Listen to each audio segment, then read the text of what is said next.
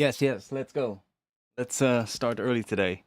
I'm spending a lot of time with Arturia Pigments at the moment, and I was having so much fun that I thought, let's just get started today. Let's not wait until 9 or what is it, 8:30. Let's just start early. So, I want to make a tune today. I want to just continue working a bit with pigments, and let's see what we can do. So yeah, I think I'm feeling a rolling kind of vibe. So I think that would be a cool one to do. Welcome, Sefia. Stan, I'm not sure if you're still here. You were here pretty damn early. Um, CPKC, welcome. Yeah, let's see what we can come up with. So, yeah, like I said, I really like pigments. I've been using it more and more and more, and just exploring it and making patches. It's just there's a lot you can do with it, and I really like it at the moment. So I think we're going to be using pigments quite a bit today. So how are you guys doing? How's your guys' day going?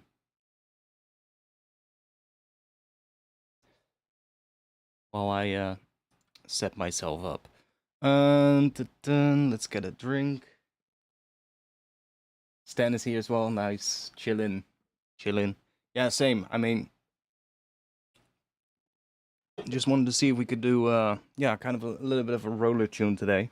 I got some ideas. Got some ideas of stuff that we can try. All good, bro. Cleaned out the garage. Nice. Always good. I wish I had a garage. Nice.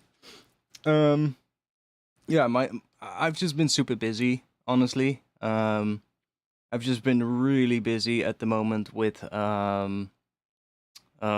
basically with working on like an audio job. So it's like I've basically been doing that all week. So just doing sound design. And when I, wasn't working on that, I've just been playing with those AI art generative things, which is quite fun. To me, as somebody who's, an educated graphic designer, it's pretty exciting stuff, you know? I see a lot of mixed sort of like feelings about it. Some people are saying like, it's gonna replace graphic designers, but to me, as a graphic designer, I'm like, dude, this is just a tool that is gonna be helping graphic designers to make designs, and it's gonna be so much better, or so much better. It's gonna be quicker, and the graphic designers that see this as like a tool, are gonna be the ones who are gonna be getting the most work done in the shortest amount of time in the future. Um, I actually quite like it. It's there is a little bit of a like it's not as easy as some people say it is, but it's also not as complicated. It's Midjourney. I've tested Midjourney a little bit, but I don't necessarily like. Well, the results that it gives are good, but to me, everything it creates just looks like Midjourney, if you get what I mean. And instead, I'm running Stable Diffusion on my own local GPU. So I'm just running there, basically one of the forks of Stable Diffusion, and just using that. Um, and I tend to get better results with that, but it kind of depends, I guess, what style you're doing as well. Like I'm generating a lot of like really high detailed, almost like manga background kind of images, and it tends to do those really well. And um, there's also sort of like I guess a new model of that stable diffusion data set that was made that sort of like includes 69,000 anime and manga images as well. So it's sort of like bigger. It's like instead of 4 gigabytes, it's like 7 gigabytes or something. So big ass dude to do it on Steam. What do you mean? On stream? Yeah, I mean, I have a new one. Like back when you asked that, I was using a fork that was basically completely crashing my GPU. Well, not crashing it, but just utilizing my GPU with like 100%. And I was not going to be able to do it with that. But I have a new one now that kind of works well, it's less heavy. It works better. So maybe this one will actually work on stream. I'm not really feeling like doing that at the moment though, but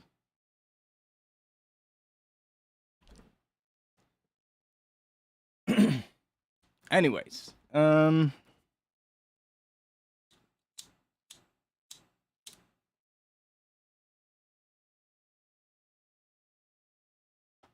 yeah, I've been sharing a couple of ones on Twitter, and I also set up a AI generated art channel in the Discord server. So I'll be posting like my things that I generate with it and that I just, you know, been able to make with it. I'll post those in that channel. So if you want to see them, that's where you can find them. Yo, Silent State, welcome. We're just getting started, man. Anyways, let's switch. Okay, I'll find the Discord channel. Yeah, and it's just I've linked the so like the fork that I use of Stable Diffusion as well. So if you want to try it out yourself, you can just find the one that I use there as well. And it's a really simple one to use because it's literally just doesn't require any coding whatsoever. You just download the file. It's basically just an executable file, and you just start it. It opens up like a little sort of like tool that allows you to download all the required things for it to run. And then afterwards, when it's done downloading like the data set and everything, you can just start typing in text and it will generate stuff. So it's pretty easy, and it gives you a bunch of different options, like different you can choose between different diffusion shaders and shit. So it's quite nice.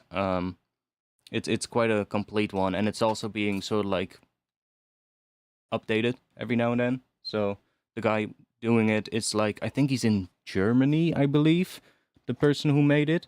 And he basically he's continuously just working on it, and he's already on like the Stable Diffusion Reddit page. He posts like updates, and there's like a couple of other things coming as well for it that are updates that should be coming soon. But it's just a link to his website, so you can it should just always give you the newest version, I think, because I just linked to the website itself and not to like the download, so it should be fine, even if there's like a newer version. Anyways, let's get started. So yeah, I think roller vibe could be cool. I want to get started with like drop as quickly as possible, but we need a little bit of a lead in into the drop. So I think I'm gonna get started with some kind of an arpeggiated pattern.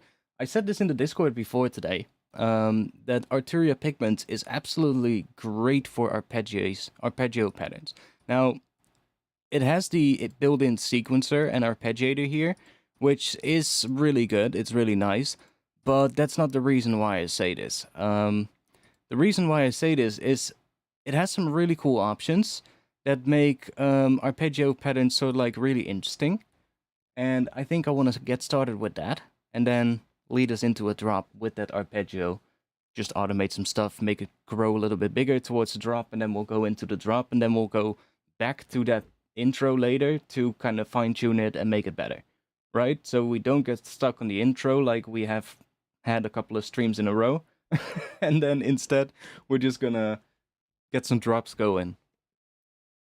So, the key. Let's do D sharp. I'm just a sucker for D sharp. So, let's bring this maybe down one semitone.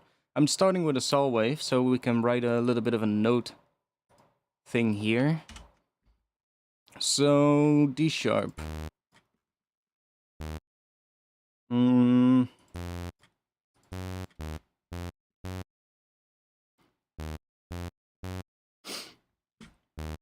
Should we just start with the really simple one?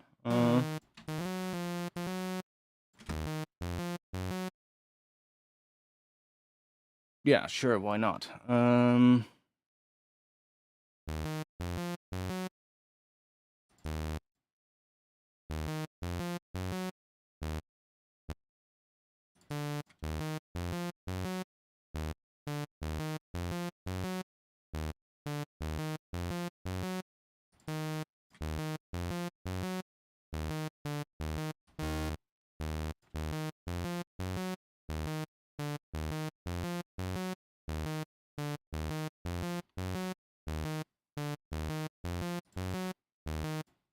I guess that should get us started.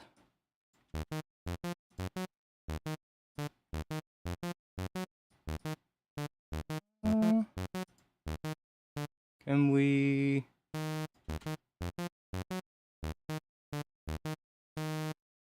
I'll see what I'll do with that last part, but that first section is pretty cool. Now the reason why I like this a lot, so instead of the wavetable, because the wavetable is cool and all, but let's use the analog instead. So immediately we just get the same thing, but we have this analog drift thing here, which is really cool. So right now it's just going to be a regular saw wave, but if I start bringing this up,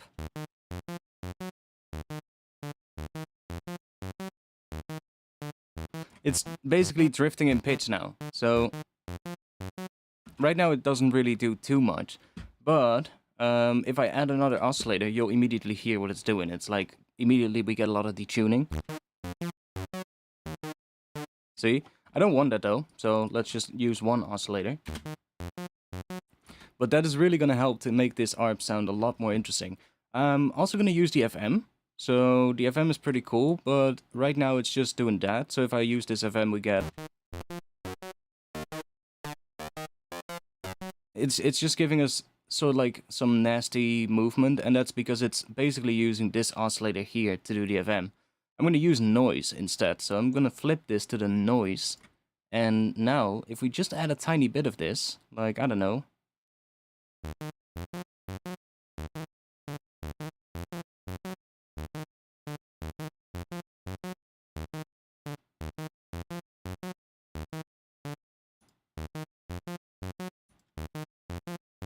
It just adds a really tiny bit of sort of like pitch wobble to it, which is random as well. So it's kind of, I don't know, make it a little bit unstable.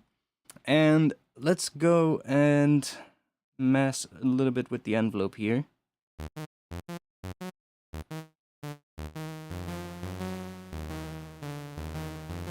Okay, I'm also going to limit the polyphony to 2, so that I never get overlapping bass notes. See, I'm playing 2 notes, and then the next bass note comes in, so by setting the polyphony to 2, these 2 notes will overlap. But then as soon as the third one comes in, it so like cuts off the first one I played. So if I... See? So we never get overlap between those bass notes.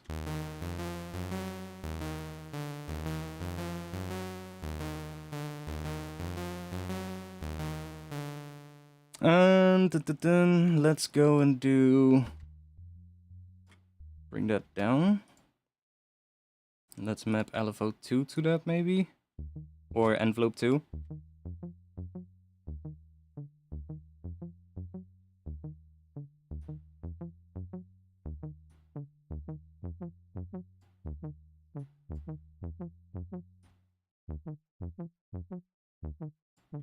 Okay, and let's set up a macro knob to control all of these things. So I'm going to control the release. We're going to bring that up. And we're going to bring the decay up of this one. And I'm just going to set the release higher, so that as soon as we bring the decay up, we get more of that sort of like filter.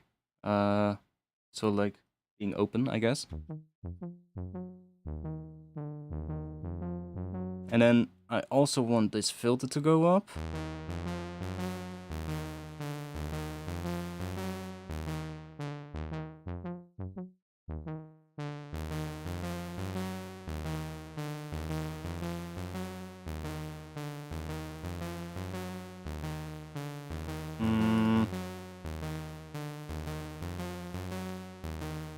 Let's do the attack down a little. And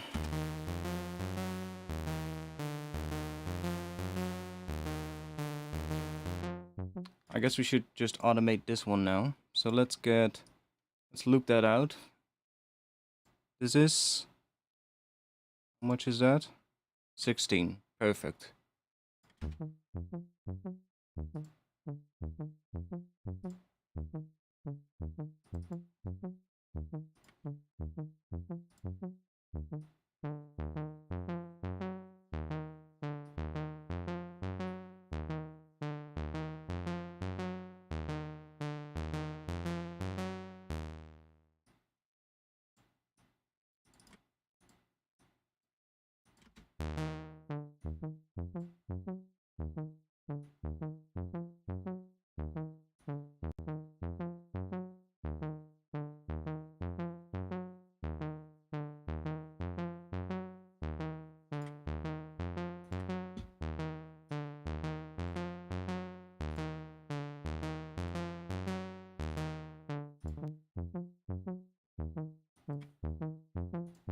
A little bit of distortion on it. Let's see which one sounds cool.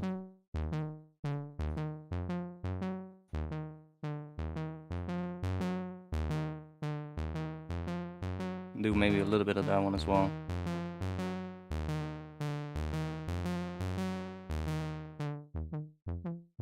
I don't know, I'm just listening to what pitches sound cool, I guess. I know what the scale is that I'm using. Right now it's just a regular natural minor, I guess. Oh no, it's harmonic minor, because we have that last one, that D there, so it's D sharp harmonic minor. But, like, you can do whatever, you know? As long as you stay in the scale, you should be fine. It's just listening closely and just doing something that sounds cool. Not necessarily any approach, I guess. It's just knowing the theory behind it.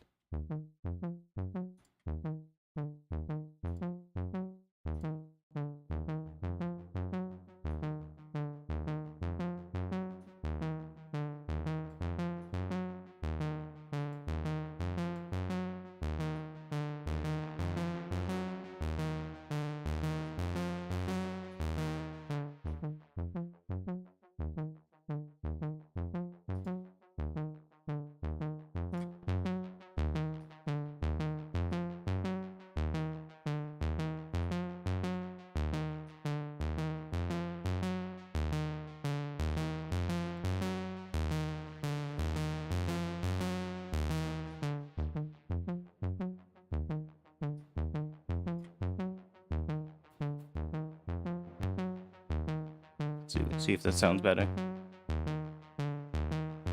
Come on. Okay.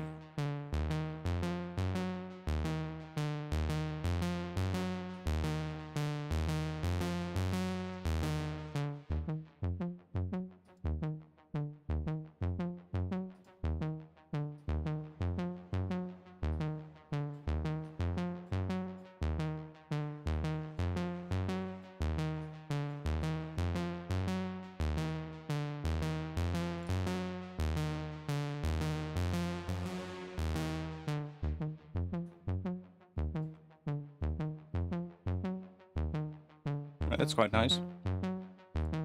So now, if I turn the FM off and turn the pitch drift off, listen to how it sounds.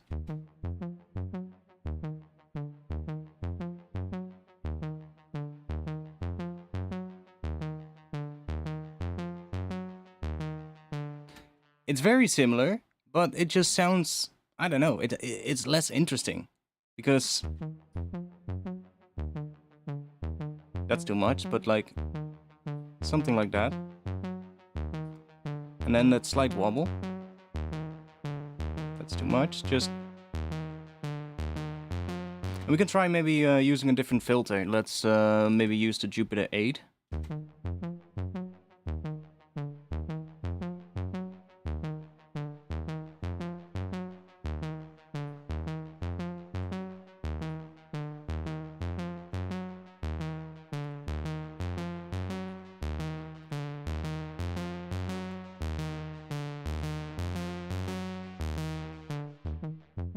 Okay. This is going somewhere. Let's just copy this, I guess.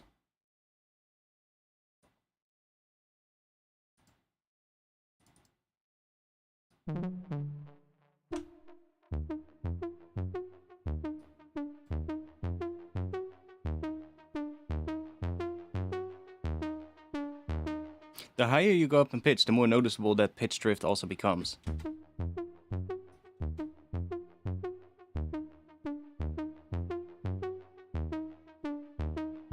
And the moment we start putting like another thing under it, that's sort of like, I don't know, playing a D sharp note, it's really gonna be a lot more. Oh, why did I do that? Fix that real quick.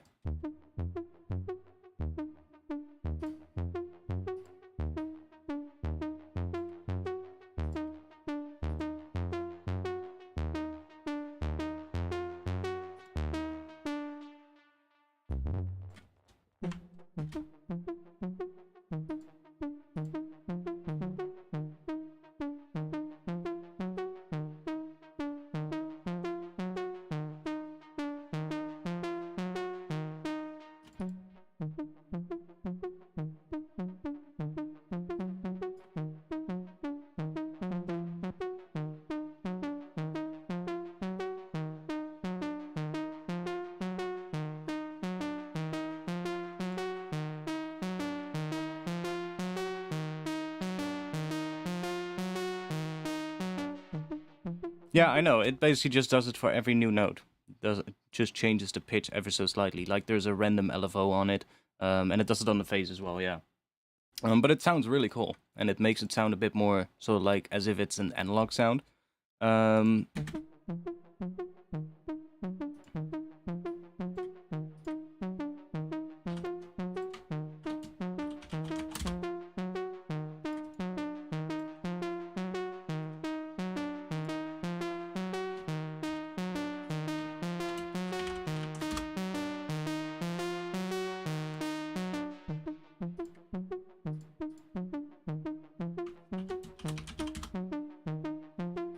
you try making a kick in Pigments? Haven't done that before. Well, I did for a while ago for the pack that I did for Arturia, but let's see.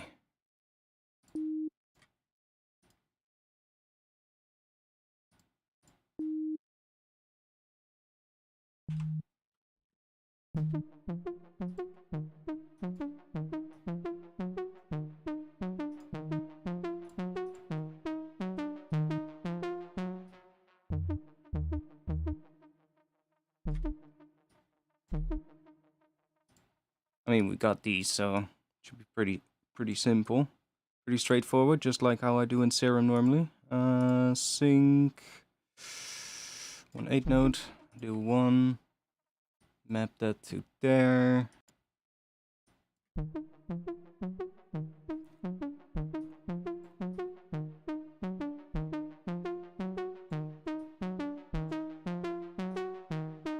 Sixteen note.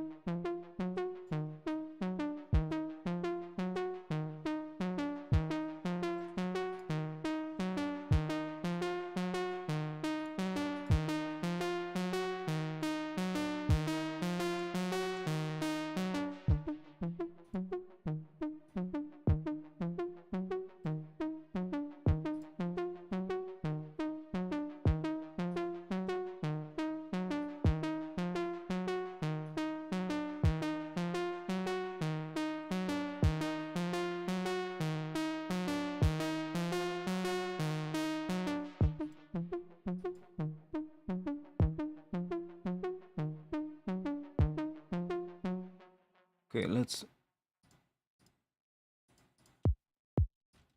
Ah. Okay. That might be why.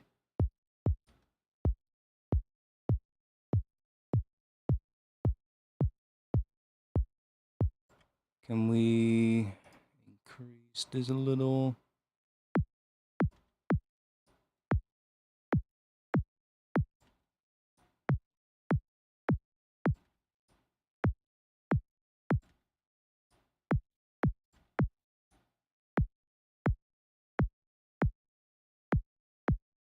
Let's do map that to macro 1.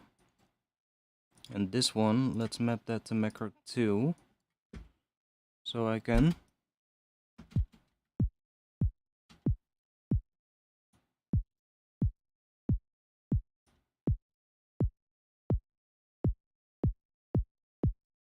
something like that. Let's grab some noise. Some mono noise, and let's do key retrigger. So it's the same every time, and then let's just do volume down. And I guess we can use that one, but I might want to have a different timing, so I'm going to use an envelope then. Map that to the volume. Let's bring the attack all the way down. Let's bring this curve down.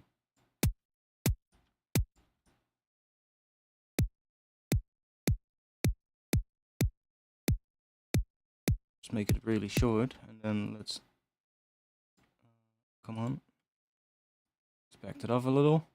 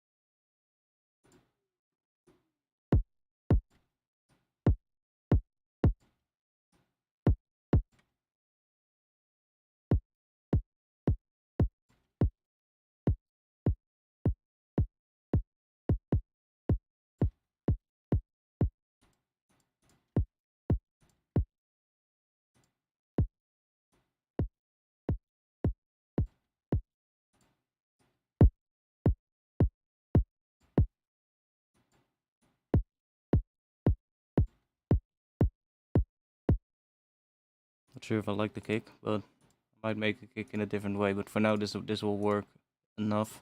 Let's just set up the sidechain. And sidechain from that one.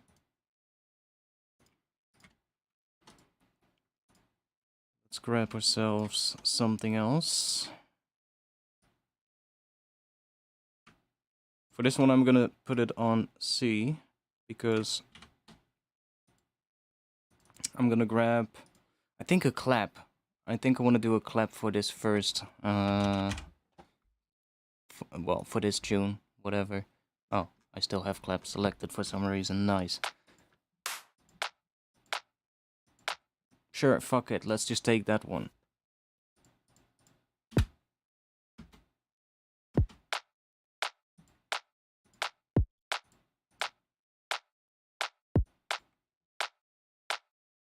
Mm.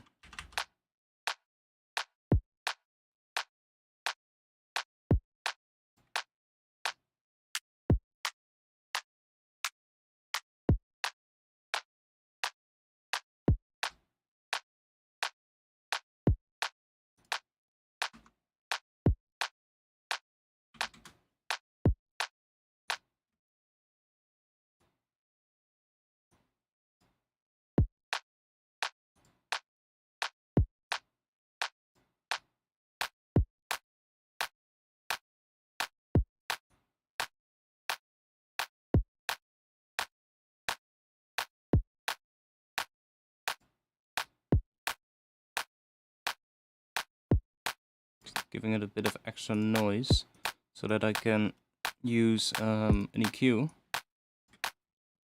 to boost that. See? That gap there? You can also hear it. There's like no real high end.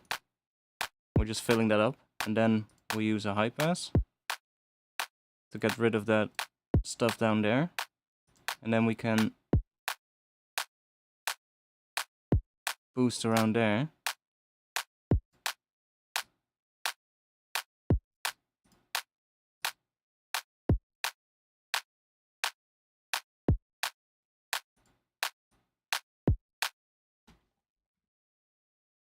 Yo, what's up? I'm doing good. Sorry if I'm getting distracted a little by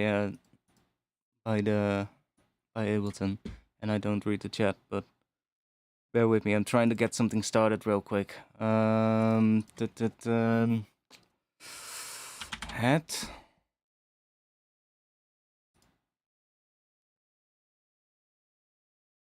Mm.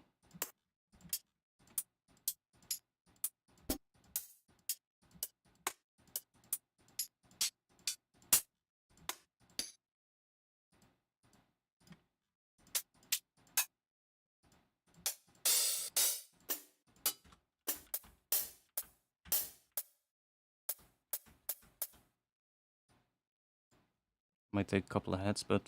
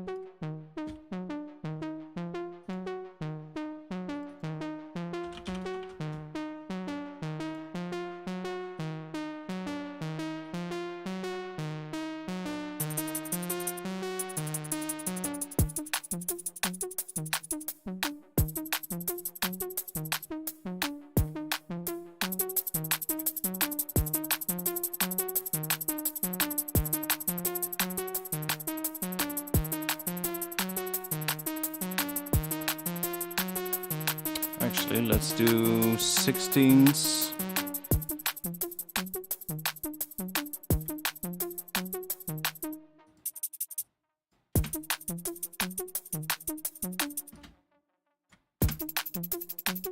Ooh.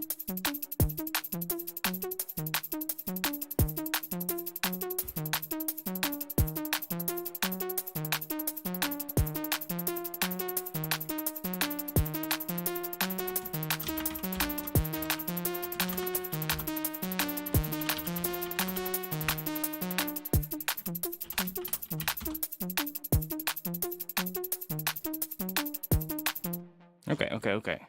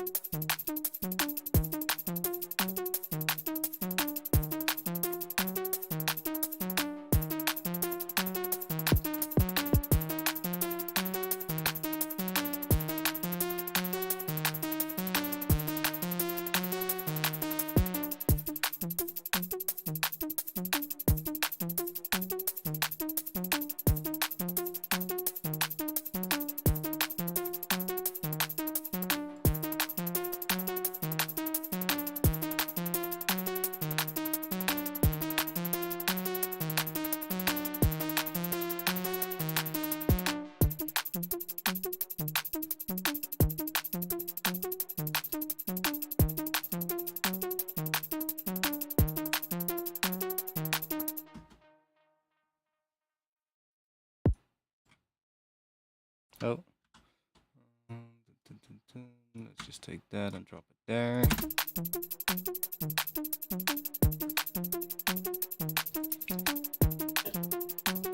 Okay, I want to start build the intro a little bit more. I think the intro can be maybe this long for now. And then right here we're gonna go into the drop. So maybe these drums are gonna go down there. And we're gonna use this to kind of build up a little. Meaning that the ARP might take a little bit longer to go up. I might use that in the last section and maybe in the first section, so like use something else, but for now I'll leave it like this. So it just does a double loop, I guess. Let's add a little bit of an intro pad as well, that kind of like grows throughout this section. So let's just whack a note on D sharp 2, and it's gonna cut out 2 beats before the drop. And I have a sample that is, I used it for something else, but it's fine. I can use it for this as well. Might replace it for something else, but I can use it pretty easily in this one, I think. just a text-to-speech sample, by the way, so it's just something that I used a website for. And just basically had it spit out a sample.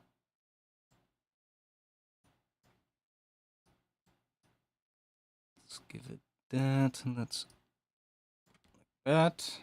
Let's warp it. Let's put that right there, and then let's... Monochrome. Works perfectly fine. And let's just stretch it a little bit. Monochrome. Yeah, perfect. Monochrome.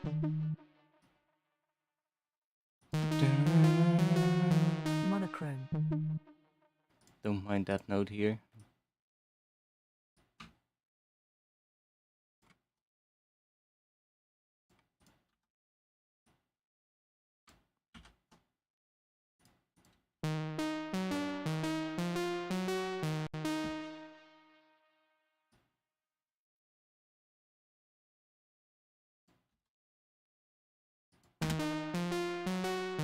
Monochrome.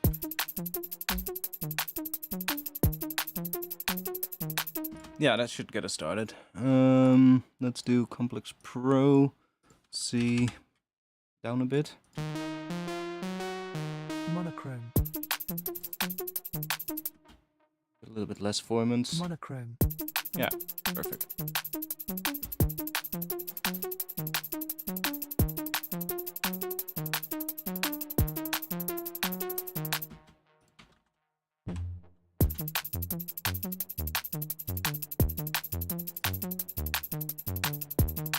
I still think I want to change the pattern a little. That last section. I like this section. I don't really like this. I like that last note. But these three.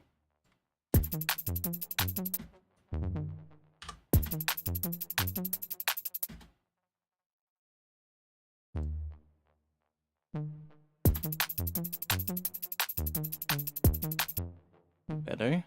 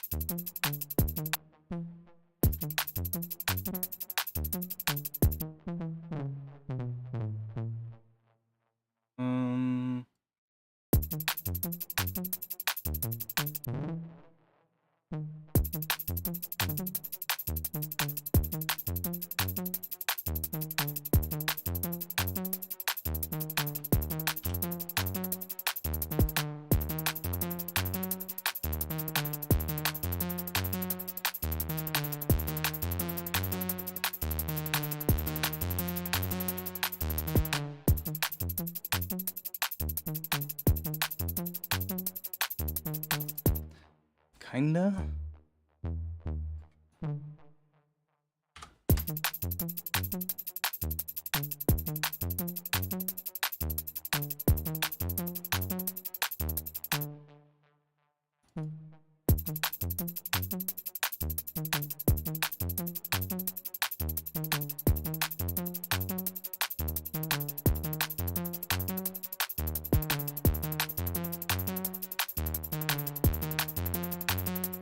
That might be better. Just...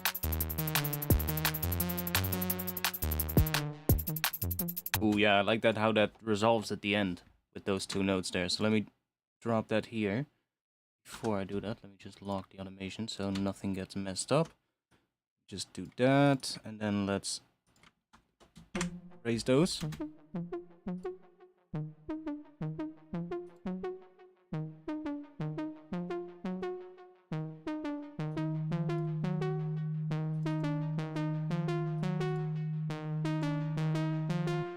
Okay, let's do this one. Let's grab a sample.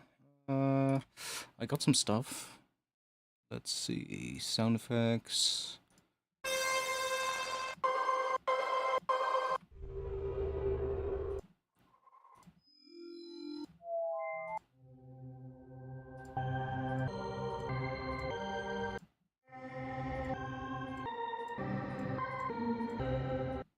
Might work.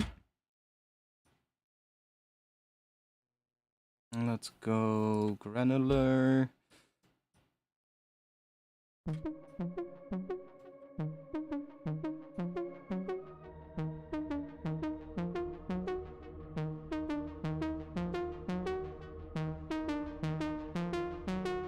Now this is another thing why I love Pigments so fucking much. Listen to this.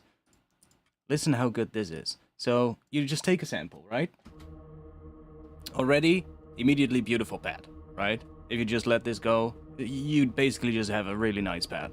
But you can sort of like do some cool stuff. You can morph it, of course, go like to some different positions, of course. But listen to this. See this unison thing here? It's great. Makes it sound even more washed out in a way. It's more like a sustained sound. But see that there's a little drop down thing? Look at that. Look at these different things. You also have a resonator.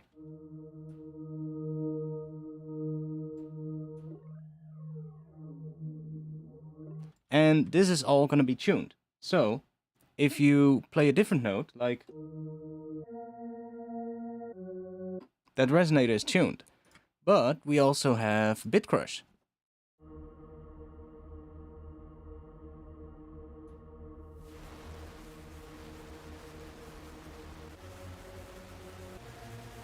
So now it's bit crushing the granular sample.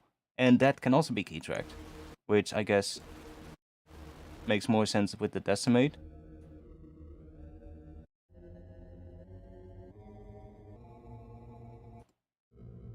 Ah, yeah.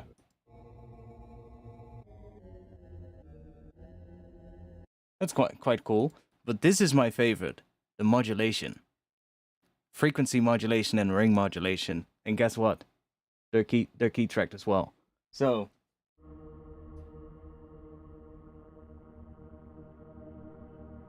now right now it doesn't really do too much, right? But you know where this comes from? From this one, the modulator. So if I change the pitch here, you can hear that changes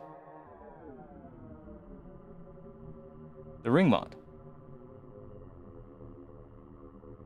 So we can go down to sub bass notes, and now we get this.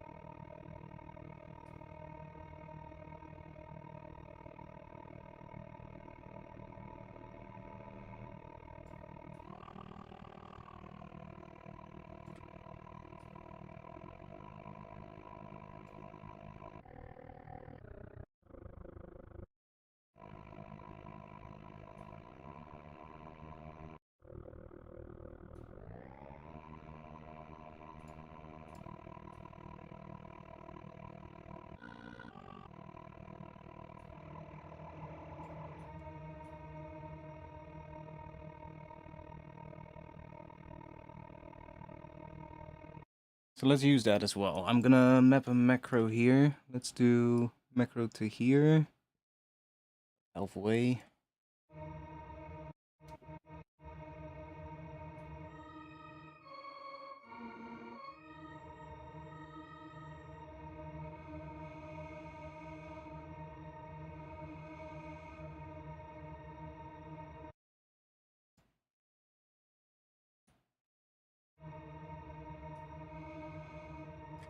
Okay. Let's automate that one to go up. So that's just gonna go up over time. It's gonna change the position ever so slightly. Then we have that ring mod one. Let's bring that in the second half.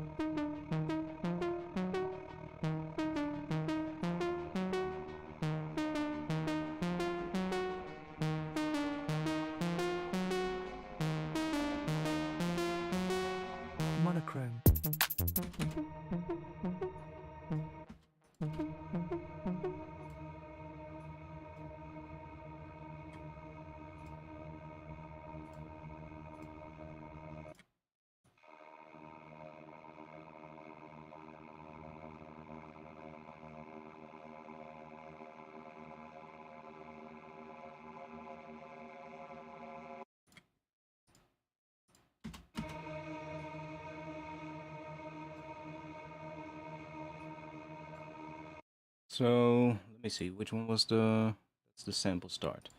Let's just call that grow.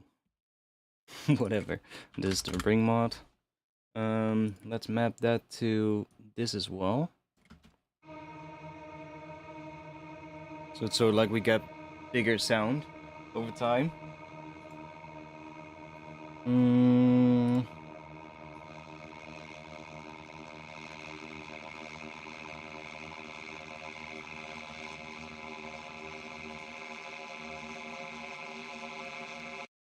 Now that I kind of like as well, but I want to have that on the ring mod one. So I'm just gonna bring this down and then bring this up. Which means that if this is all the way down, these two are gonna be at the middle line. And then this basically scales up the two filters. So it's kind of similar to the one in Ableton, right? So it's kind of similar to when you have this. Have that. Like a high pass like that, or a high shelf. And a low shelf. Like this, and then you automate this scale right here. That's what it's doing, basically. And then if we map that to that same macro knob, it will basically start, you know, growing over time, and we will get more high frequencies as this ring mod comes up. So at the start it just sounds like that. And then as that, you know, comes in, we get more high end.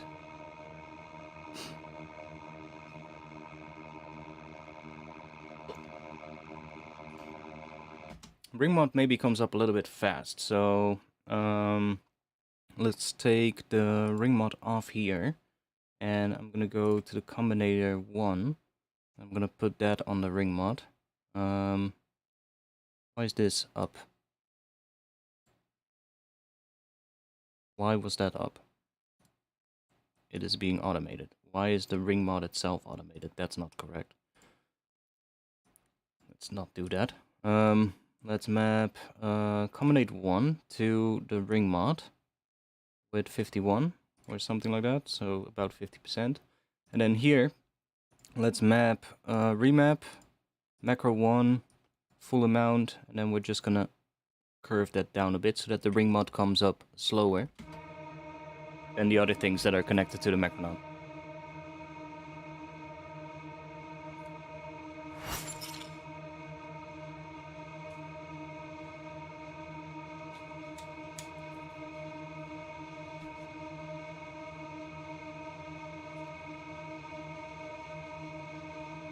Now it's not coming up at all, because I forgot something. Or did I?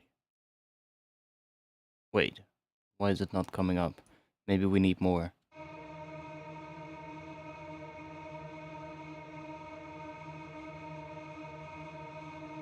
Oh wait, this is not automated.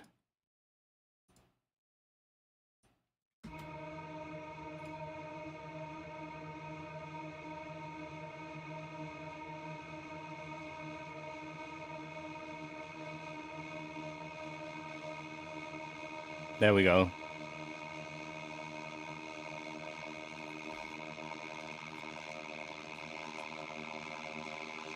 See, it really almost breaks that pad because of that ring mod, which is really cool.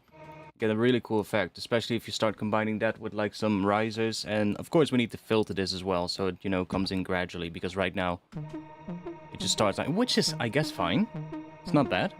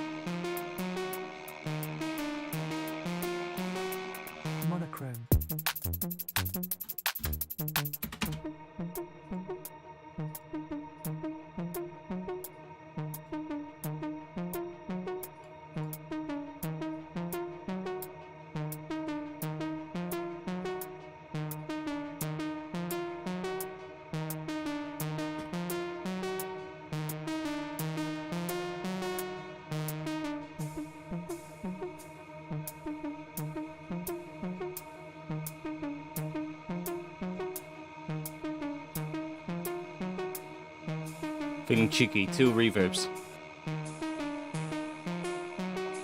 Slightly longer one.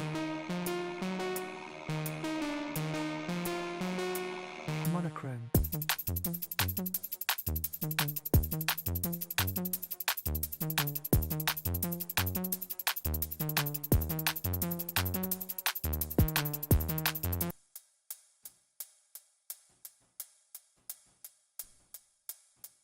Sure.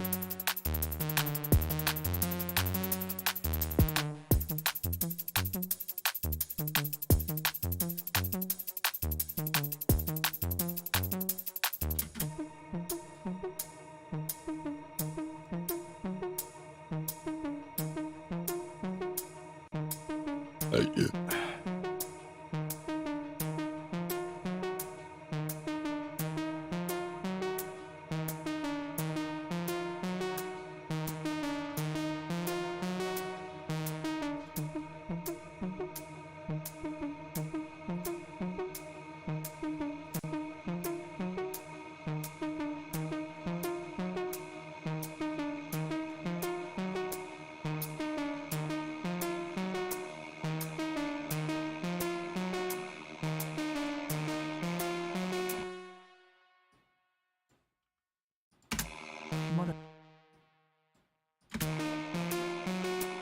Monochrome.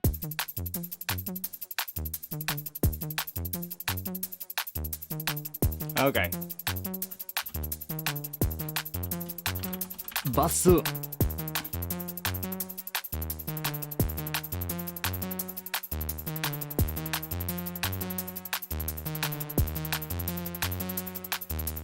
Boom, boom, boom. Boom, boom, boom. I'm feeling we need to copy that pattern of what the ARP is doing. Just continue with that in the drop.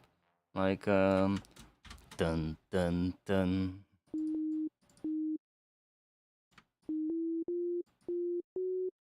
Bum bum bum.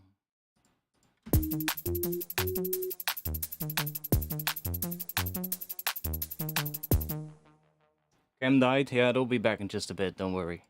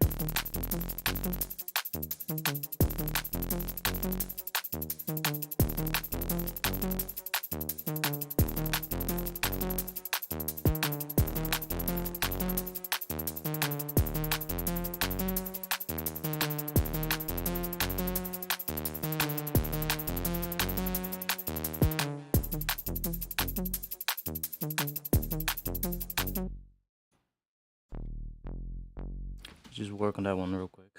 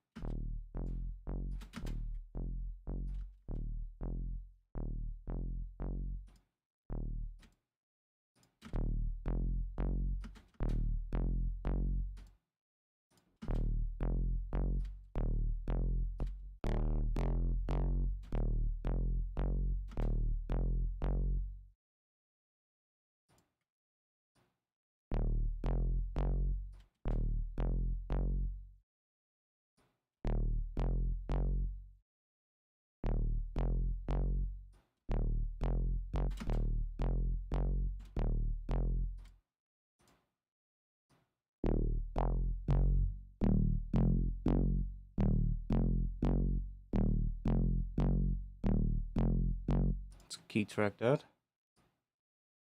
50.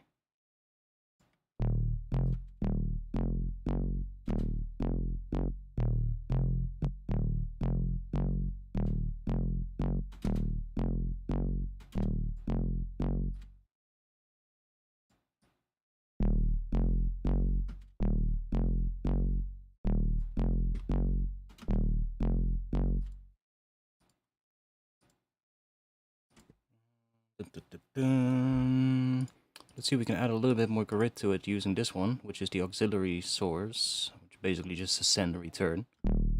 If I just send that to there, you just get a dry copy of the sound coming in here, and I can just smash it up with a distortion. And we don't lose the original sound. And if I just high pass this one,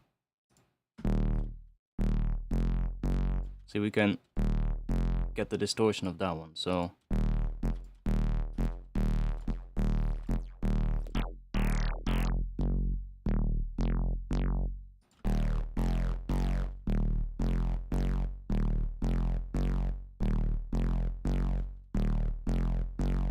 ooh, that's kind of cool. Let's map that one to here.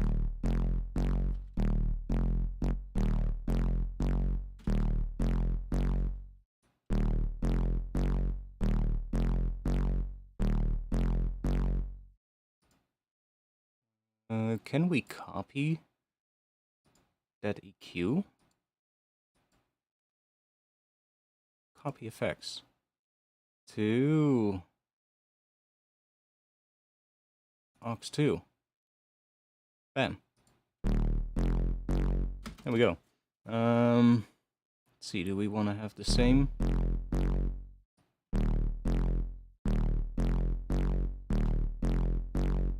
See if we want to.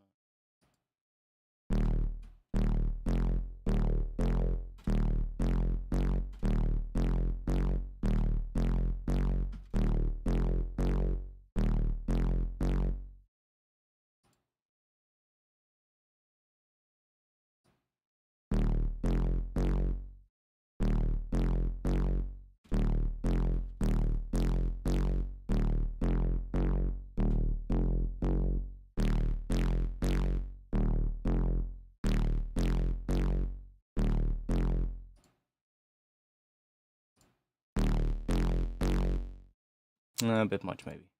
Let's try maybe a little bit of reverb. That's a lot of reverb. Let's go short.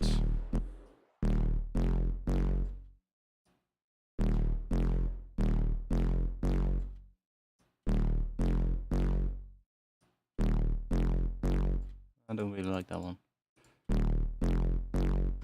See, we can do a bit of chorus, maybe. Ooh, yeah. Instantly makes it bigger. Gives us some width as well.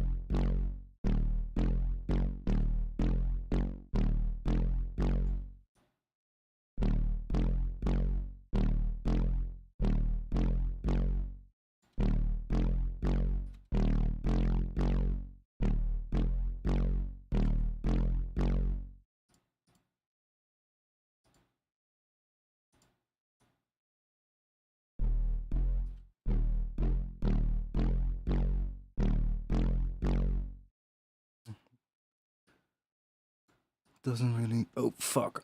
Let's undo that. Let's take that one off.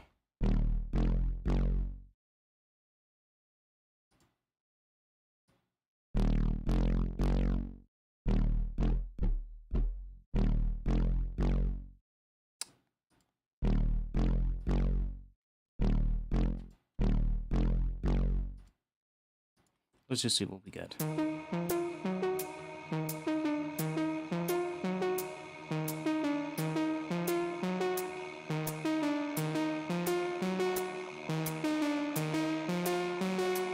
Monochrome.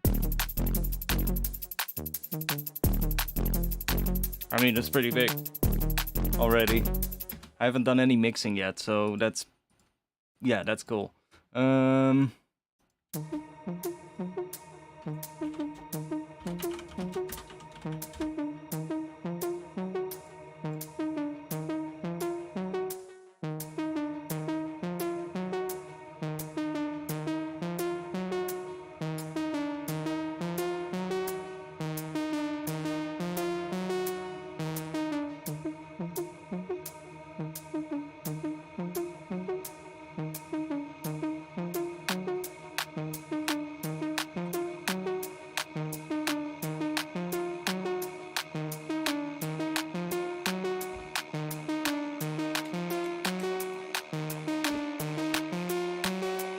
Monochrome.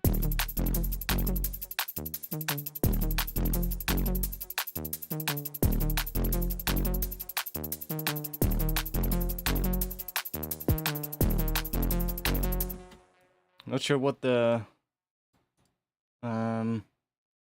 Let's try without the tambourines first as well, by the way.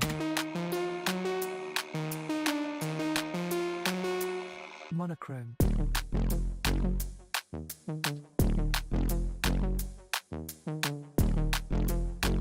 Yes.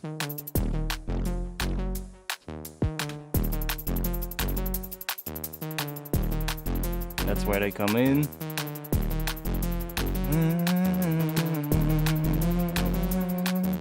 And then here we're gonna have a switch up, of course.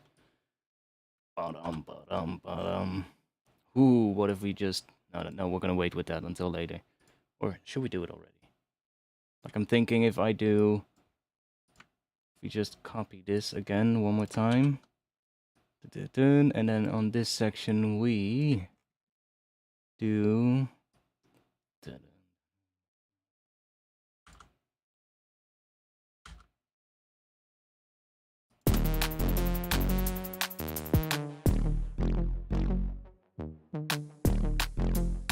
Yes. That's the move there. Ooh, actually, I think it's gonna be nice if we do basically without shakers, and then 8 bars with shakers, 8 bars without, 8 bars with, instead of just having the shakers come in right away again. I think, because I was thinking like putting them right here, basically, so that we get...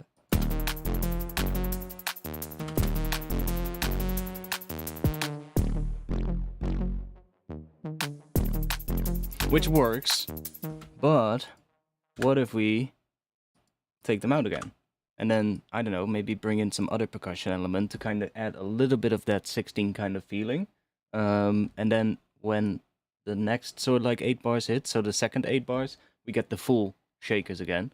And I think here maybe just some like extra shuffle percussion coming in. Not like the full 16 note shuffle, but like every now and then. Monochrome.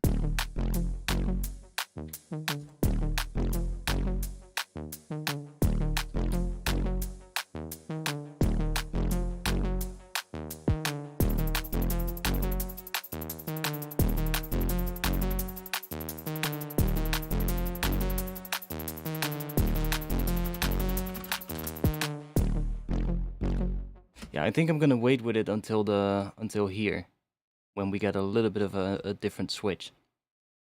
I think there, this thing is gonna go up in pitch, and there'll probably be another switch happening as well. But I think this thing will go up in pitch in that section. Okay, let's move all of this to here, And let's copy ourselves this one to there. Monochrome.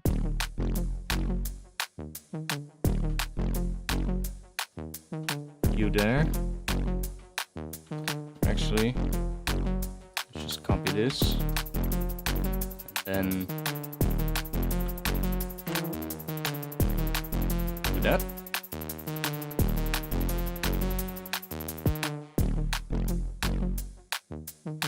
Okay, so here I like this. I think I'll cut everything out there. Yeah, that's really gonna be nice. Maybe even cutting that one out as well.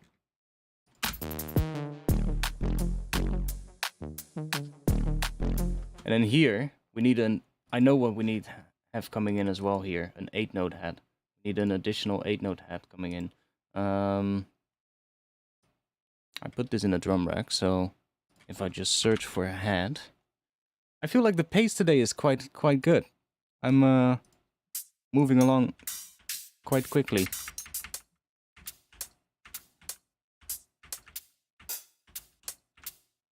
Which is good. Maybe that one? And we just need to have it pretty damn short, so... one shot gate. And let's give it a fade out. Do like something like this, I guess. And then I'll just... Maybe it'll be too much with the reverb. Then I'll put it on a different channel then. Or wait, I can put the reverb inside of the drum rack. Because the reverb is nice on that one head, but I don't think I want to have it on the other one. See, that's a bit much. So, let's take all of these. What does it sound like if I put this after the reverb? How do the heads sound then? Pretty much identical. So, let's just take that and I'll drop it in here. Come on, open up. Is that one open? No. But if I just drop it there, did that work? Yeah, it did, it worked. So now... Nice. Now we can just put an additional head in here. That one is not the one that I want. Maybe that one, because it has more high end. I'm just gonna make it really short anyway, so... I'm just gonna...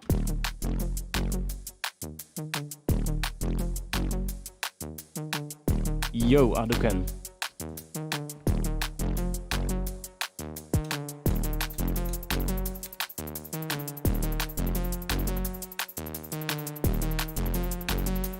And then here, let's make this its own, cut out the last one there, so we get a little break there.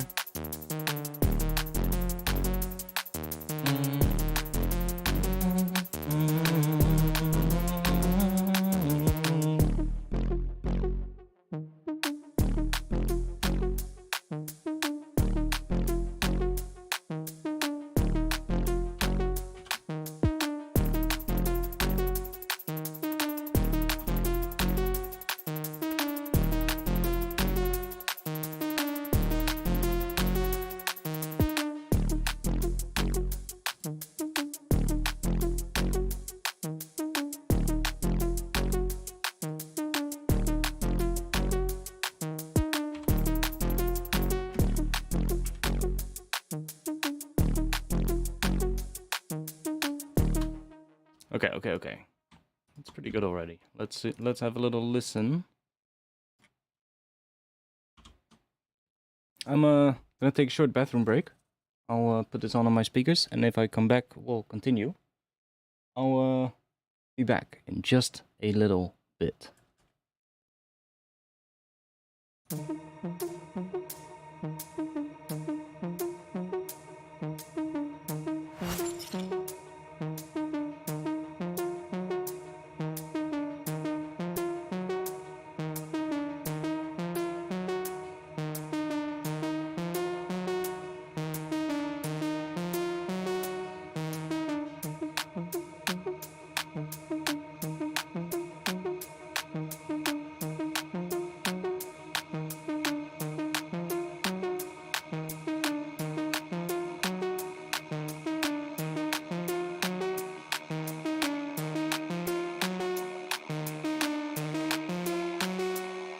monochrome,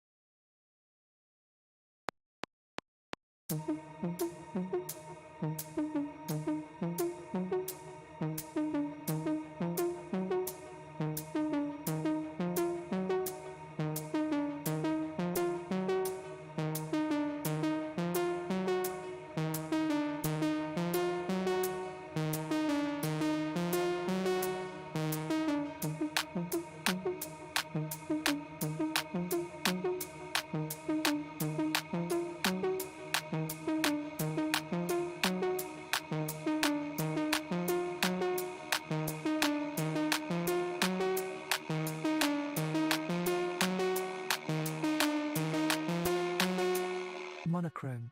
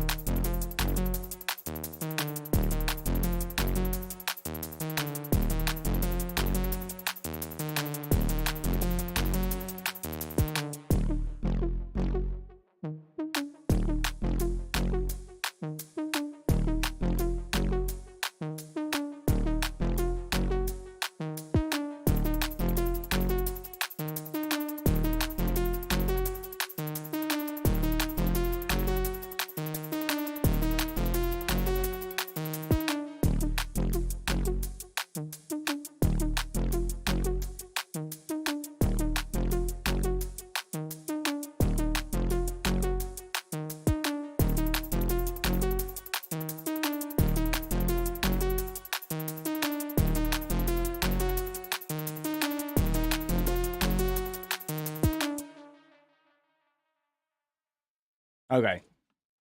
That's all we have so far. I mean, we're only, what, hour and a half in? I'd say it's pretty good. Normally we aren't that far. I think we can, I want to do something slightly different, so I feel it gets a little bit boring here towards this section.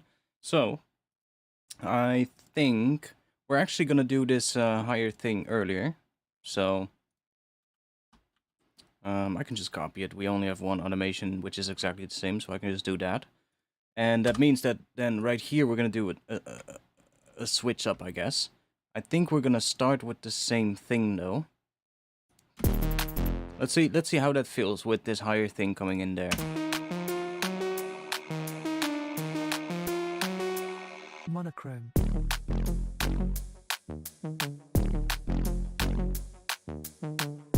And I'll also start doing some gain staging as well, so that I can set the mix up a little bit better.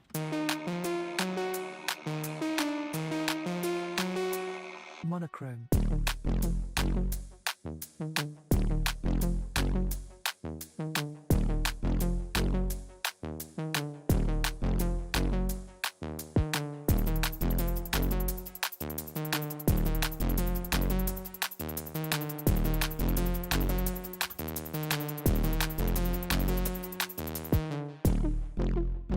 Yeah.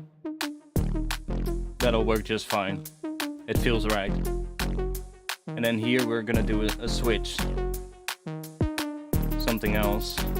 Not sure what yet though.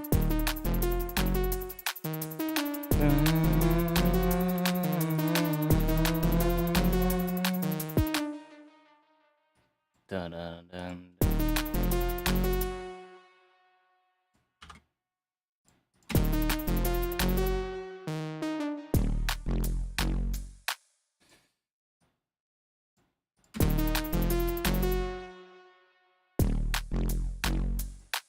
Yeah, different bass as well coming in there.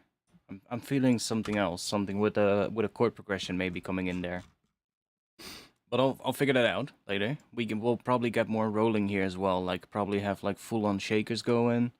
With the 8-note heads as well. So like we will get fully and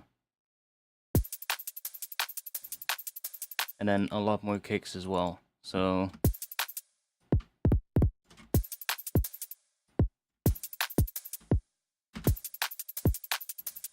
something like that maybe.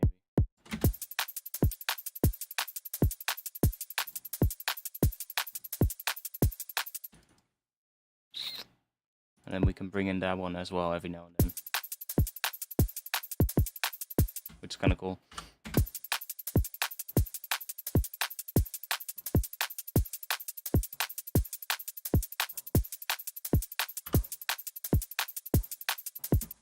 Like right there maybe. Do a little cheeky extra. Like that. And then we'll cut out that one here. Cut out all of these. So we get... Then we go back into that one.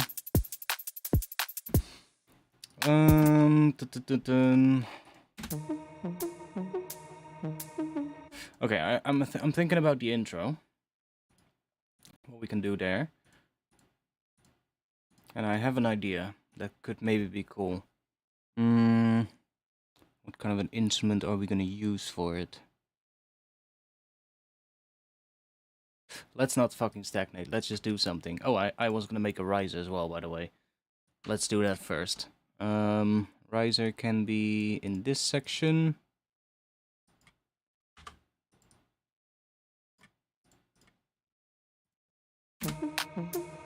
Let's do riser again in Pigments, because Pigments is superior. It's really good for rises as well, by the way. Also, hello everybody. Is the chat broken, or are you guys just really quiet? You guys are just really quiet. Okay. That's fine. Let's see.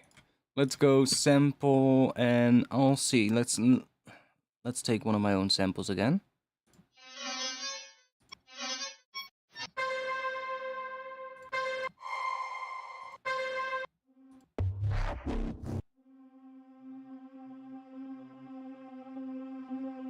Like, that's just perfect. Just something like that. And let's just do that. By the way, these samples I made for a product that I'm currently working on. So those are going to be out at some point. Yeah, we're really quiet. Hey, That's fine. I was just wondering, you know, because I had a bunch of times in the past where the chat would break, and then I would be thinking to myself, why is the chat so quiet all the time? And then I would switch to my YouTube view because I'm looking at the Streamlabs dashboard software, right? And my screen isn't big enough to have like the Streamlabs and the YouTube window open. So I would switch to the YouTube view, and I would see an entire list of messages that I hadn't read yet, and I was like, oh wait, something is wrong with my software. Um, but that was not the case now. But every time it's like really quiet in the chat, I get to, you know, I think to myself, is it broken?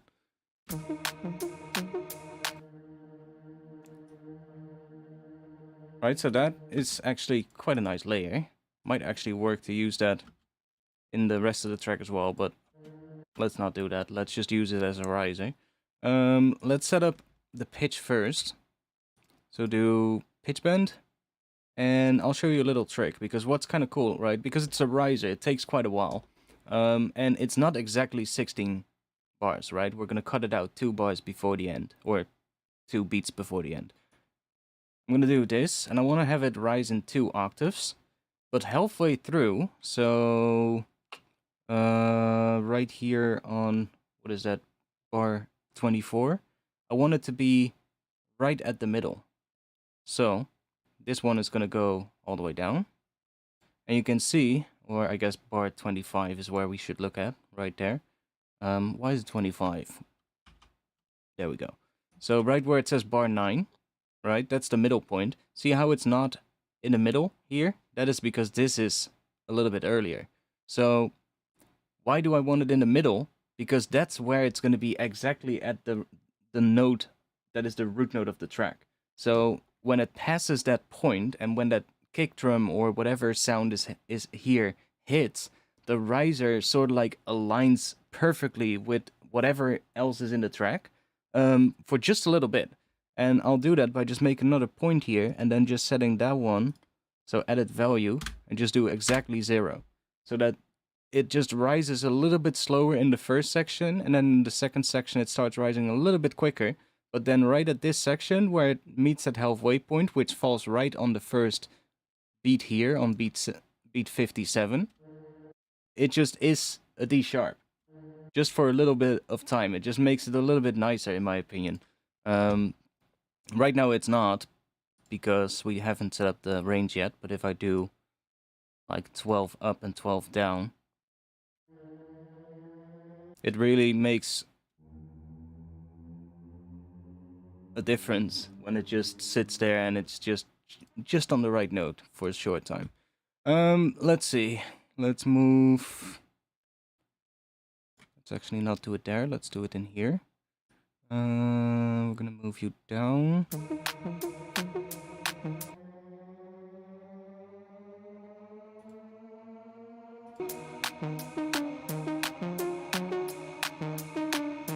I mean, rice are done.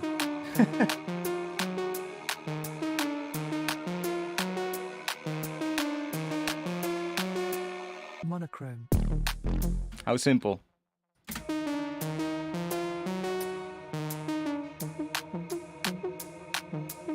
I wanted to come in a little bit slower though. So let's see. Let's go here. Let's also do a bit of this. Let's give it a bit more movement. I'm gonna go and assign macro 1 to here. And let's automate macro 1 as well. Why is macro 1 not showing up? Okay. Let's save.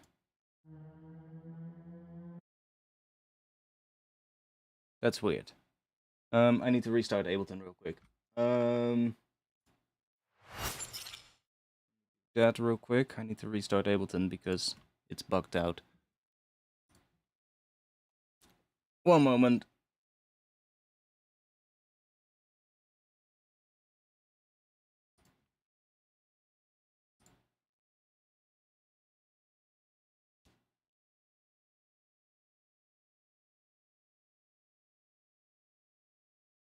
It does that every now and then.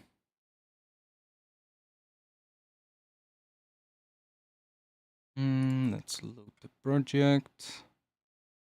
That one.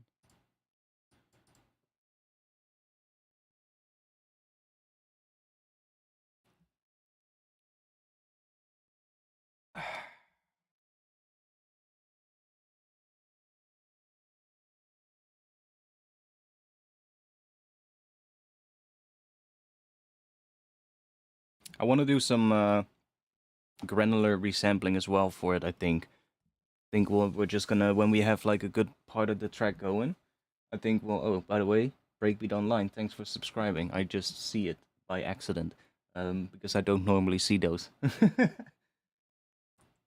Oh, is it just giving me all, or are you guys really all subscribing now? Thanks though. I guess so. Um, my Ableton is restarting. One moment. It's loading the project. Where are we all watching from tonight? While we wait for the project to open. Yeah, I think at some point I'm gonna bounce the track to audio without the drums probably, and then put that into Pigments so we can do some granular resampling. I think that would be pretty cool. Texas, America.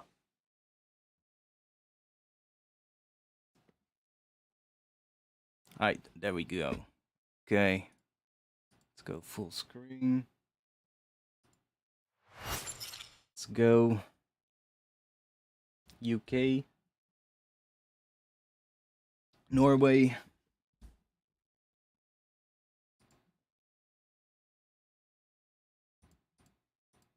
Okay, let's go back to the riser.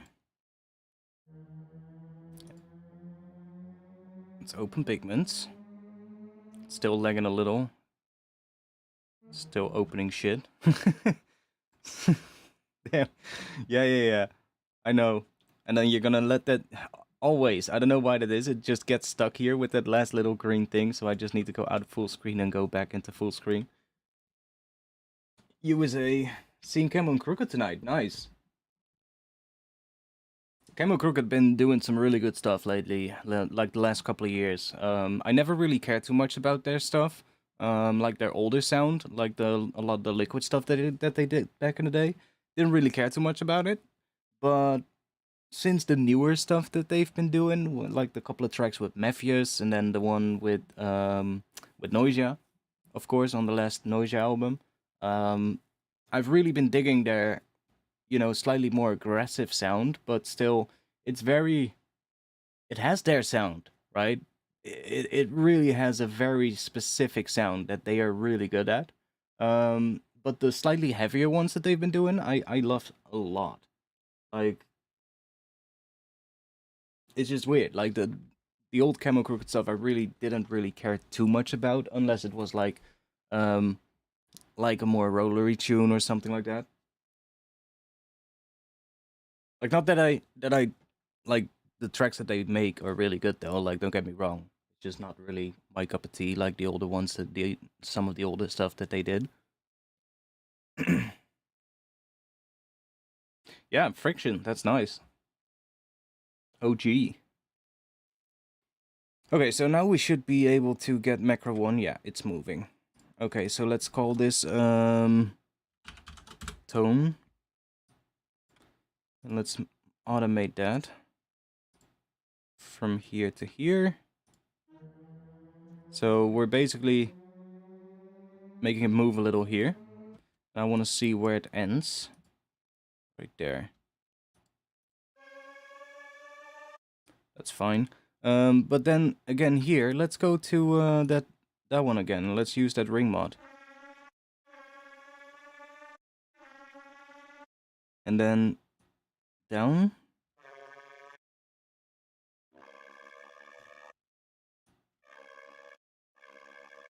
It might get a bit too crazy because it's also on the drone, but let's try it out. Let's try it out. Combinate, remap, macro 1. Let's do that. Let's make it come in halfway through and then curved a little. So we're gonna map that one to the ring mod.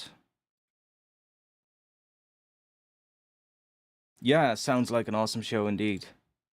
Kinda jealous little.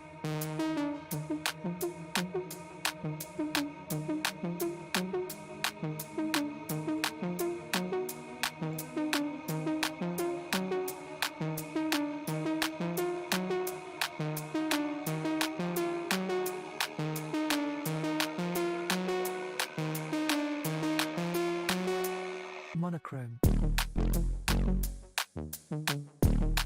It does work.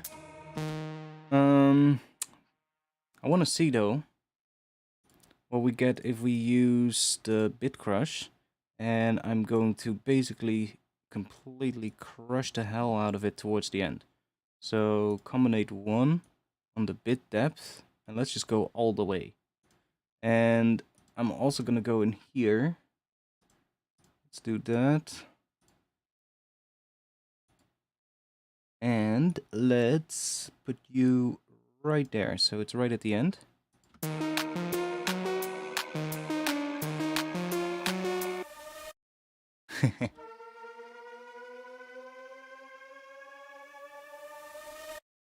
It's kind of cool. And then I have an idea. Let's go in here, and let's go to here. Let's make it sort of like end right there, so it's gonna stick on that pitch for 1 beat, and then it's going to basically drop down 2 full octaves again. Down to there. And then we're just gonna stay there for a bit. That's a bit fucked. Why is it doing that? Oh, that's better. I wanted to... Maybe we need to use the decimate as well. Let's turn that on.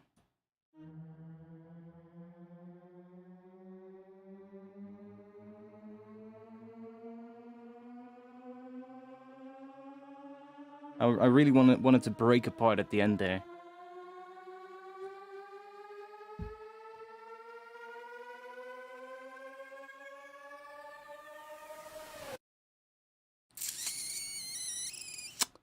Don't like that.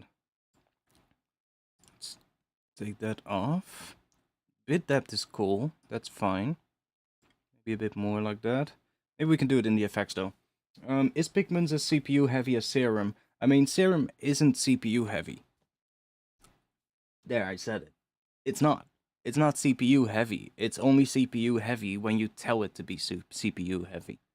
If you are gonna put if you're gonna put 2 oscillators with both 16 voices in it, and put the chorus in it with the, you know, and maybe the unison, or what is it called, the dimension one, the hyper one with like 7 voices, yeah, it's gonna be CPU heavy. And if you're gonna play a chord with like, I don't know, 4 notes, yeah, it's gonna be really CPU heavy. But if you put like 3 voices and play the same chord, it's not CPU heavy. So, you know, Serum is actually really well optimized. And I don't think Pigments is that CPU heavy, honestly. I'm using quite a bit right now for this. And like we're hitting 15, 16 on the CPU meter for all of this. So when that riser comes in, we're going up to like 22%. But it's fine.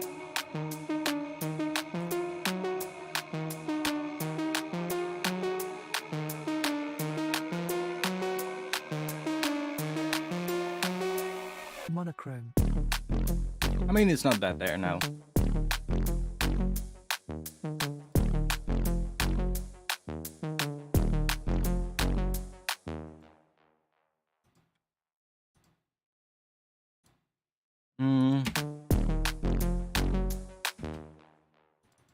Okay, let's see.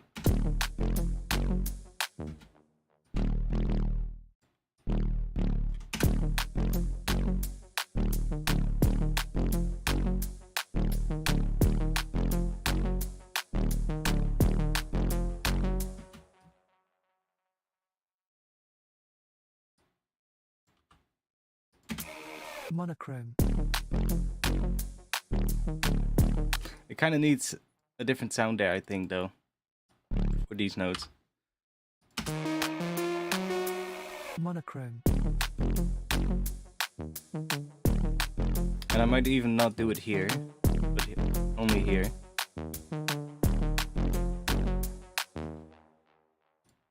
I hear something right here, and it needs to be a weird sound. Not sure how we're gonna make it yet, but let's see if we can do. Your MacBook Pro laptop feels like everything is CPU heavy. Yeah, I mean, there's not really much you can do about a bad CPU, you know? That's just, yeah, unfortunate, but there's not really much you can do about that. Let's see which notes I'm hearing.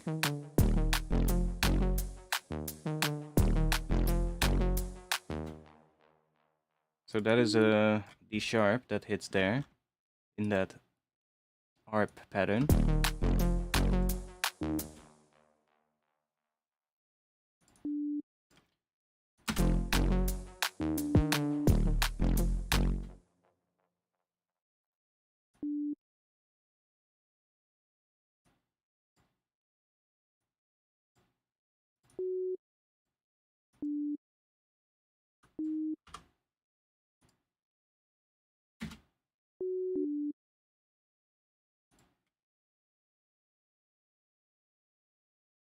Monophonic.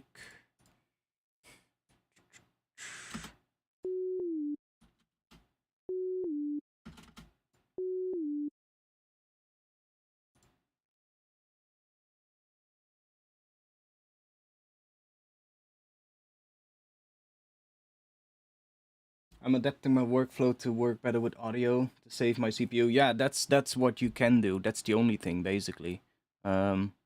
But that's definitely something I would also try. You know, just start using a lot more audio. Mm, mm,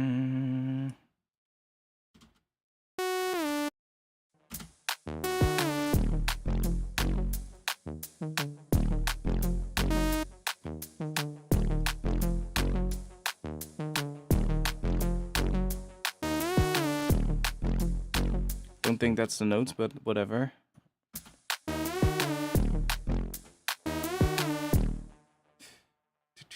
I'm going Reese, but maybe not. Maybe a Reese is not the right one, but let's try.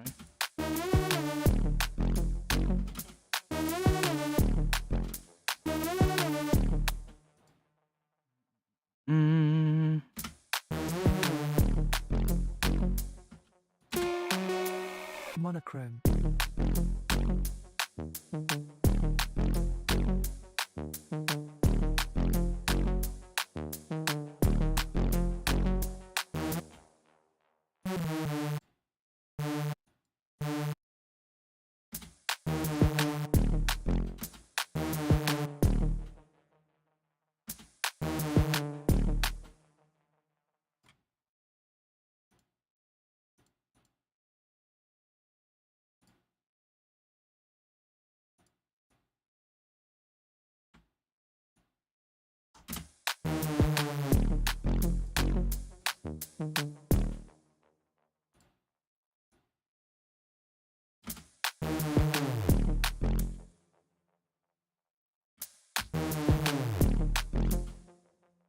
Let's go wavetable. And let's try something weird maybe with this one.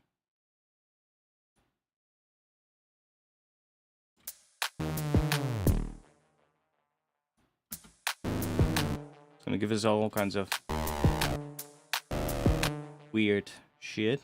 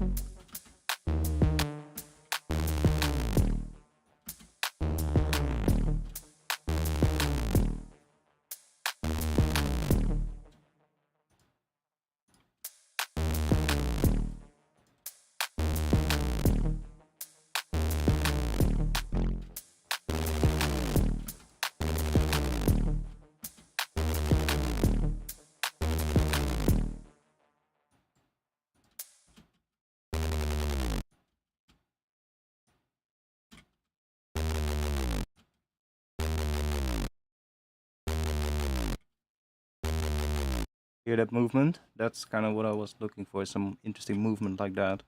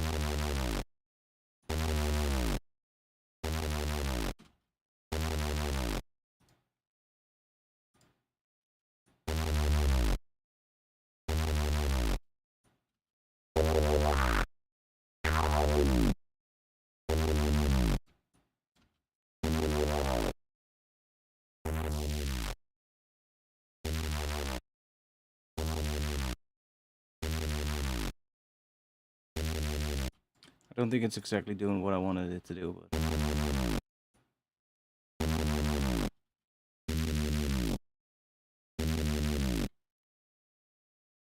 Do, do, do, do, do, do, do, do.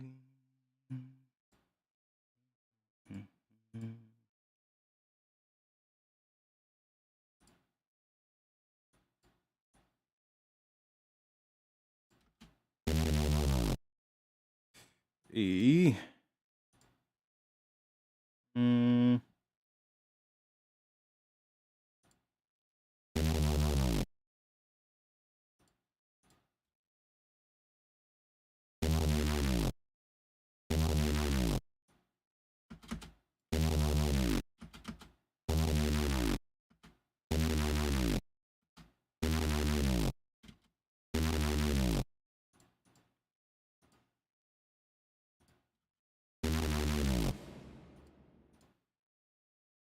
I wanted it to do something completely different, but...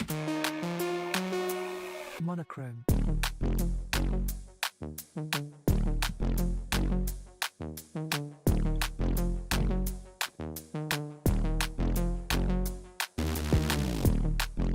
Yeah, something completely different. Not that.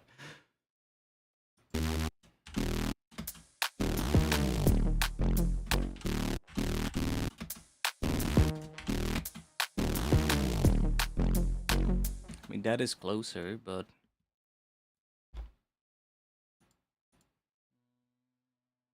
how am I gonna make that sound?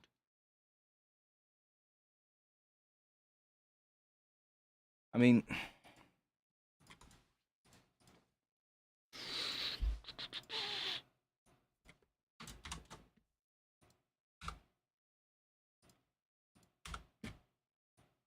that's not it though, so let's get rid of that one.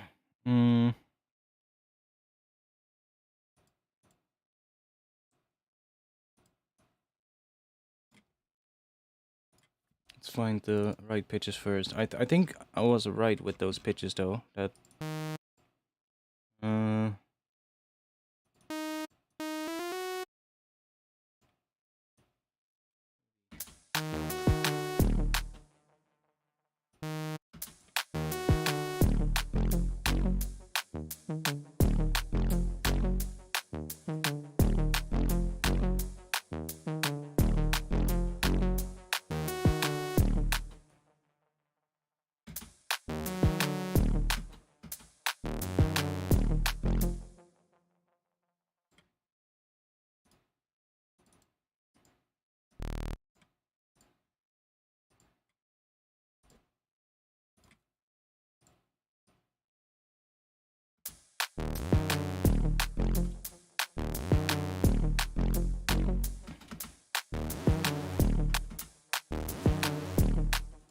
we also have this one.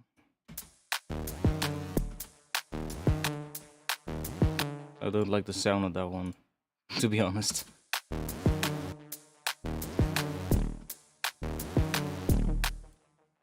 Okay, if I bend down...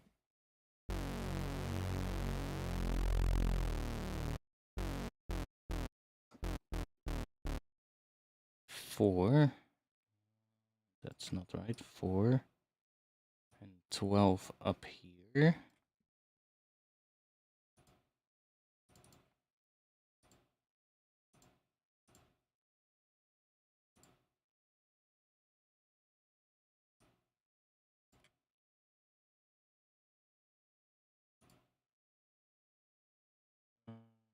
Fuck.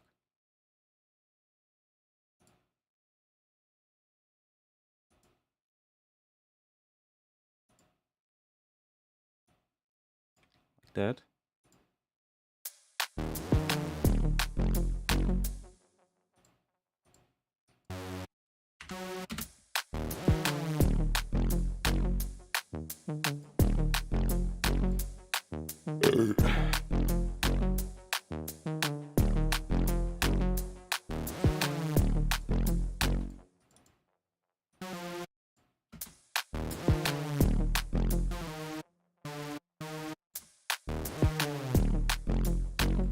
Or just one.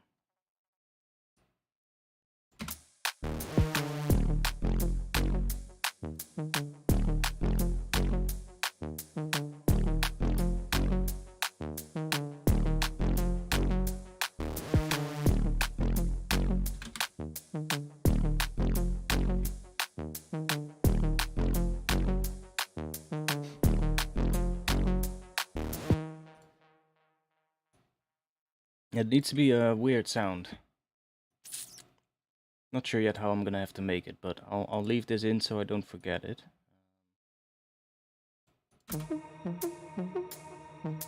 I have some idea for the intro as well, so we might start doing that for now.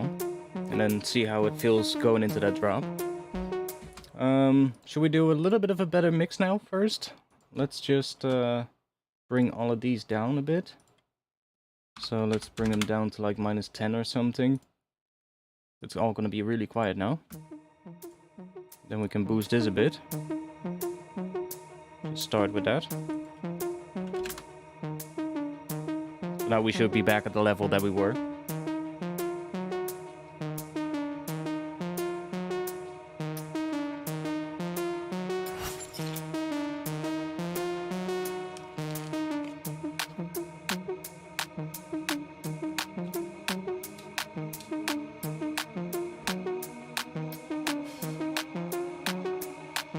Okay, let's I'm just gonna do the sidechain real quick.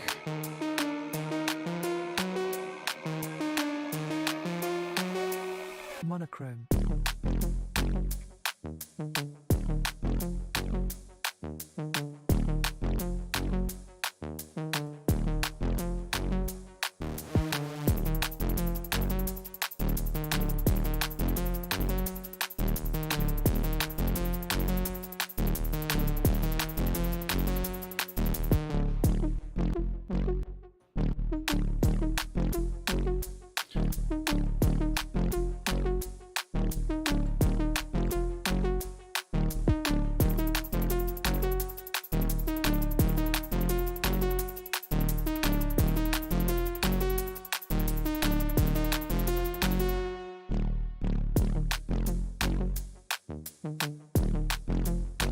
Go.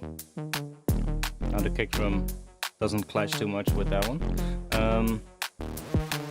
Not sure if I want to have it on the clap, but let's see.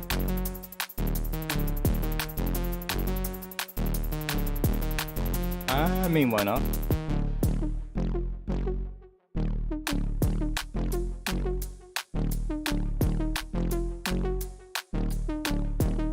Okay, here that one comes in again. Let's take that out. Monochrome.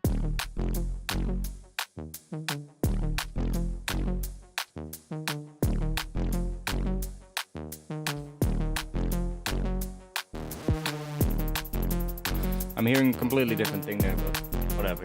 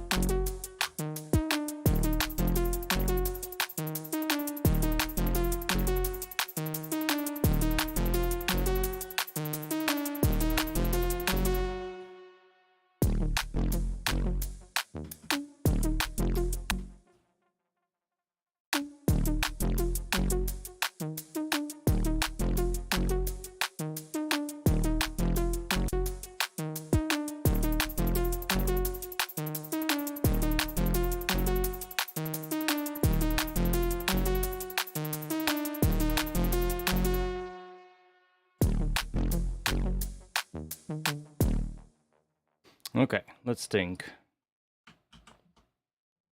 Let's go and, well, not think too much actually. Let's go to here and I'm gonna see, because I have an idea for this intro maybe. Like, I don't want to start with this thing right away, I think. So, I think I want to use that same pattern. But then I want to start just with basically this. So, dun dun dun, you know that? Dun dun dun. Basically just start with that. And then have like some kind of a thing with it. So let's see.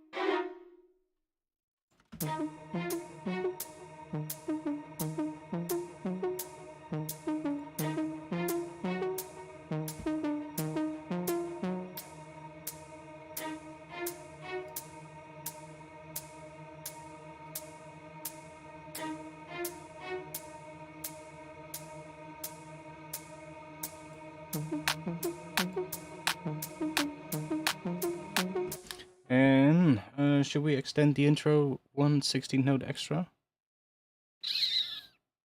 I mean, let's just do it. We can always make it shorter.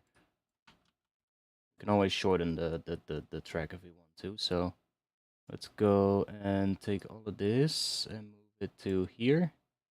And then take the riser, put you there. Put this here. Then we're gonna put you there. Do that. Then let's extend that. Take this. Put it right there.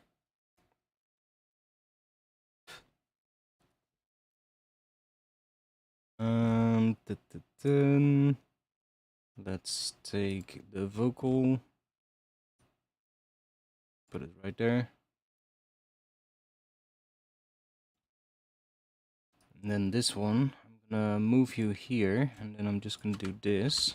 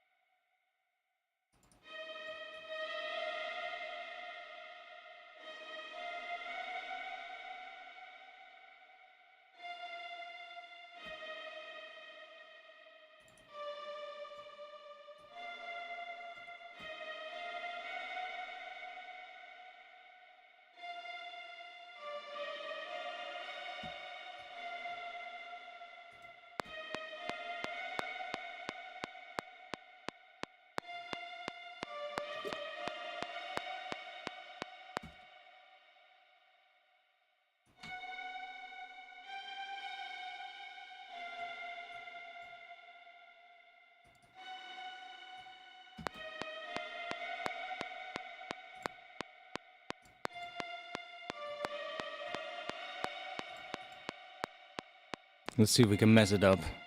Let's grab this one. That weird one. Let's put these notes one beat earlier,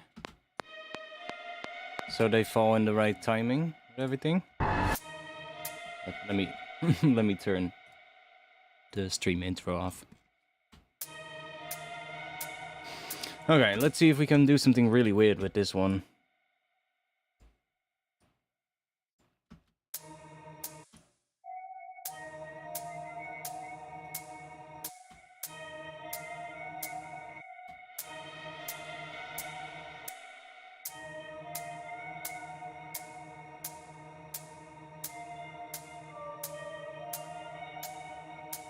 It's already weird. Let's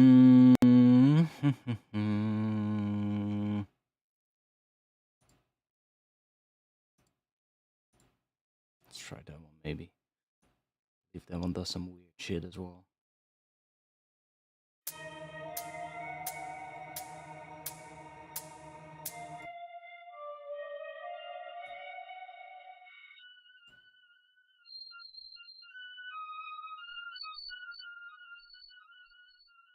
That's what I mean. It does really weird things.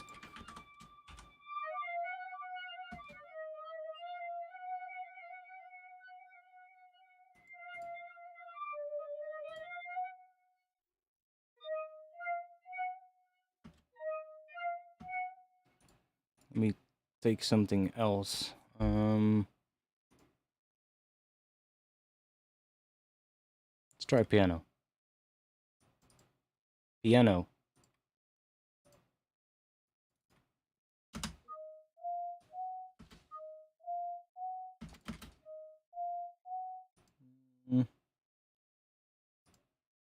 What else do we got?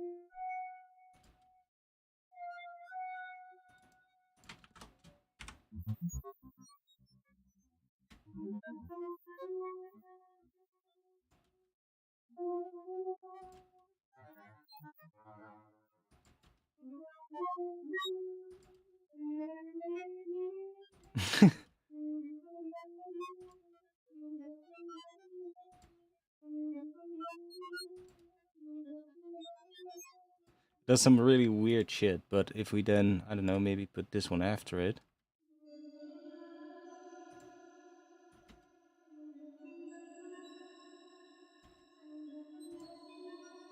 Let's go and do...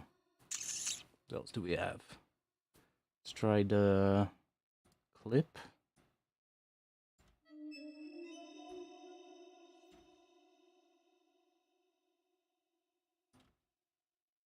Oh yeah, we need to bring it up.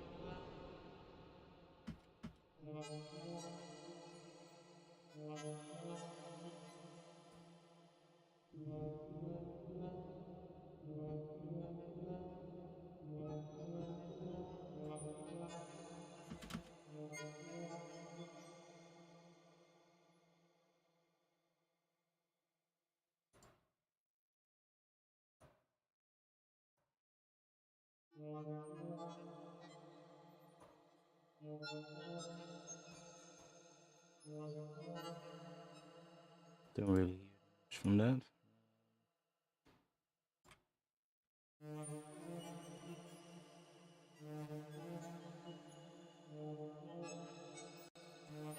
It's so weird.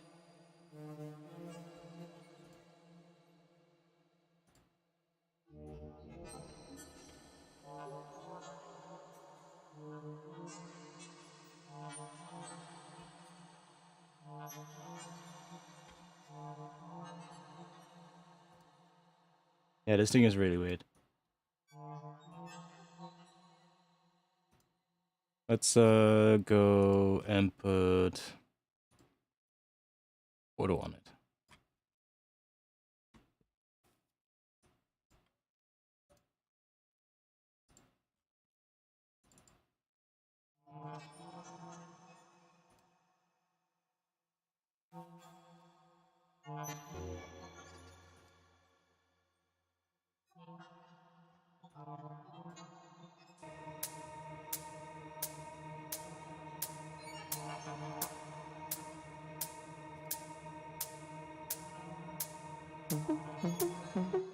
Yeah, this is not really doing what I want. Let's move you back. Just need some like maybe a vocal sound.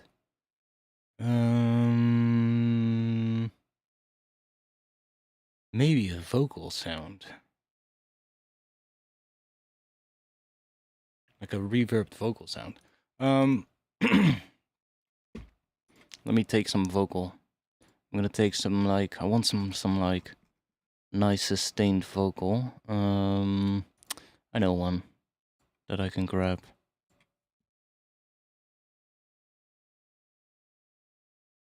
What the fuck? Somebody is singing outside. I'm not kidding. Somebody is singing. Weird. Let's go in here. Let's go for vocals. And I want the ethnic vocal phrases. That one has some nice sustained sort of like vowels.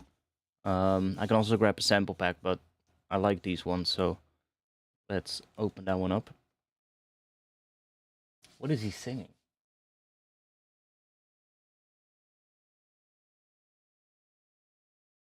No clue.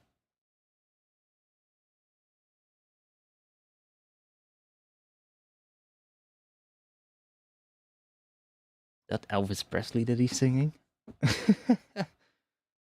Yo, is it opening? Oh yeah, it is. Nice. So we have this in natural minor. I mean, we are in natural minor, so let's go to D sharp.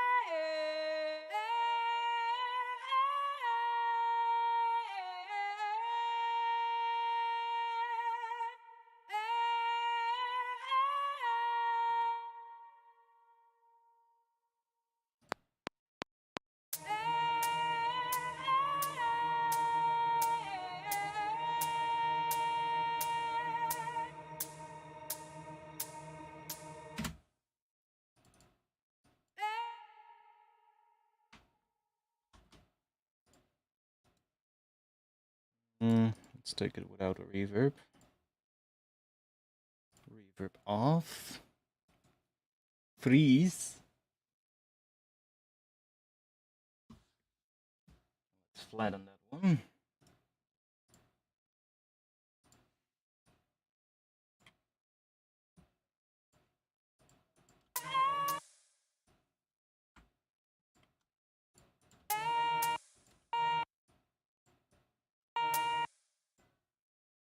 I think I'm gonna just use that section, to be honest.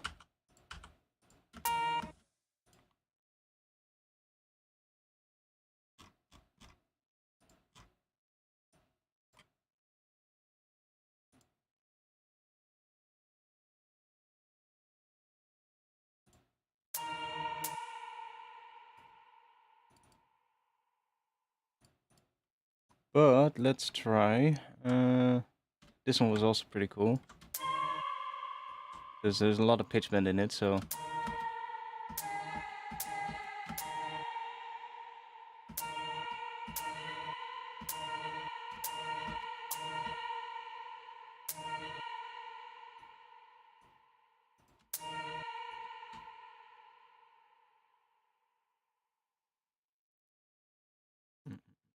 Let's just unwarp it, I guess.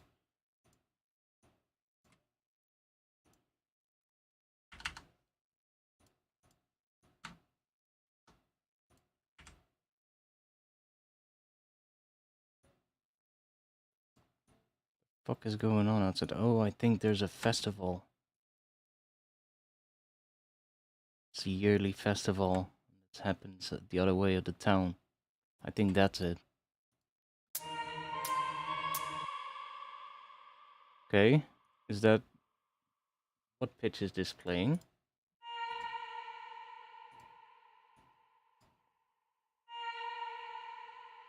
Oh.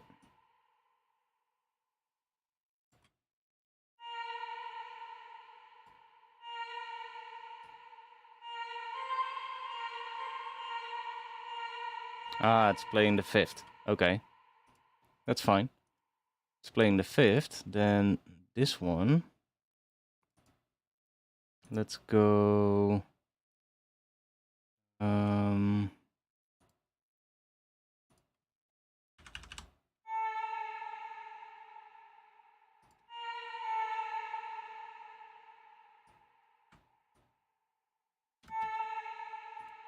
or should we just bring it down to the...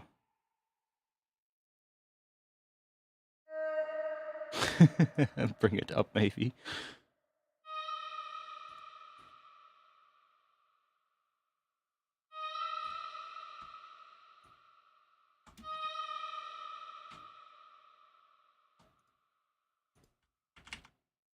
It's gonna be really high pitched though. That don't really like that.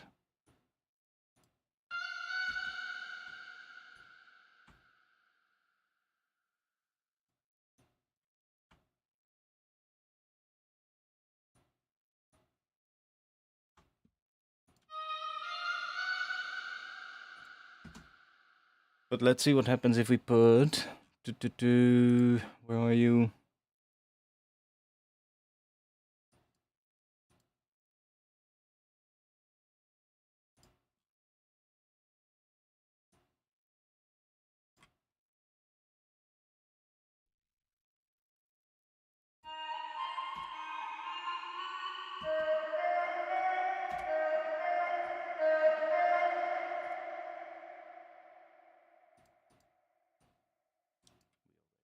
Q?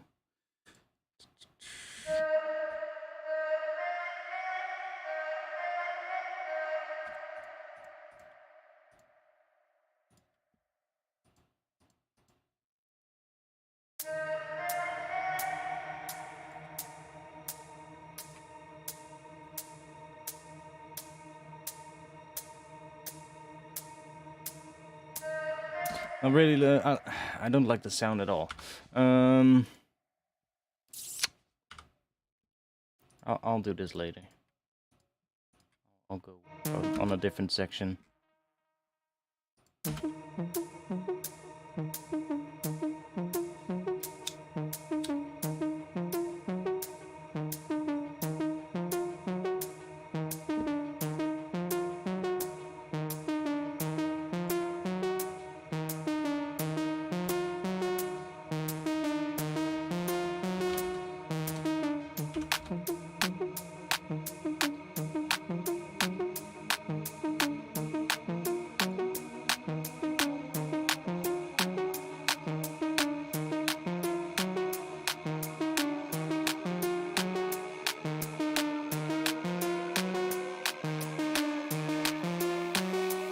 Monochrome.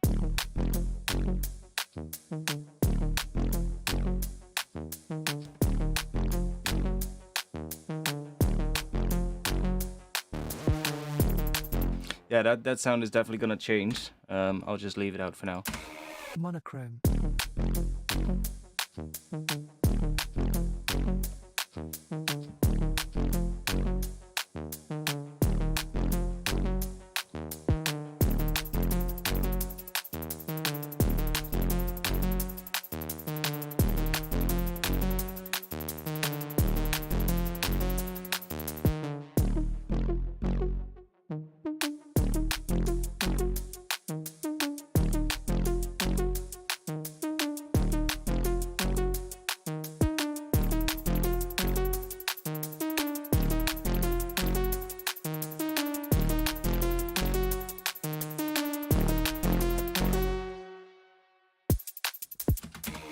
monochrome, So I like the stuff happening here. There is a little bit of a weird, so like frequency in this bass happening right around here, this area. There. That I want to be careful with, like if I see that right there. There's also a little bit of a click happening, which is probably the sidechain. Let's give that a little bit of smooth. There we go. It's a little bit better.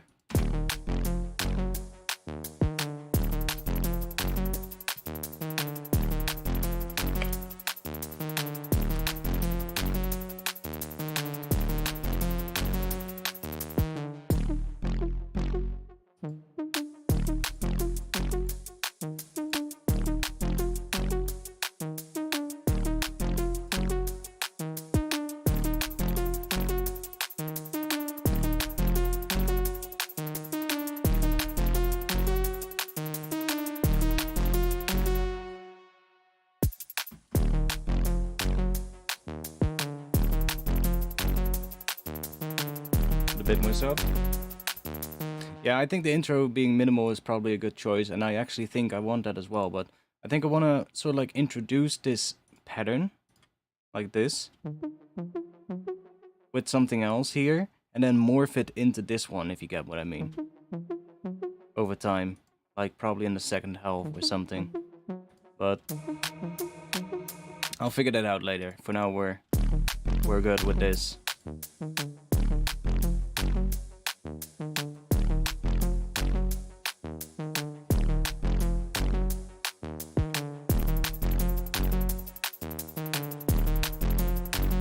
Okay, let's go Serum Effects. By the way, let me turn MPE off for these because I'm not using MPE at all. Let's group this one and let's grab an external instrument. Put that in here so I can send that into the serum. So now we have it here, and then we get that coming in here as well. So let's grab an EQ and let's boost a little here.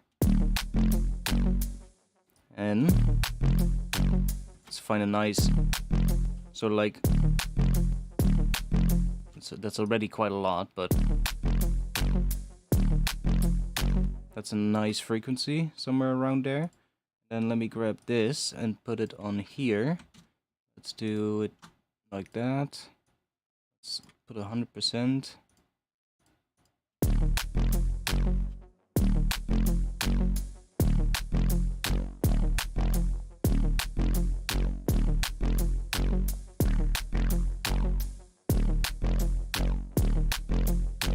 That's also nice, right around there.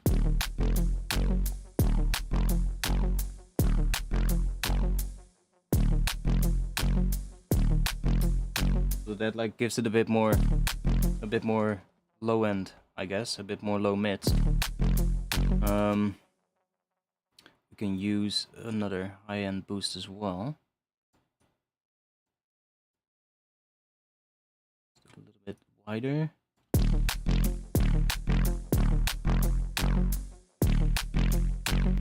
And this one, I'm feeling, let's go take an LFO. And how long is that pattern? 2 bars. Let's put this on trigger, no, on off with 2 bars. Or 1 bar, doesn't really matter. 1 bar might actually be better. Let's put that on here.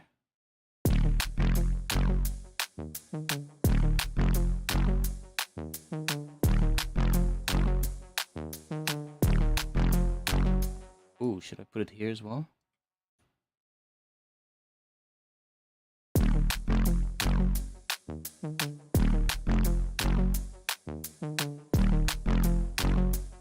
Instead of the note, maybe.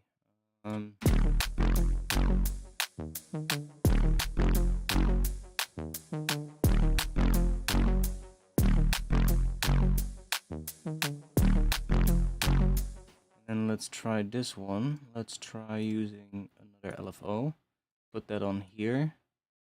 And let's do that. Envelope mode.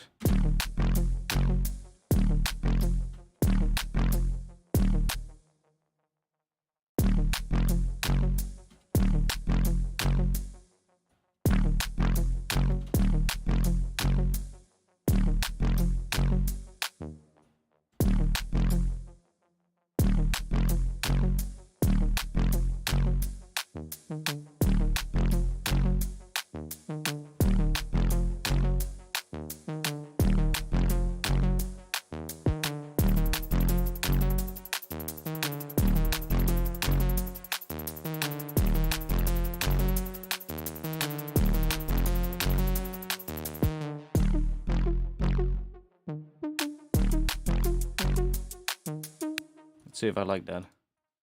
Let me just start here.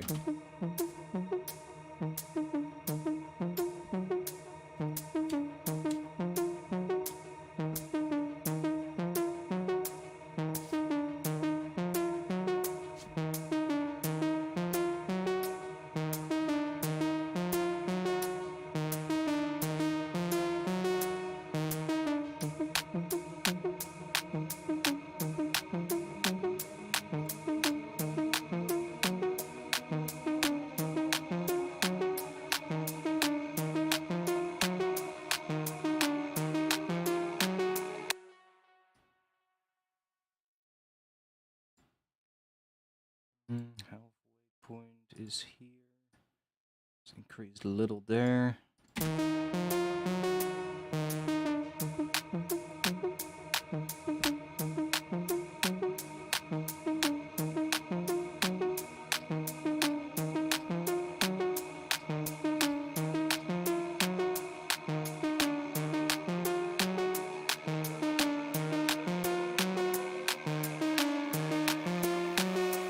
Monochrome.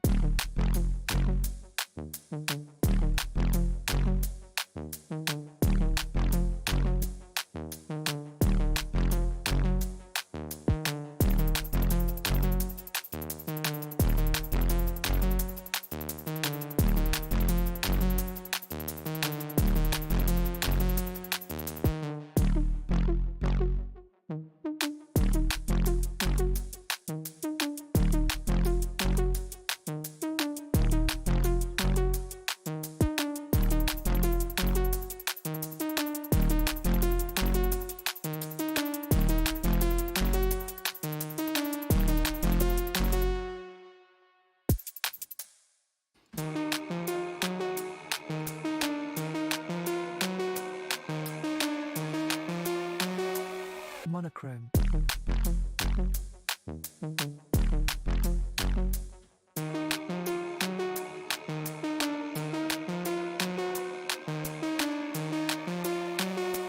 Monochrome. Oh yes. Let's go take an LFO, put it on here, and let's have it free running. 2 bars maybe?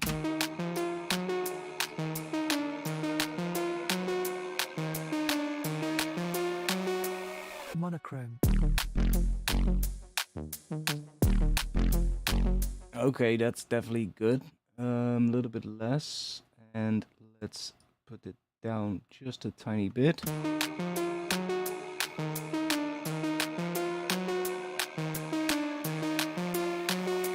Monochrome.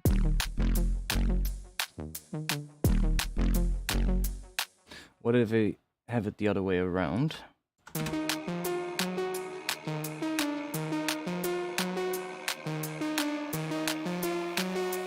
Monochrome. Better.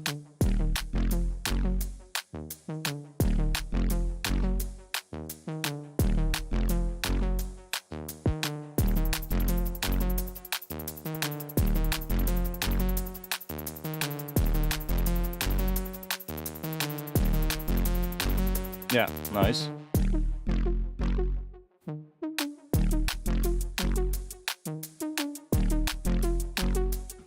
want to see what happens if we mess with it a bit more. Let's try thermal.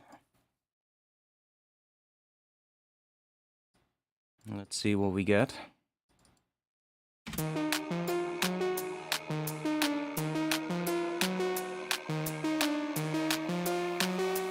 Monochrome.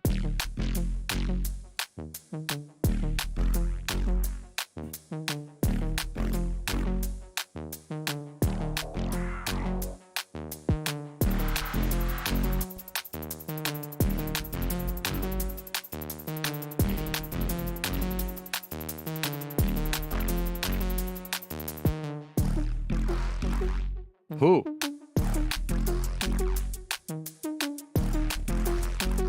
Ooh. That's nasty. That's actually pretty interesting. Like I might want to use this as a like in a group. This one. But that's actually quite interesting. Monochrome.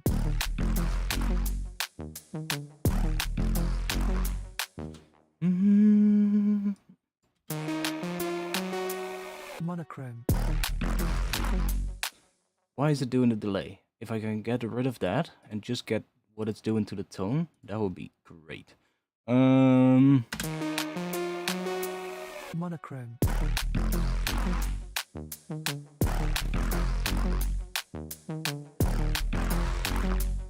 I think it's this one. Something here, but there's also some other thing happening. Let's see, what do we have here? Stereo delay. Monochrome.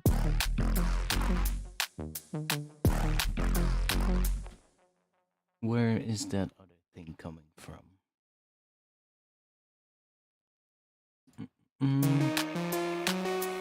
Monochrome.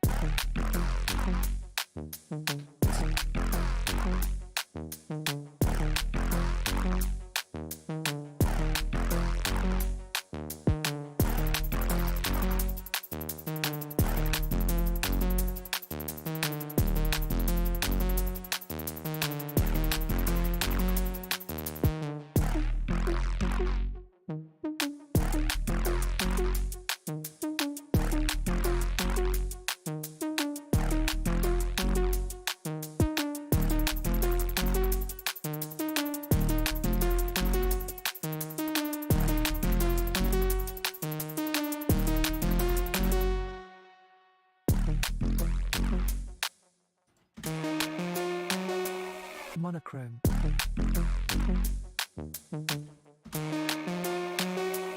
Monochrome.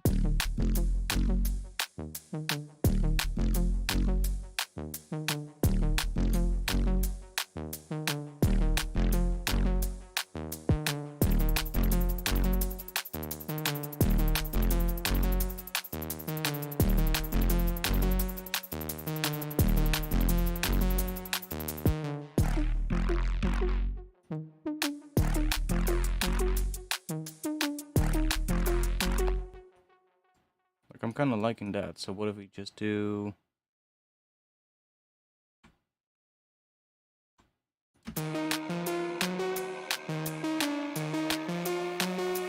Monochrome.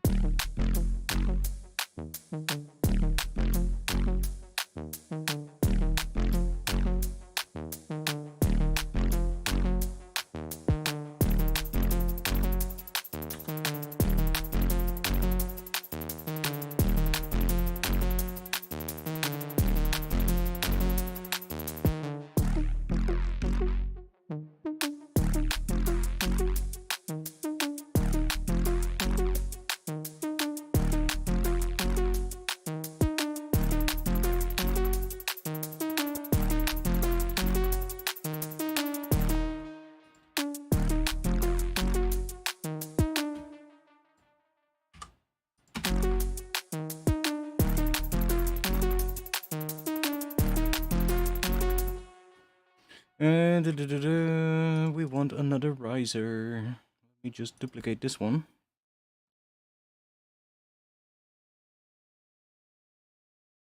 And let's just get rid of that. Or shoot, let me not get rid of it. Let's just move it to here. And then I'm going to do this. And let's bring you down to there.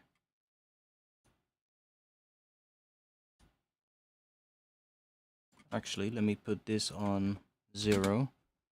Just do 1 octave riser here. And it's not gonna go down to the bottom there. It's just gonna keep rising until right there.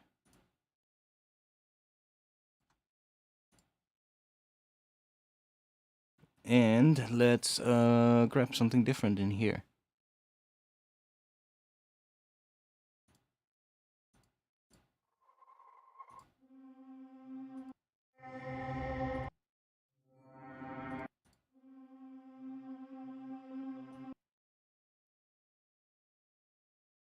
Oh wait, that's the same one.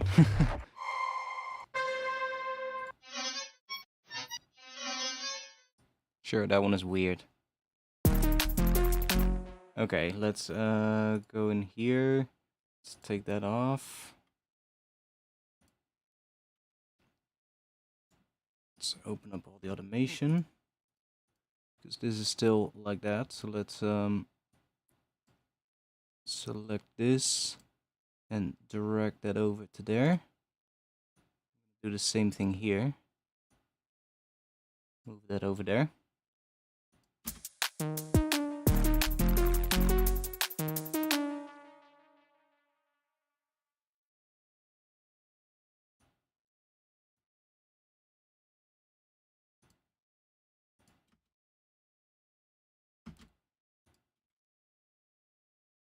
And let's see. Why don't I hear anything? Because because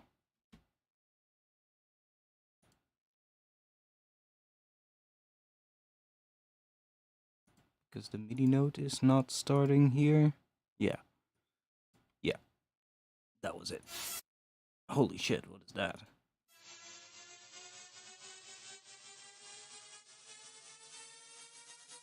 Let's try a different sample.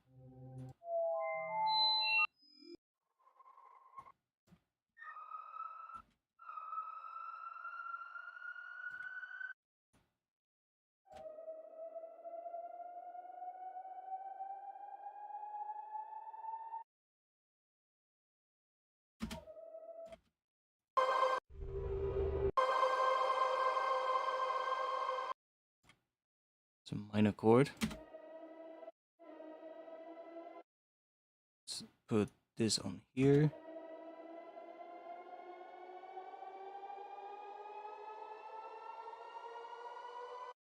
And let's just grab the unison here. Let's take that one off.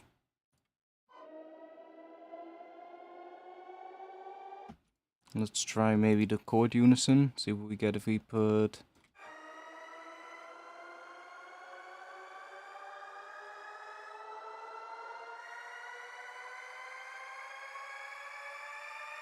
It's kind of cool.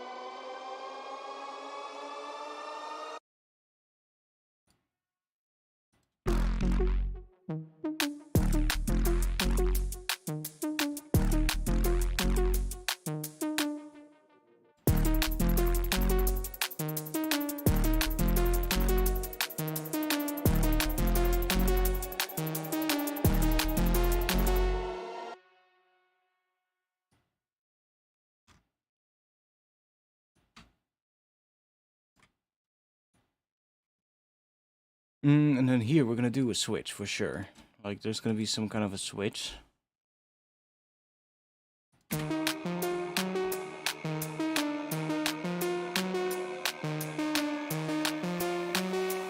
Monochrome.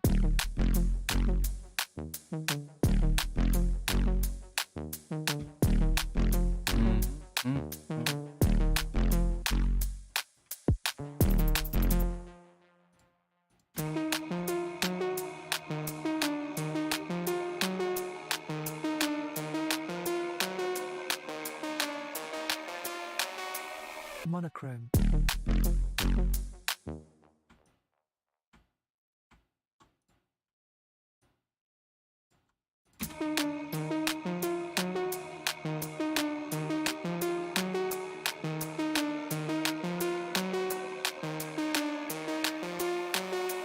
Monochrome.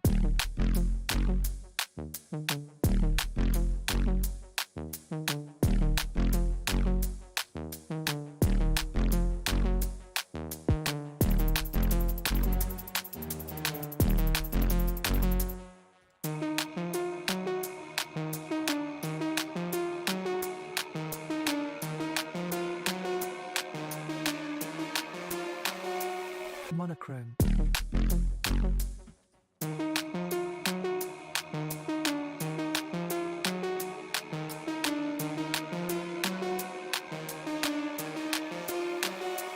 Monochrome.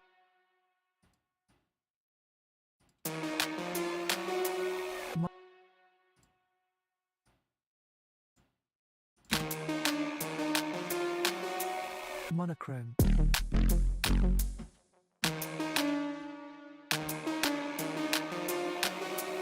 Monochrome.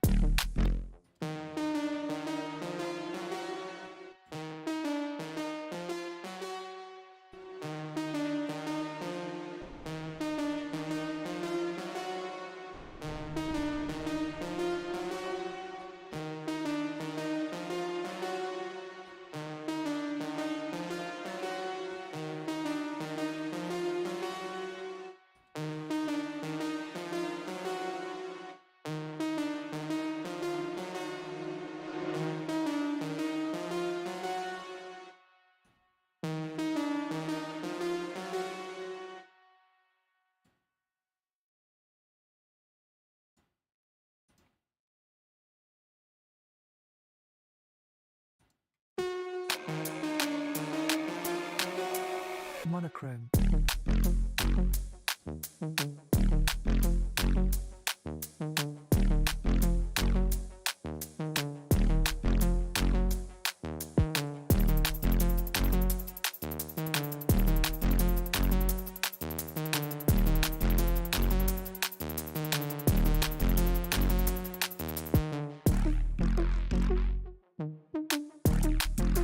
I don't really like it, that bass. That response with the thermal. Let's see if we can find something else.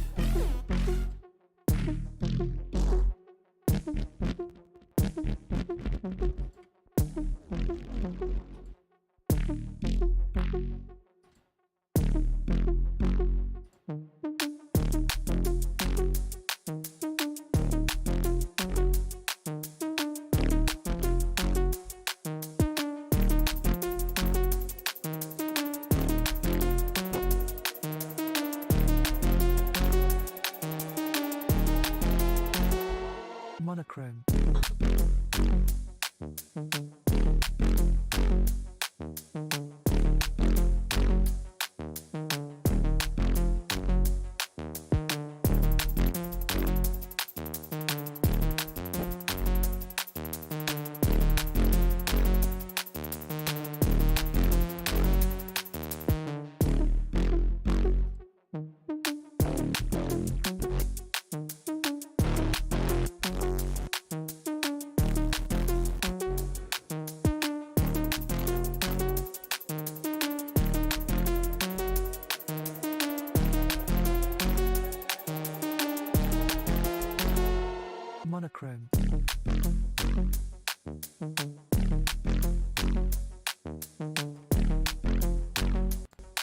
Oh, that one does sound pretty good. Let me actually just use that one to kind of glue it together a bit. Let's take off that automation then. Oh damn, that one didn't want to come out at all. I'm sorry. Let's see.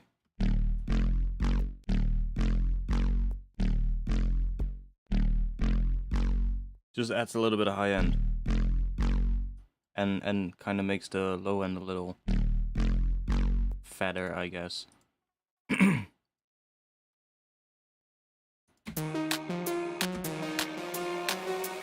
Monochrome.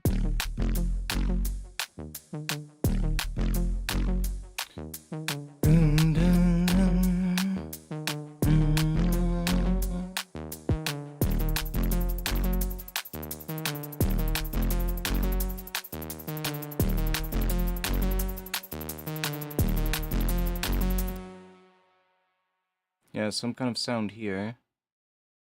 Boom.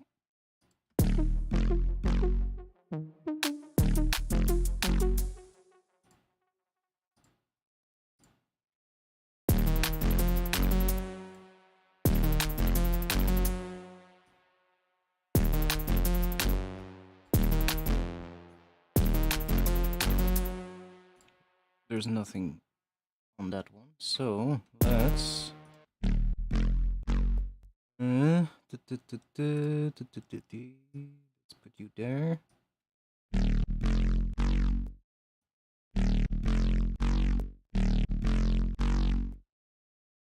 Let's put you on there.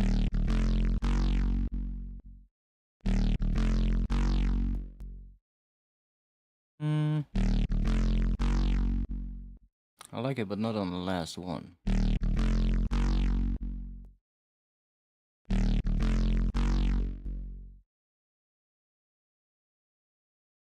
Let's take it off of here.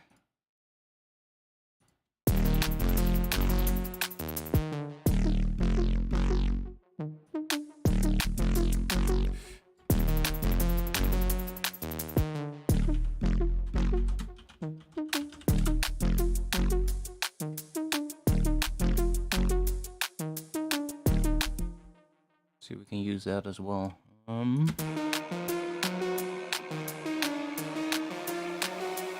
Monochrome.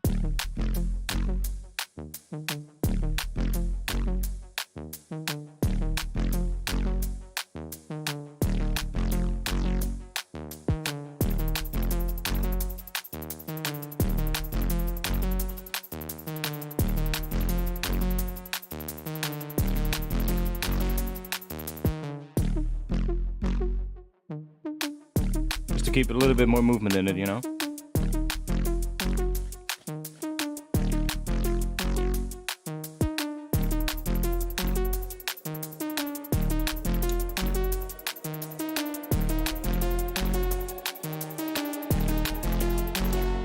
Monochrome.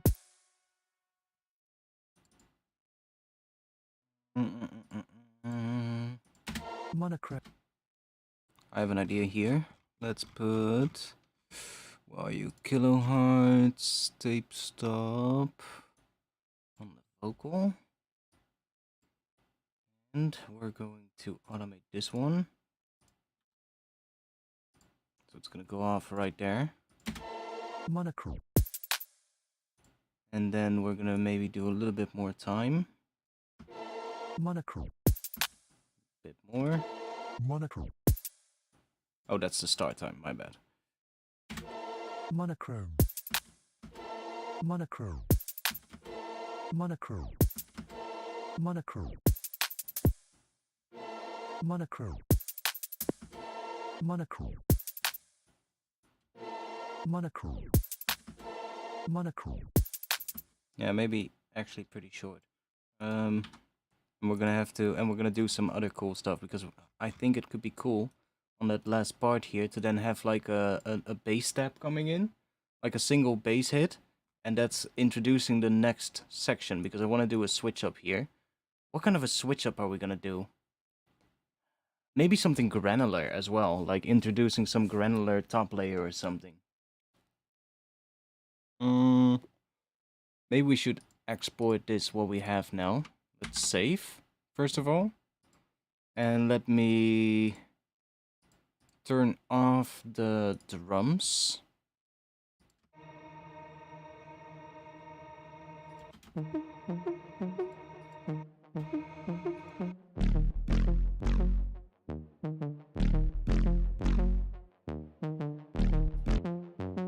I'll also turn the bass off so that we only get the theme part. And let's just bounce this right here. Just gonna give that a quick bounce.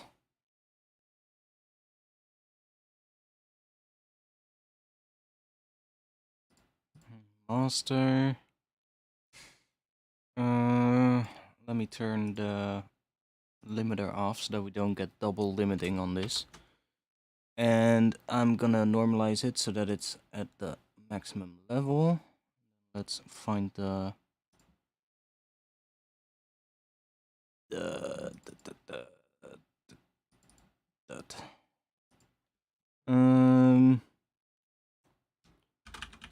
master bounce 1. So that we can put that into Pigments, and then we can play with it, get like different kind of things going.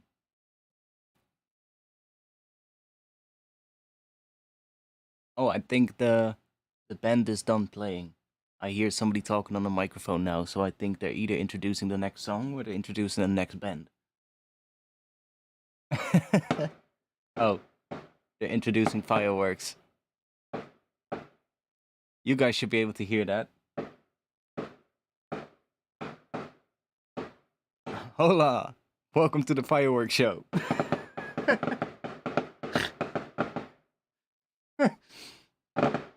Nice. That was the congratulatory fireworks show for Ableton for successfully bouncing this track. I'm just kidding. Let's turn that back on.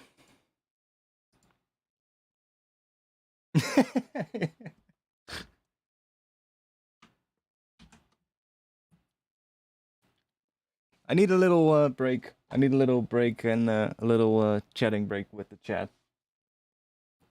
One moment. I need to give my ears a little bit of rest. Let's do a 5-minute chatting break and then we'll continue. What can we chat about? What do you guys? Oh yeah, AI art. AI art. You know what? I mean, let's just save this. I can show a couple of things that I've been generating with it. I need to put this on a second screen though, because there's a couple of not suitable for work results that came out that I don't want to show on stream. So I'll show a couple of the last ones that I did. Last night I was doing weird skulls, like trying to get like weird skull things, and I got some weird ones. There's one thing that it messes up with a bit though, and that sometimes it adds like an additional row of teeth, which is kind of weird. This one turned out alright with the jaw here, but it's not really the best ones. Let's see. Like this one here. Like that one. Why did it do that? That's so annoying. I mean, I guess it can be fixed with Photoshop pretty easily. Just fix this little top part here with Photoshop, so it doesn't look like an extra row of teeth. That might be nice.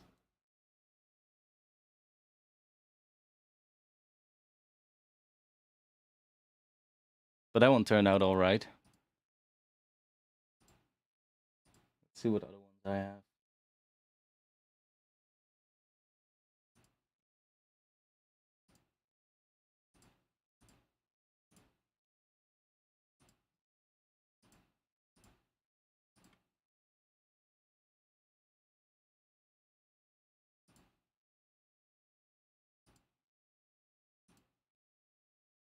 I've finally also been getting some good faces instead of like faces that look all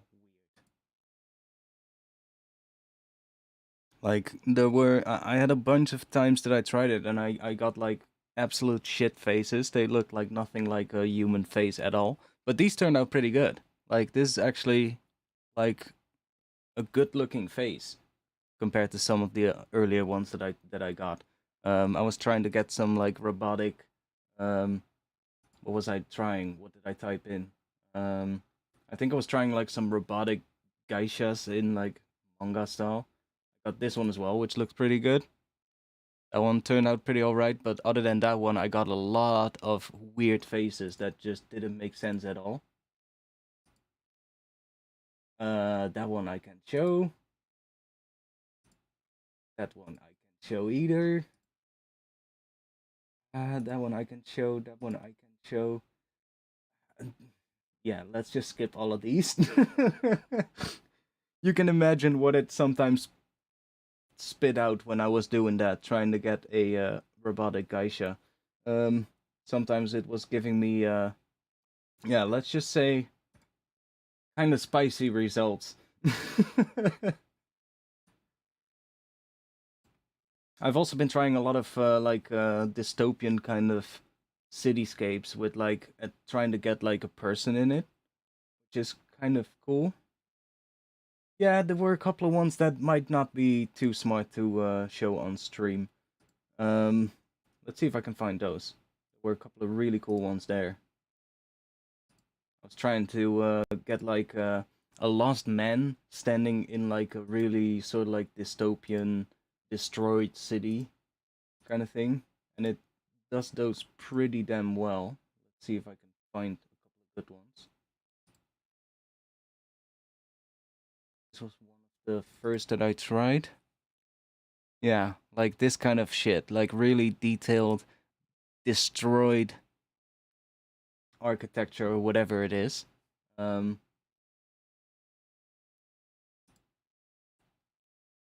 that one I like the person a lot more than in this one.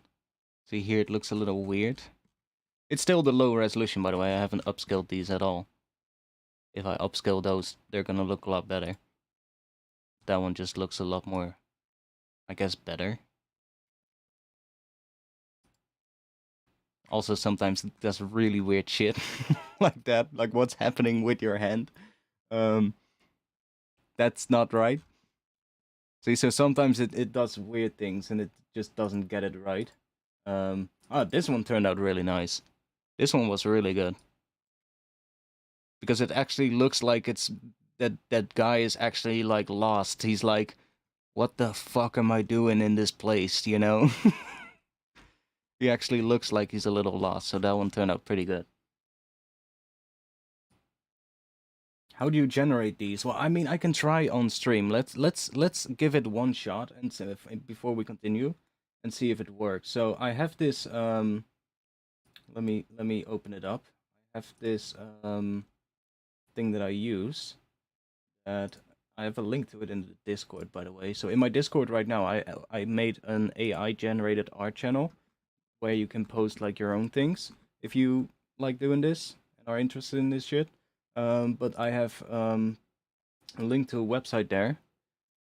It's called this, and it's basically somebody who turned the AI called Stable Diffusion, or I guess that's the data set, that's the model that the AI is based on, called Stable Diffusion, and they made a sort of like an interface for it.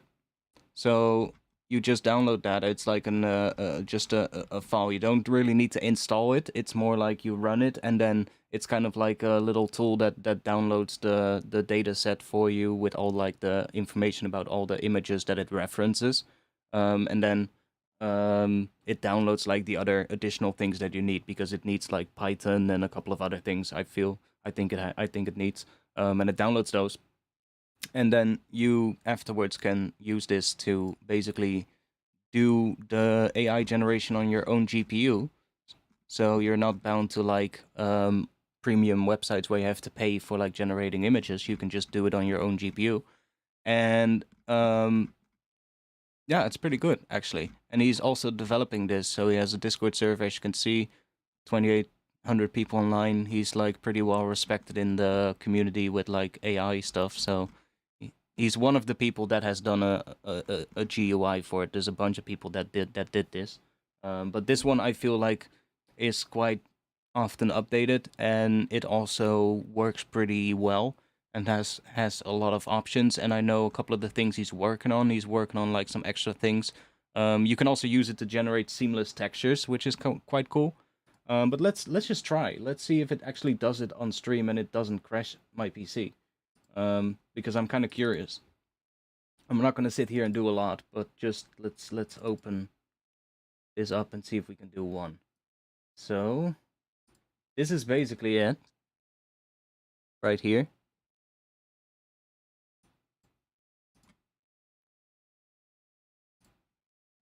So that's all it is. Like if you get it, then it opens up this thing, and you just need to download these things. So that's what it automatically downloads. Oh no, it doesn't automatic. Yeah, these two that are included. So Python and Conda, it automatically includes that, and then it downloads these three. If you want those all, you don't need the upscalers, but if you want, you can do that. And after those are done, you can basically just start typing something in here. So like what I was doing, for instance, I was doing Last Man at the bottom of narrow alley, for instance. Let's just start with that. I'll make it smaller so that it's not really too taxing on my GPU. So let's do 512 by 640. And then you just click generate. Now we're gonna hope that the stream doesn't completely destroy. Yeah, this is a really simple prompt. I would get a lot more specific, but it's loading the dataset right now. So that's the first time you generate something, it needs to load the dataset. Let's see if it actually is slower when I'm streaming. Yeah, well, it is more taxing on your GPU, of course. Like it depending on what GPU you have, it might be better or worse. You know, it's not too slow, honestly. Like I'm running this on an old 1060, on a GTX 1060 with 6 GB of RAM. Is the stream still working? My voice still sounds normal, because that's what tends to happen. If there's too much happening, then my voice starts to crackle, because my audio interface just says, "Yo, what the hell are you doing?" Sounds good. Okay. Oh, that's nice. We might be able to do a stream with this someday. That could be cool. That's nice. Yeah, I used a different one first, and that one was a lot more taxing on my GPU. See, so now we got that. So if I go to my folder where it saves the generated images, we got this. So it's more like a photo right now. It's not really a photo, because like there's definitely some stuff happening, but it looks more like a photo than anything else, right? So let's actually bump it up a little so that we get more detail as well, since it was going just fine. Let's do a little bit more. Let's say destroyed buildings, debris and garbage, cell shading, manga background with outline, volumetric lighting maybe. And what else should we try? Should we put in a little... Yeah, I know something that definitely works good. Let's put in the name of a manga artist that I really like. Tsutomu Nihei. Let's give that a shot. So now we're a lot more specific. And now it's going to... See, now it's also starting right away with generating the image. So now we are a lot more specific. And it should give us something completely different. Now we should get something a lot more similar to the things that I was getting earlier in the other images that I just showed. It's gonna take a little bit longer because I upped the resolution slightly, but still fine.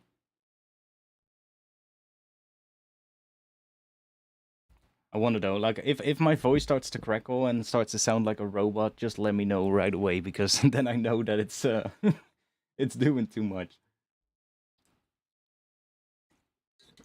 I can hear my GPU going right now, so it starts to sound a little bit like an airplane.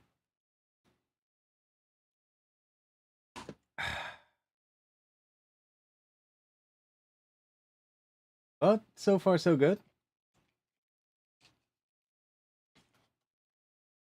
But like it's a pretty nice tool. Like some people are saying like, oh, it's gonna completely destroy the commission work for like graphic designers and stuff like that. I don't think it will. Boeing 1060.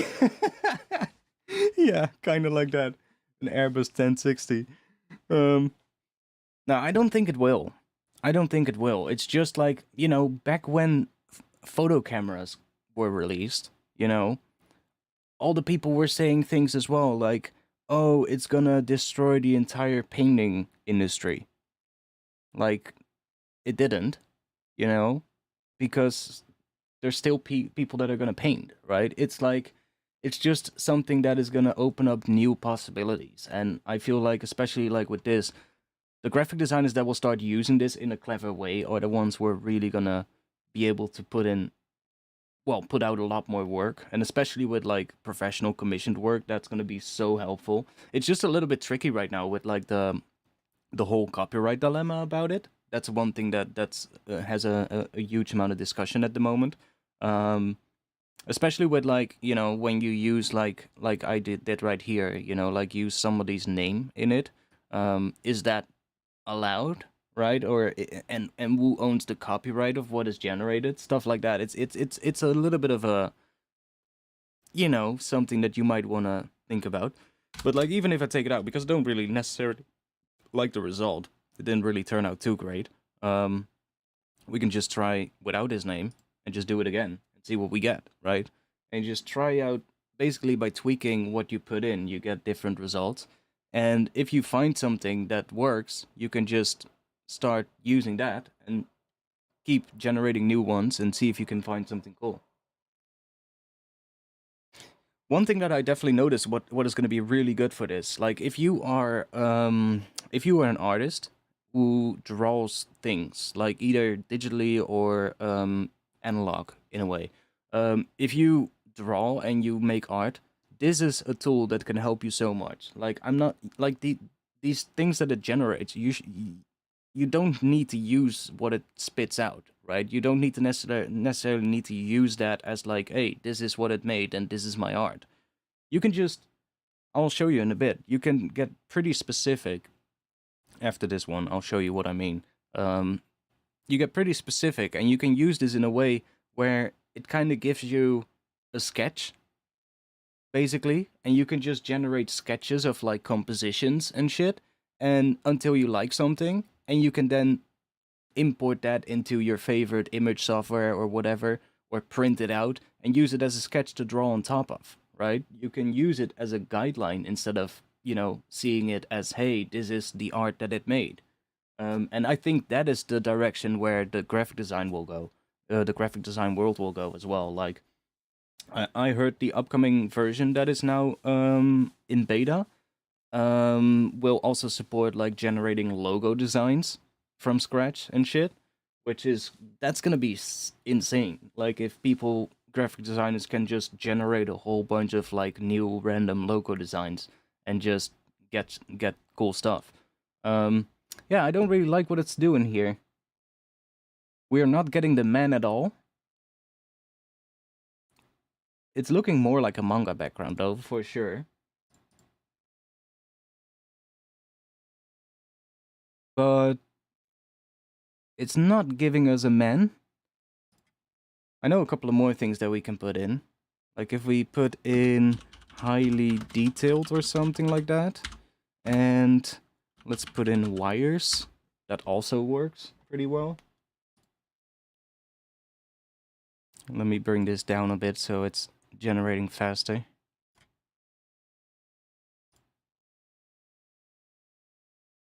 Not sure why we're getting these blue colors though, because I haven't given it anything in terms of like, yo, I want a color, but it keeps giving me a blue color for some reason. Oh wait, I know what I need to add. I know one that I need to add. Dramatic lighting. And let's do atmosphere as well, for good measure.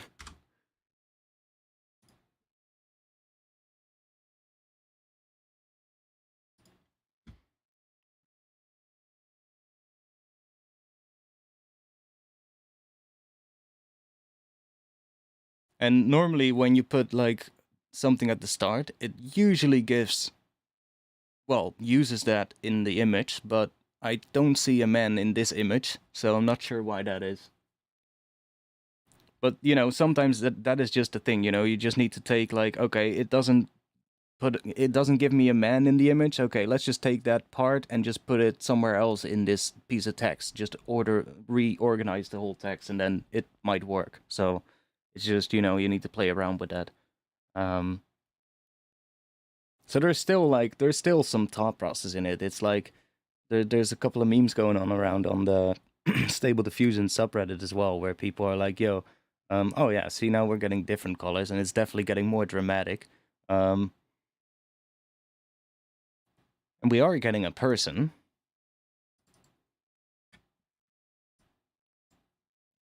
See, it's a little bit lower resolution and lower detail because I'm doing a lower resolution as well. I would normally go to like, I don't know, like 768 by 1024, something like that. So it's a lot bigger, and then the detail gets a lot more detailed as well. So it's kind of cool. But like, let's say you want to use this as like something to help you make art. You can do, for instance, let's say we want an outline drawing of a brutalist building in a rocky landscape. Dark gray shading, maybe. Highly detailed and intricate, something like that. And what else can we do? What was the mangaka of Akira? What was his name again? If I read it, I'm like, oh yeah. Oh yeah, of course. Of course. Katsuhiro Otomo. And let's generate something. And now it should give us something of like a building in a landscape. In most likely in black and white, with just the images and maybe a little bit of shading, or just the lines and a little bit of shading. Yeah, you can definitely make like all album artwork with this pretty easily. It's pretty good at a lot of stuff actually. It's going a little bit quicker now because I brought the resolution down. And the steps is at 40 as well. I'll bring that down in a bit and show you what that does. It's not too complicated.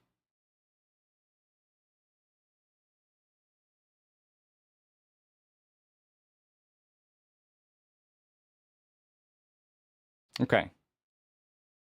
Don't really like that, but okay. Outline drawing of a destroyed brutalist building.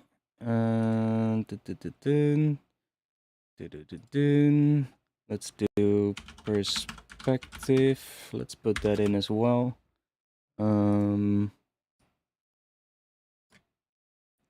Let's replace that with. Okay, I keep forgetting the mangakas. What's that again?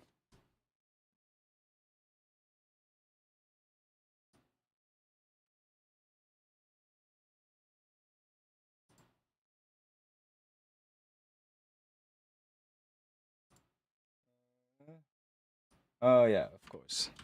The one from Ghost in the Shell. That's Masamune Shiro. Like that. And usually when you go bigger, you get better results as well. So let's just go bigger. Or like better results, you get more detailed results. And this is at 14. Let me bring this down to like 4 or 5. So it's like, and then let's bring that to like 25. So now it's going to generate quicker as well, because it's only doing 25 steps. But with like the guidance brought down a lot. So I'm basically, the more this is up, the more it will listen to what you type in here. And the lower this is, the less it will listen to this. But when you bring this down, you also get a lot more detail, I feel. You get like a lot more grungy detail and shit. Whereas when you bring this up, it starts looking a lot more like really smooth detail, and everything is really like if you want to get like realistic photos, you want to bring it up, for instance. But like if you bring this down in like a drawn style, you get a lot of detail.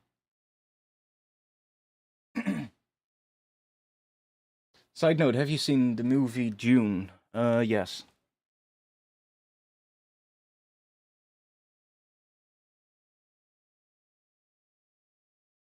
So I really wonder what we get now.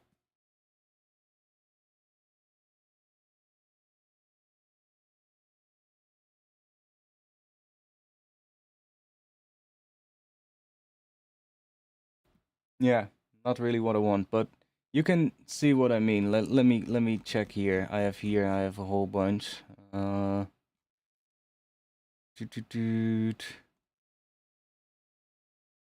See here, for instance, we have one. I can just say load this into here, and now it's loading one. Now it has one loaded one that I used before, so we can see what I typed in. Lost man standing at the bottom of a dystopian alley with intricate futuristic and mechanical details looking up.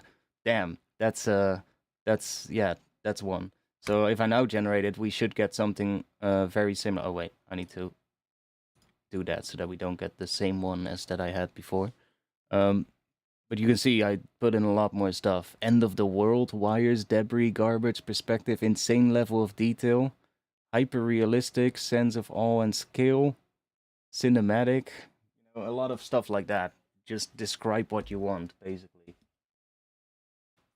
And then you get something more interesting.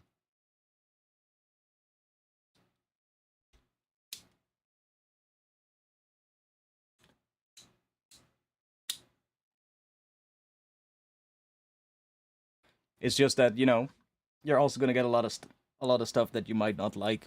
So you have to go back and forth and just see what works and what doesn't work.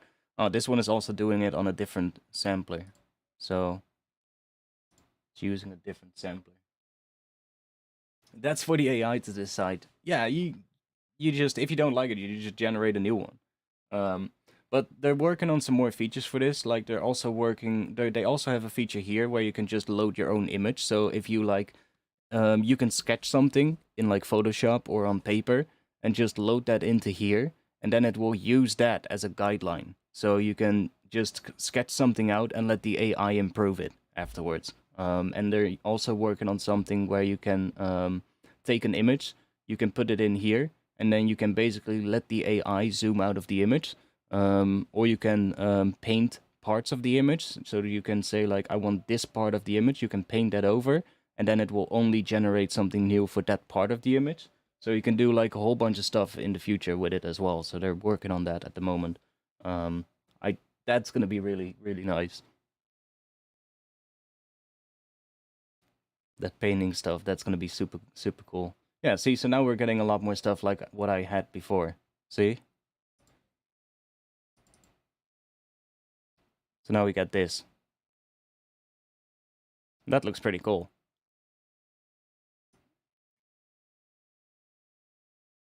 A little bit of a weird thing here, but that can be fixed as well. Like if I, for instance, bring up the detail a couple of steps, or bring the creativeness down or up a little, play around with that, and then you'll see that at some point this will disappear. Maybe try out one of the different samplers.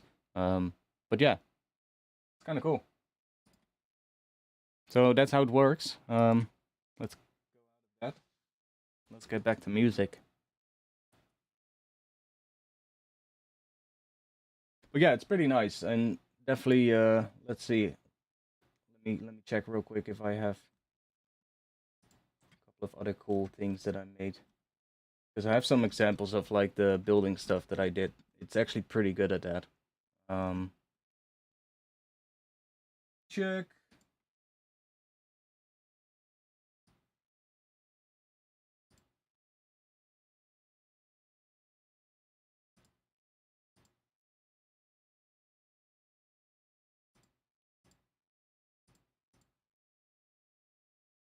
Like it does also on these kind of things really well. Like really detailed, weird, sort of like stuff. But it also does this, for instance, right? That just if it would be a little bit sharper, it would might even be able to pass as a photo almost.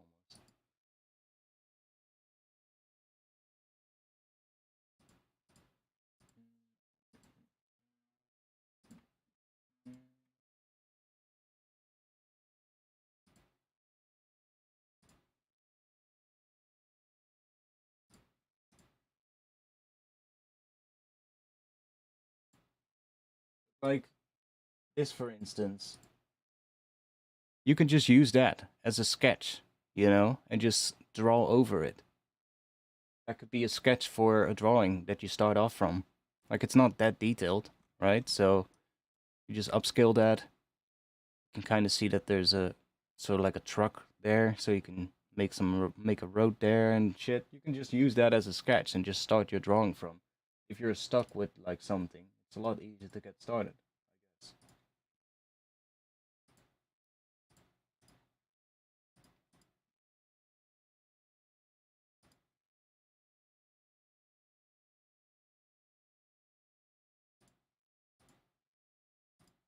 Some weird ones.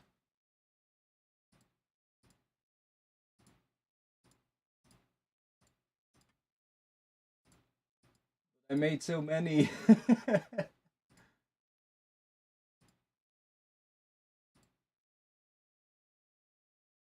It's so many.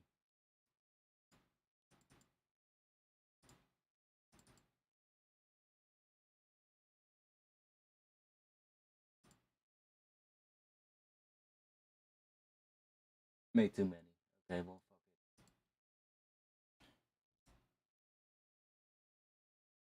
it. It's quite fun to play around with, though. That's for sure.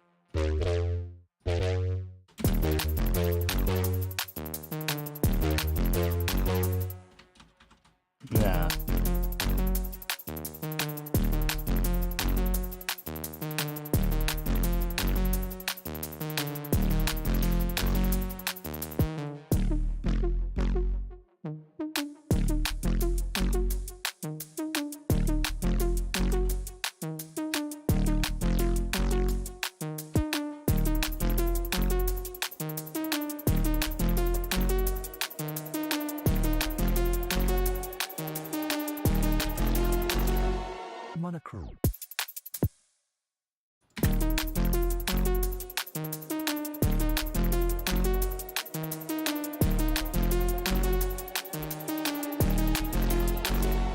monochrome,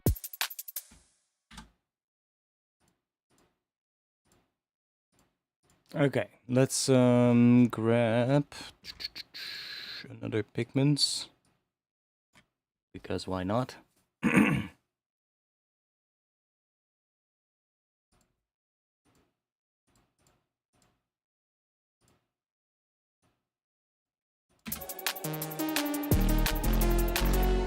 monochrome,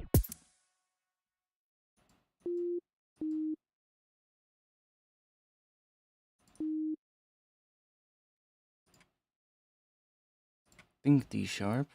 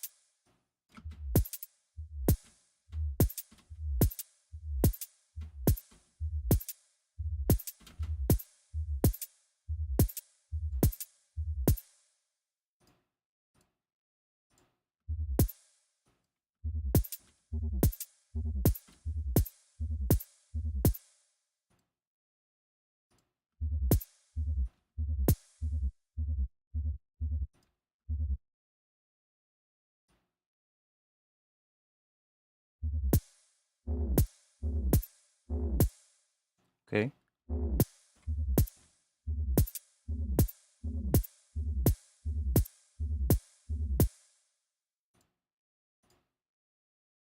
No, that's not really what I need.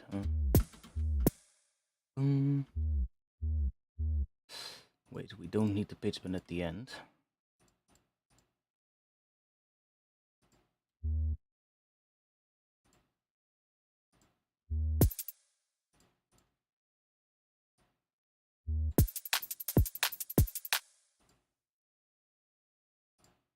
Not sure if this is the right pitch that I want, but let's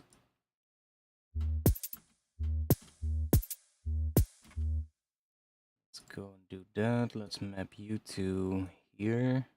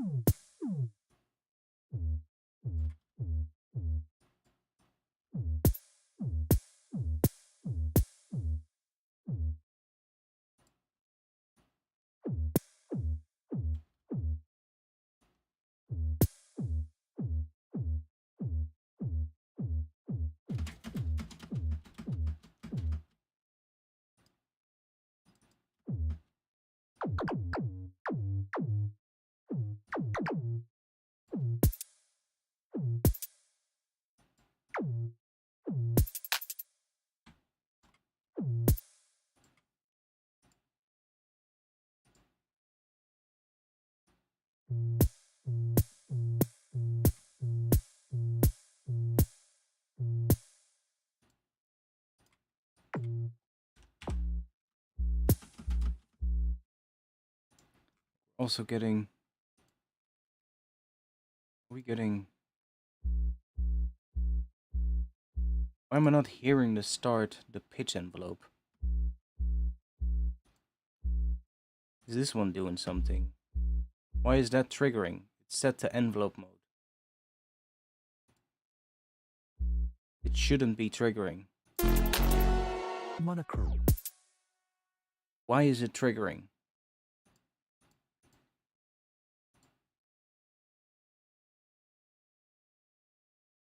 Huh? monochrome, Why is that triggering? It should only trigger with these. monochrome, But there's clearly... See? What the fuck? Oh, that worked. But then it starts doing that, which I don't want. It shouldn't do that though. Because this is...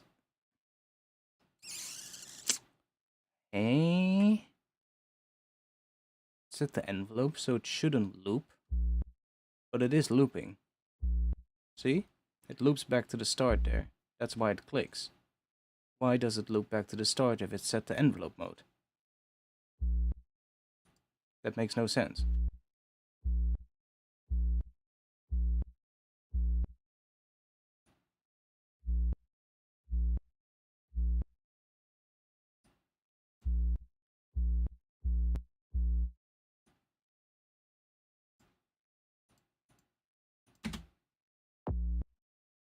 It works when it plays like that, okay?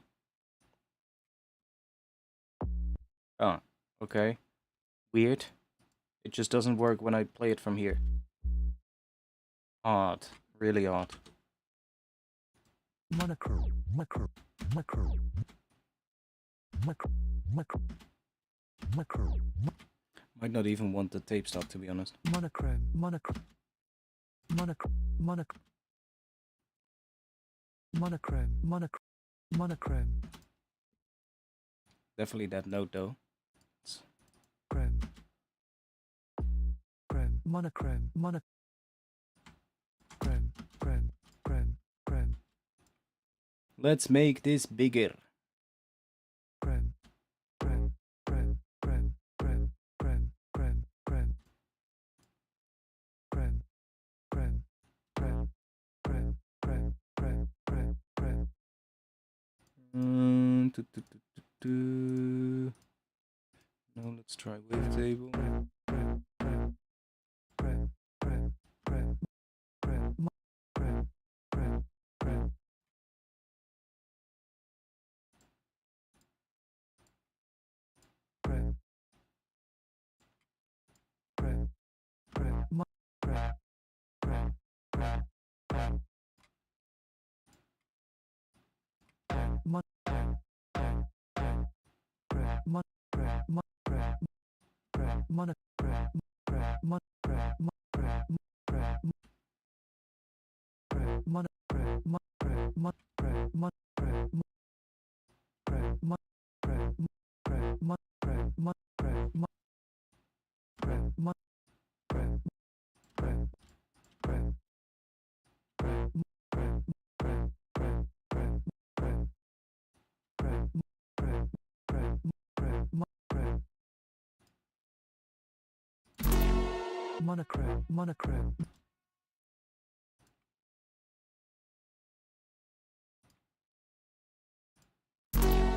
Monochrome. Mono. There we go. There's the volume that we need. Monochrome. Mono.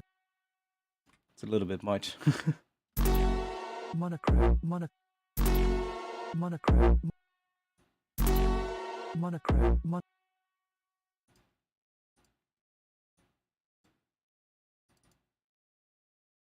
Okay, let's think. Next section.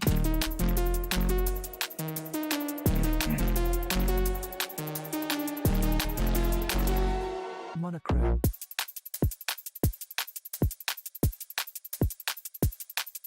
Grab a drink. Yo, Stan, later. Probably already left at this point, but sorry. I was too caught up in Ableton. Oh yeah, I completely forgot. I bounced the entire track to play around with, and then we got distracted by AI. Let's open up a MIDI track here. And let's open up a Pigments.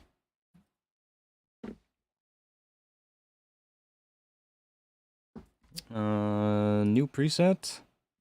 And let's grab a sampler. Let's take that bounce that we made and put it in here. I'm just gonna put in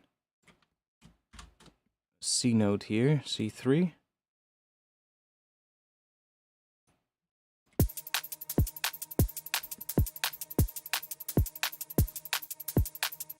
And let's put that onto granular. And let's go. Let's try dotted.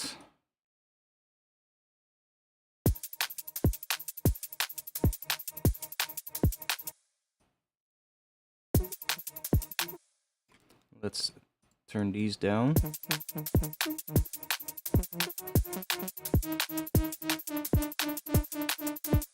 And I'm gonna edit this a little, so I don't want that first part. Let's see.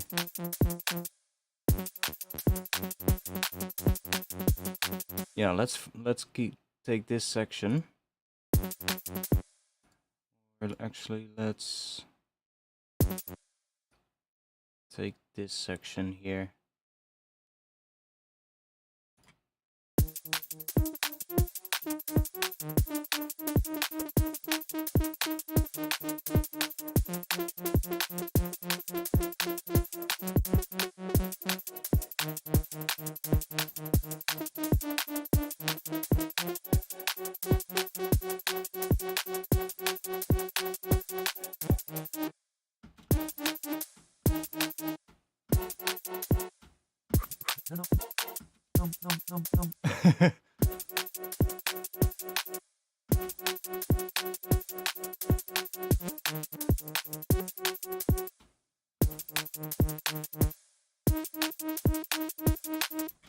Okay, we're gonna have to do this with a bass as well, otherwise we don't really hear what it sounds like, I guess.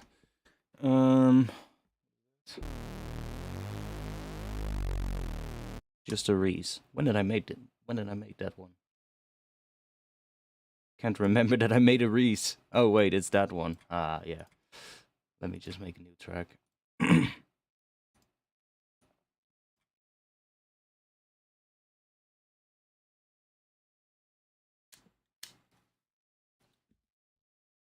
I'll just start with a simple patch for now. So something like this, and let's use that one. And put that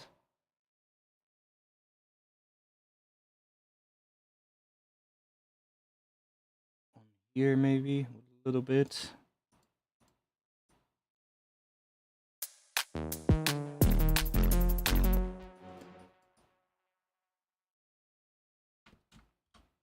So this one, that little extra thing that I had here, is playing A sharp. So what if the bass in the next section goes to G sharp, which is like one note lower, of course, or 2 semitones lower. Let's see. Let's actually start with just a sub, so just a sine or a sol, low pass sol maybe. Actually, I know the perfect one. Dude, with a sine, we'll low pass it. And we'll bring these down, so minus 24.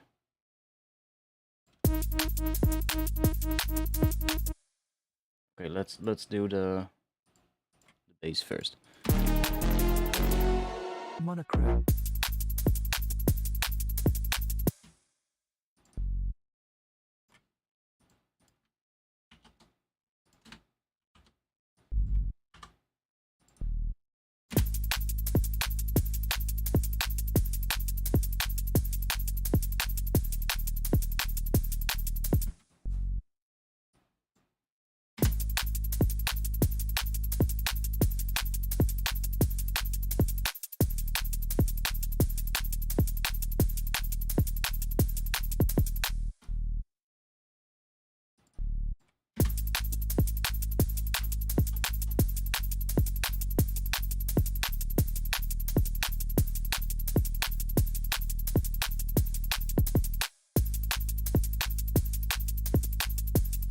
That's kind of cool.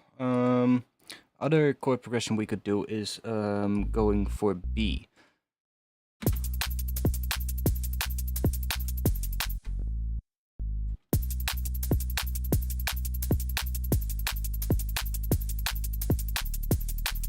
one. I think I like that more.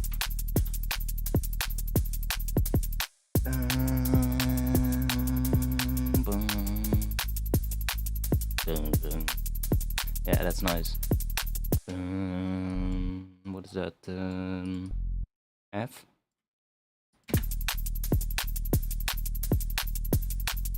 No, F sharp.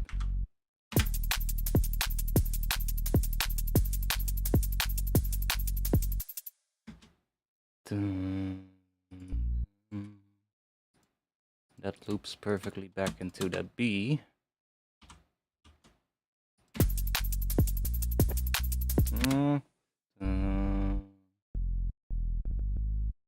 G sharp. Maybe not even something there. But monochrome.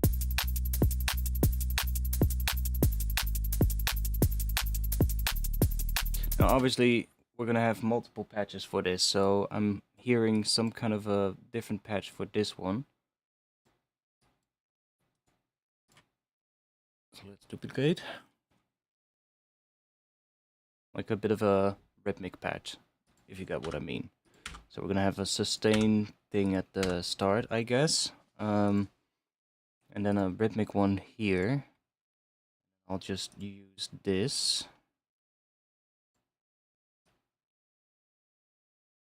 Just make a shape like that.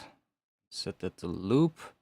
And we're gonna go for a dotted 8 note maybe. And just put that on the volume right here. So then this one should now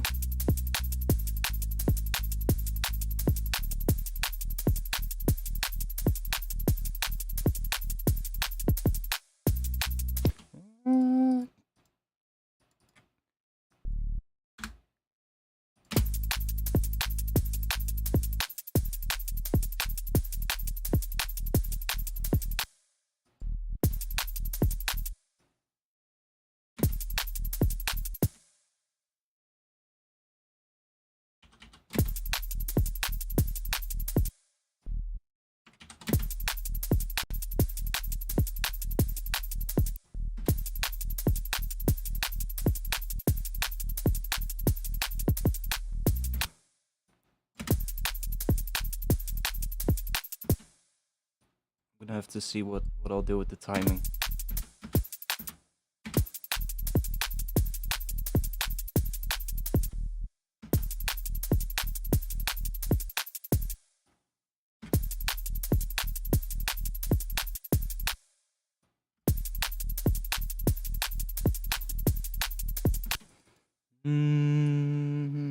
Let's just leave it like a long note for now then.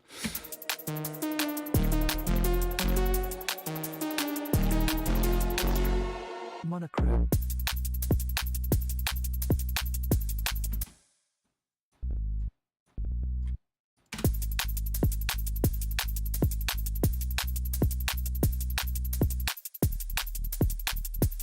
I can also flip them around maybe.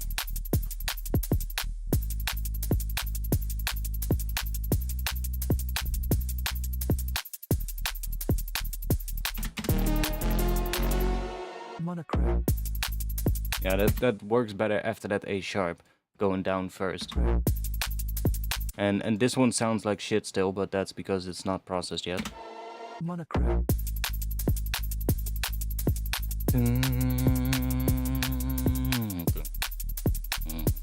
Yeah, I like that. I'm not sure if I want to have the rhythmic thing though. No, this is a new thing. We started this today.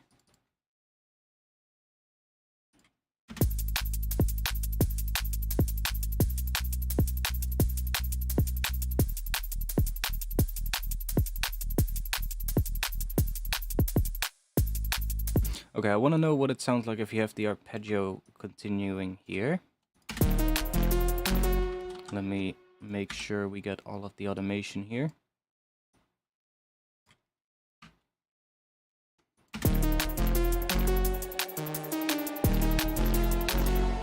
Monochrome.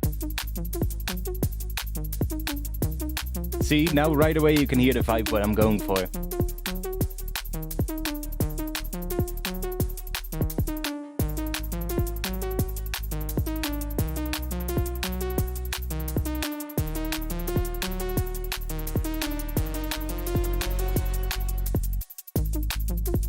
See? That's the vibe that I wanted for that second half. A little bit more musical, because the first part is a lot of like... Monochrome. See, it has a very... Still needs to be mixed better, because it's not loud enough. Let's just... For now, let's just grab a saturator and just saturate this whole group a bit, maybe? Monochrome.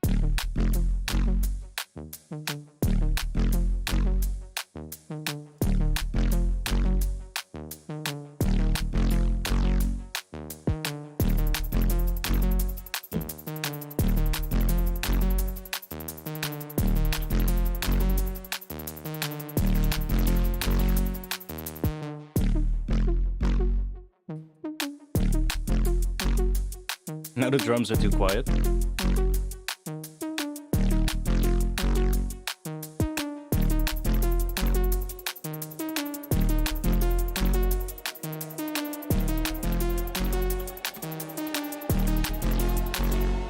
Monochrome. But that's fine.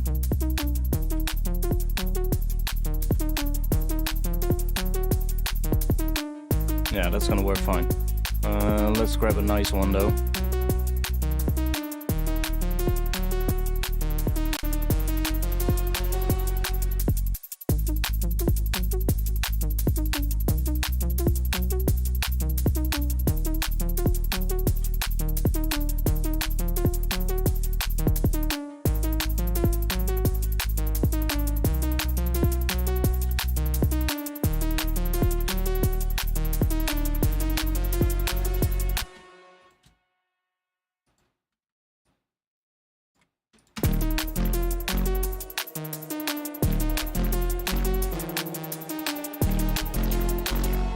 Monochrome. But this is a vibe though.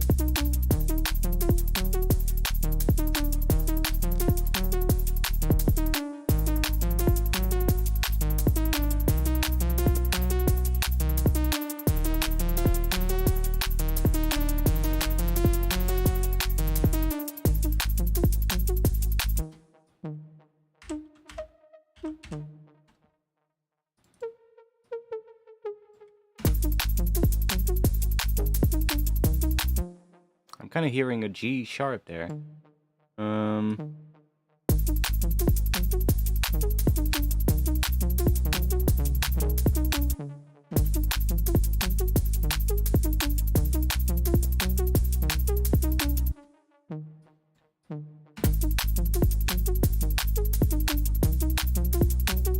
Like in this section, kind of want to introduce that G sharp maybe.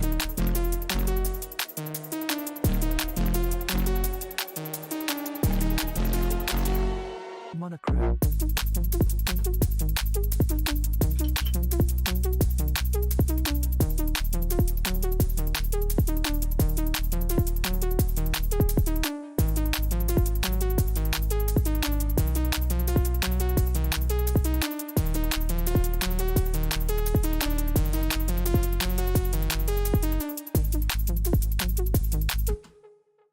Let's grab this one here. Let's put that right there.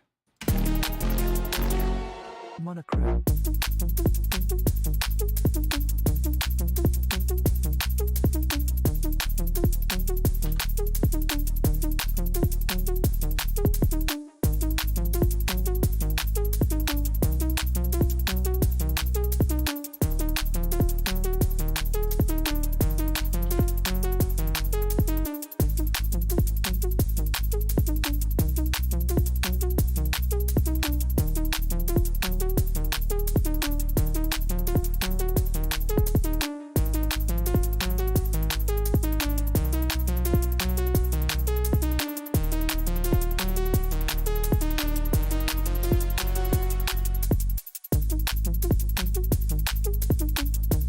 Come on.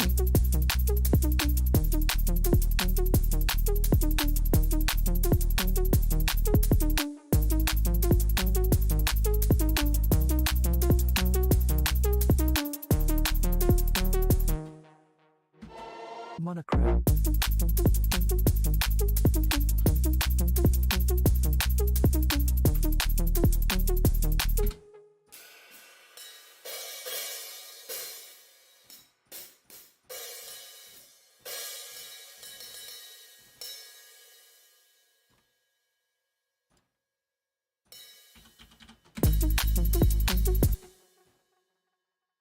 Oh, let's loop.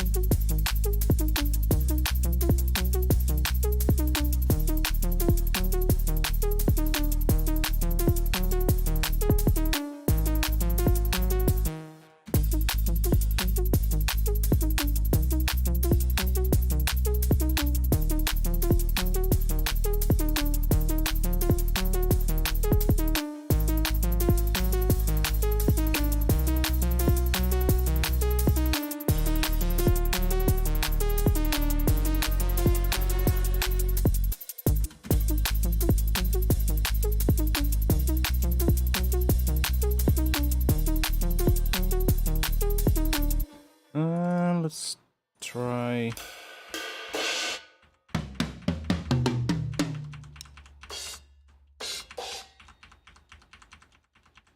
Where are you? Is that the right? It's a crash. Why does the right sound like a fucking crash? Interesting. Maybe because I'm using... There we go. That's what we need. Bit of a right going. Now let's find a good one.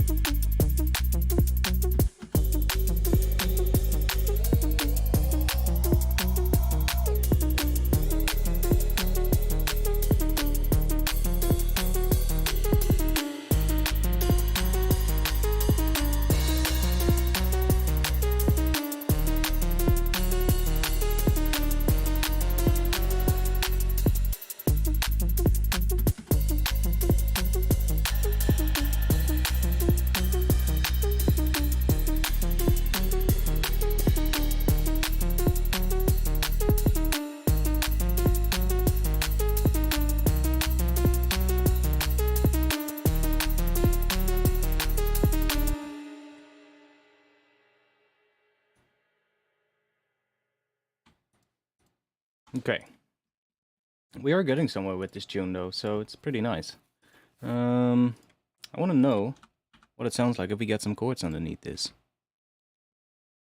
Because these bass notes obviously imply chords. So, what would that sound like, is what I wonder now. Let's grab this one. I'm not sure if I can play it, but we are doing G sharp to B, G sharp to B, and then to D sharp. So, da, da, da, da. So we could sharp minor to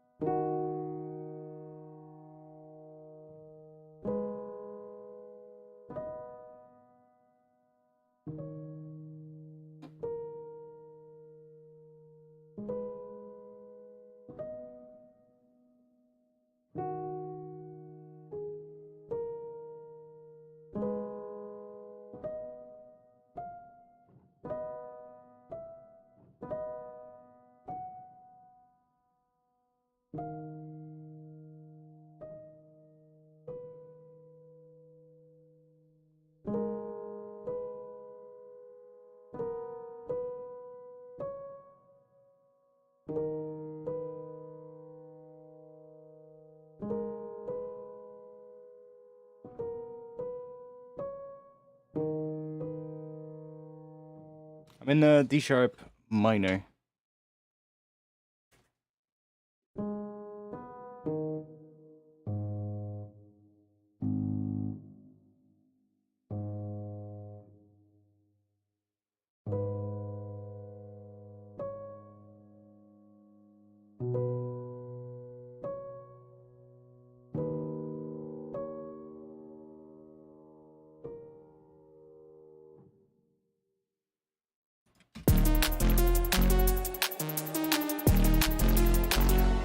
Monochrome. Oh fuck. My bad.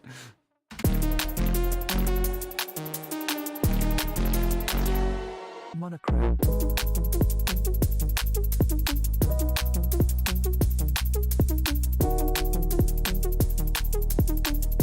Don't really like that. I like the first one. Oh yes. It's better.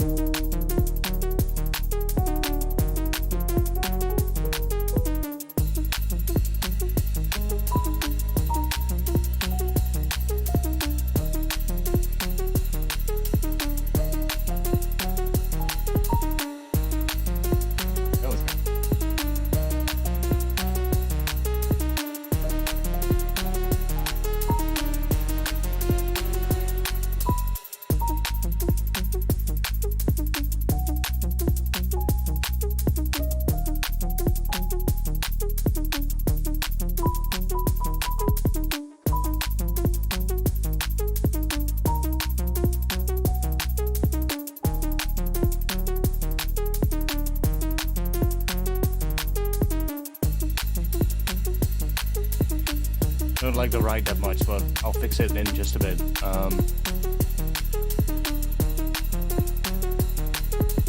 Too occupied with this at the moment.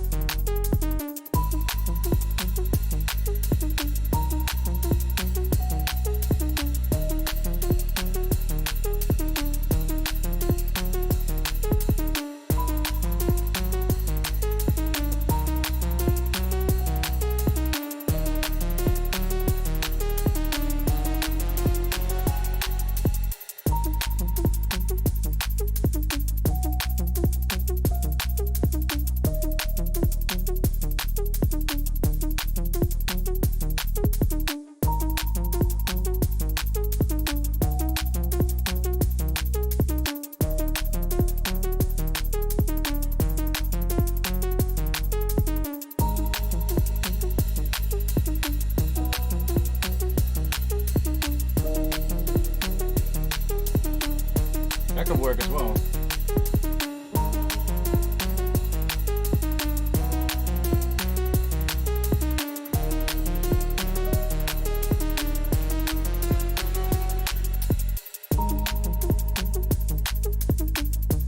That's the first chord doing sus2. So we get the perfect fifth top of that beat.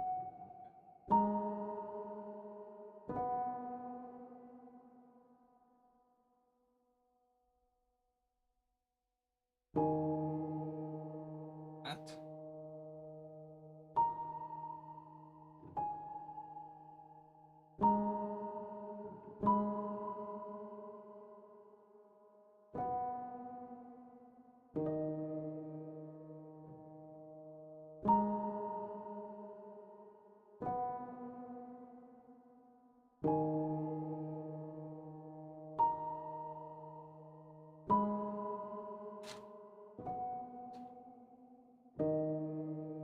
It's kind of cool. So that is oh, let's see if I can play it.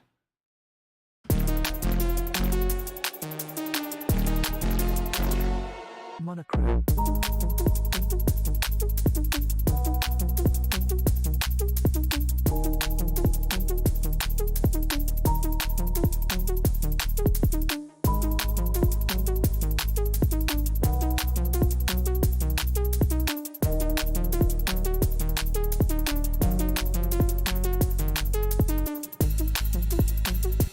That was kind of it.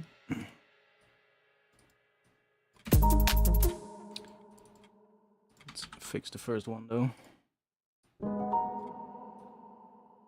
was a little bit late there.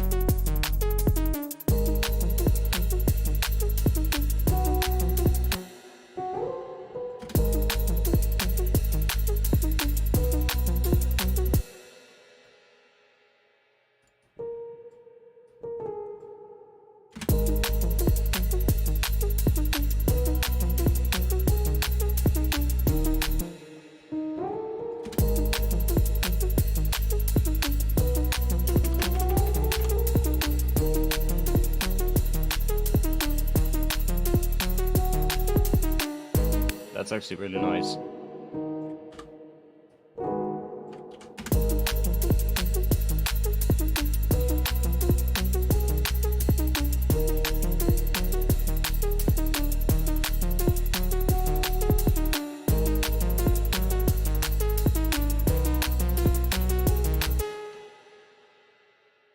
Kind of like that.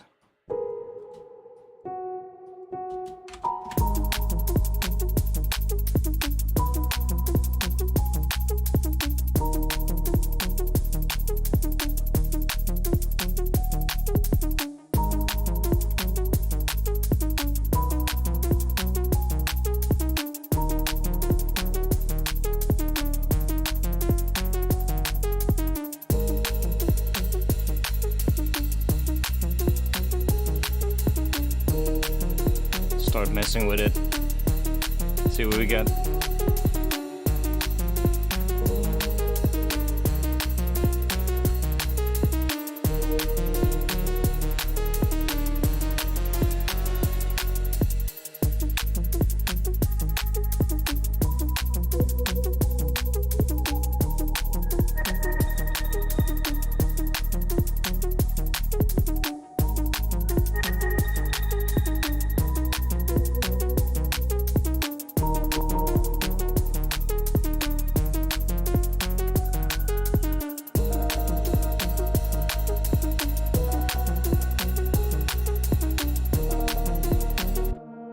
Ooh.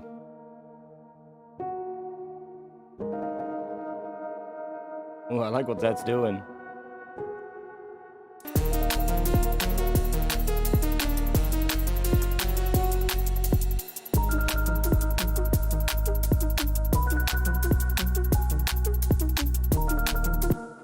Ooh. Let's move you here. Let's go make that piano sound a little bit more lo-fi.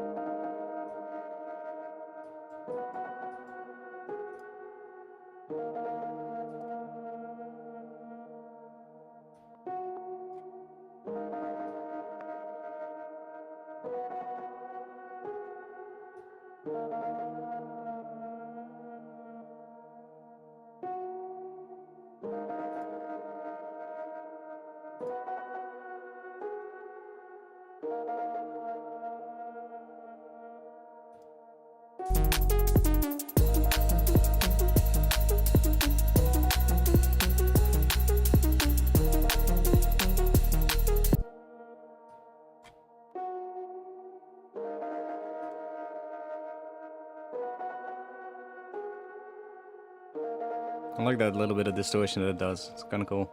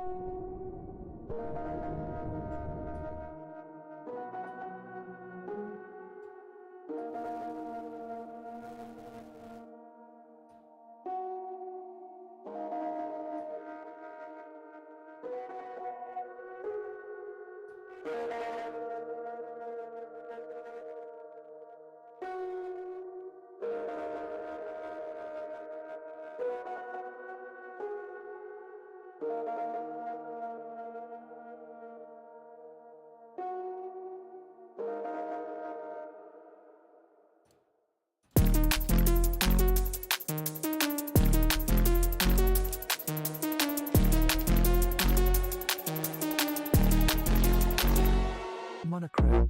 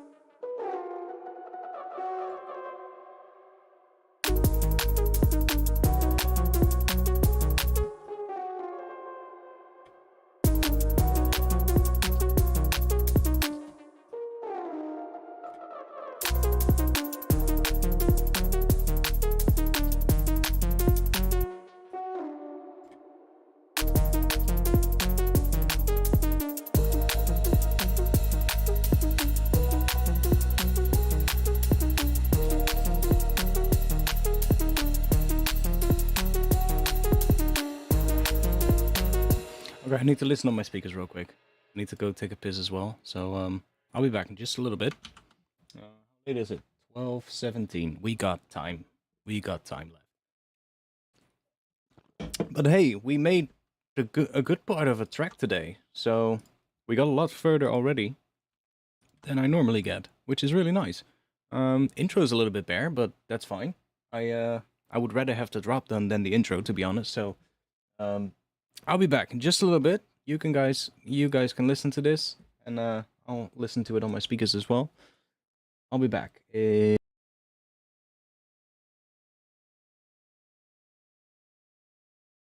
I mute the mic before I said that? I think I did. I'll be back in like 2 minutes.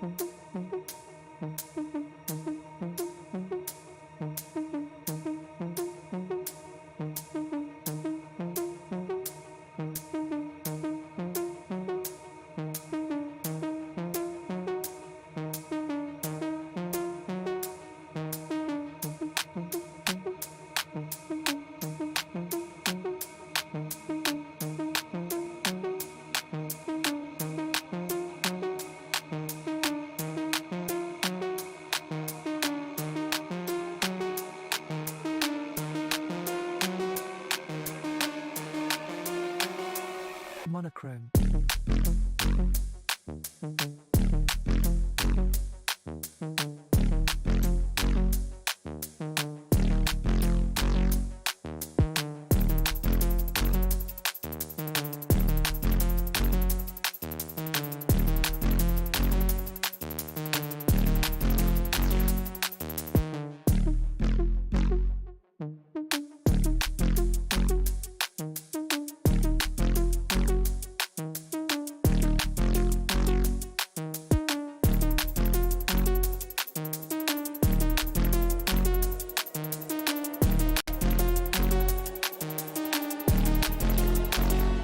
Monochrome.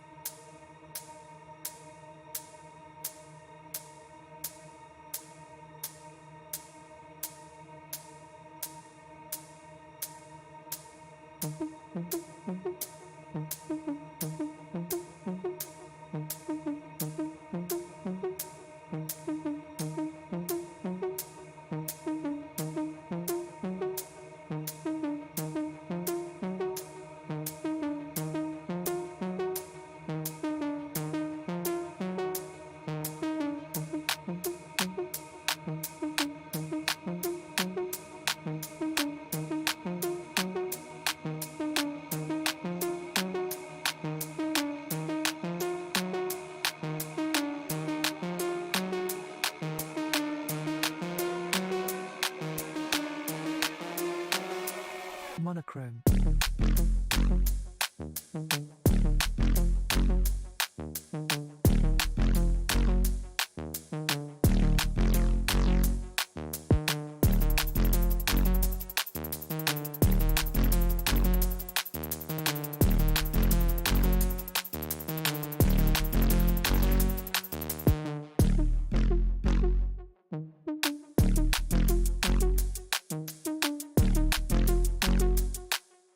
Okay. How many viewers did we lost? A couple. It's fine though. We're nearing. It's getting late. It's getting late. All you EU boys probably need to go to bed, right?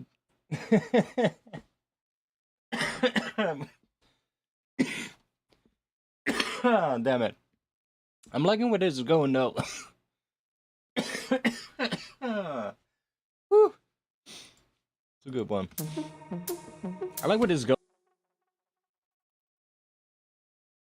I'm thinking about where to take this from here. I have a couple of ideas though for it. I like that piano thing coming in there. It sounds a little bit strange at the moment still, but that's also because the transition is a little odd. And it lacks a little bit of variation in the ARP at the moment. So that's something I would want to work on, but I think the ARP also can use a lot of like, I guess automation, because right now it's kind of doing the same thing over and over and over again, right? Minus those couple of parts where it opens up a little bit less. But I think I want to do more on it in terms of automation as well, to kind of give it more variety. One thing I'm thinking about is I could, for instance, in here, what was controlling the filter again? Was it envelope 2? Yeah. Envelope 2 is controlling the filter. So I could, for instance, map the velocity, which is not mapped to anything. I could map that to maybe the attack time, so that I can have certain notes have a longer attack time than other notes. To kind of break it up a bit, do some like extra interesting things with that. What else do we have? One thing that I don't like that I don't really hear that on my headphones, but when I'm listening on my speakers, I hear some kind of weird thing happening in the main bass. In that main bass, there's some kind of a frequency I don't like, and it's somewhere in this mid-high frequency area. It's like a little, I don't know, it sounds, how to describe it, let's see.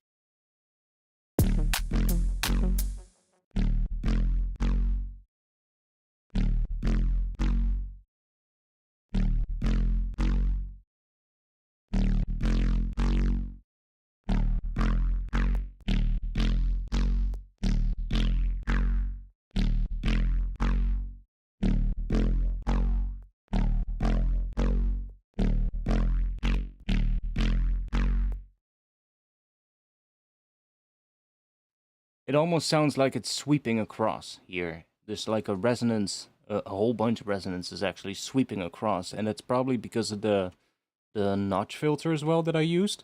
So that might want to tweak that a little bit, so that we get less of that tone, or you know, just try and mess with it in a way so that we don't get it as much. I'm not sure if it's coming from the thermal.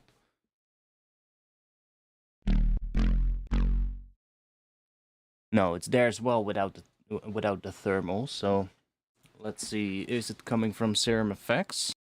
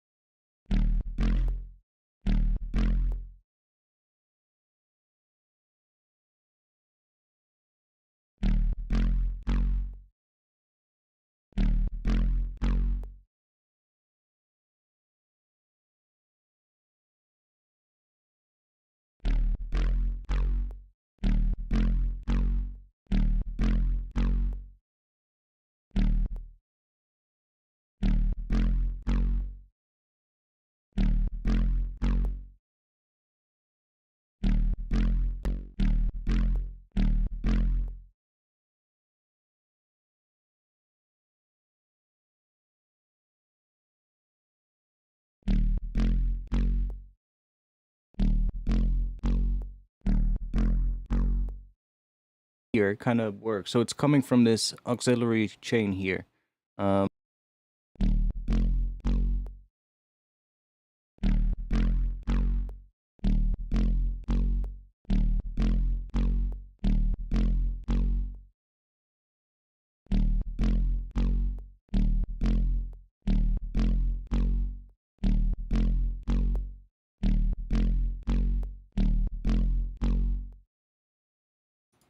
That might be better.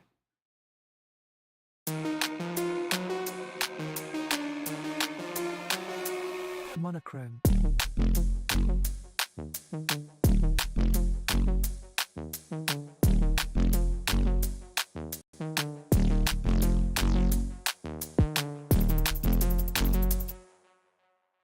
Oh, I still hear it a bit.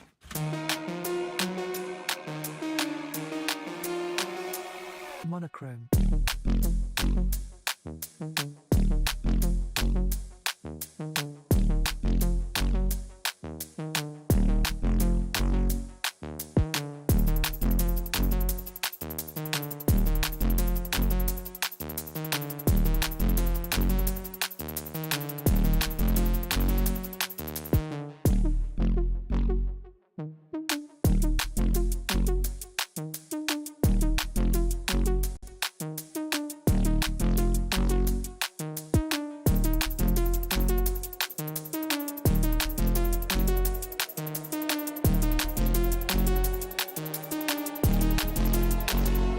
Monochrome.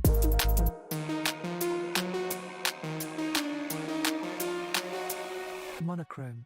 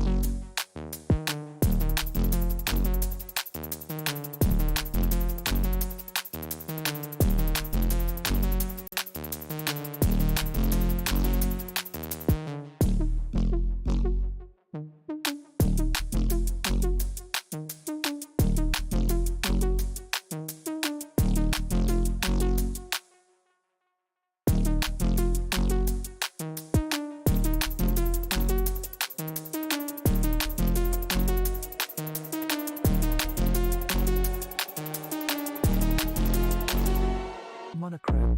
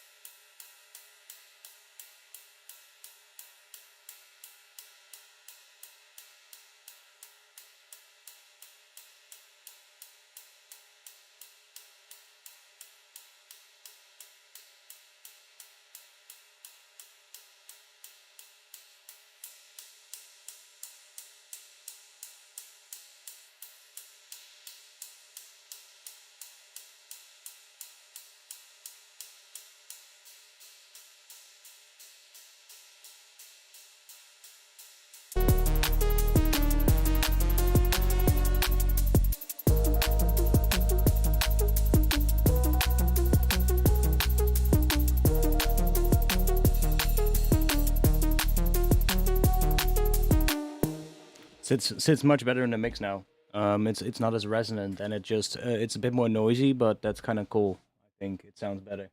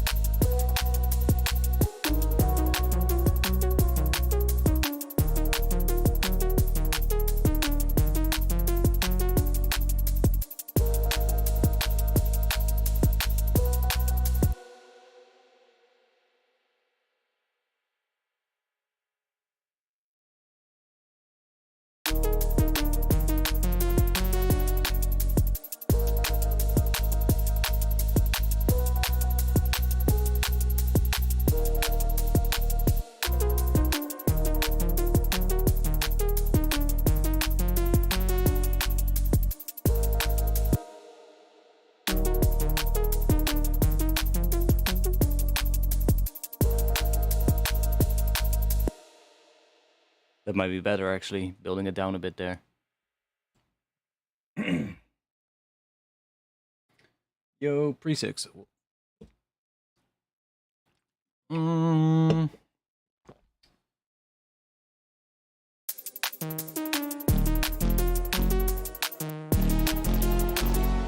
Monochrome.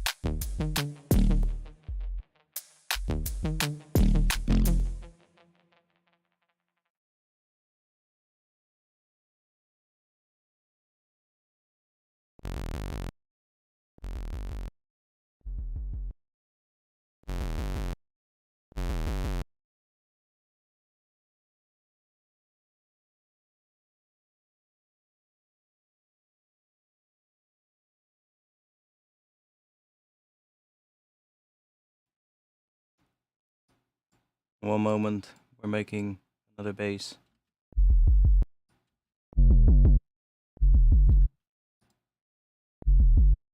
We want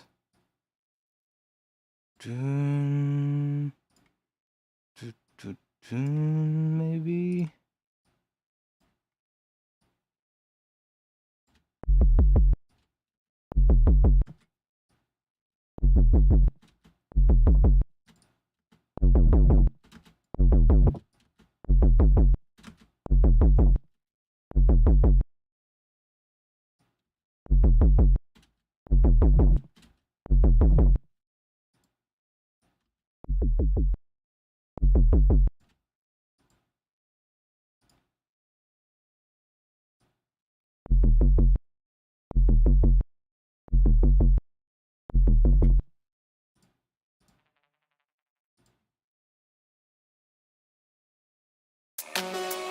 Monochrome.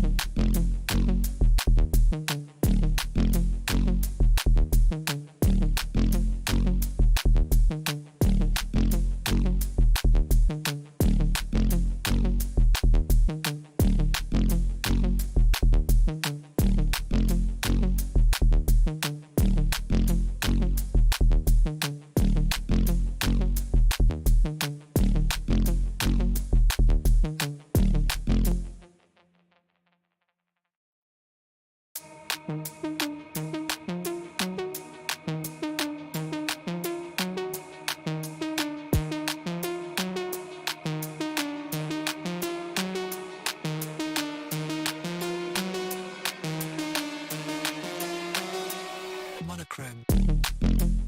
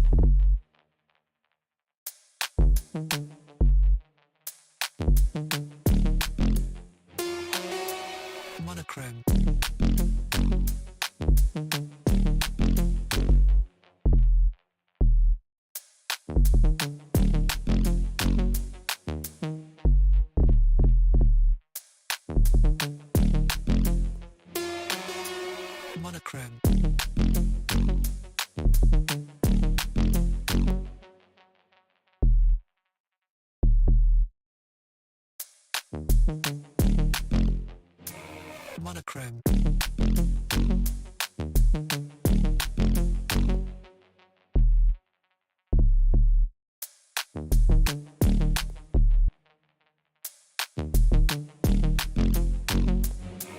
Monochrome.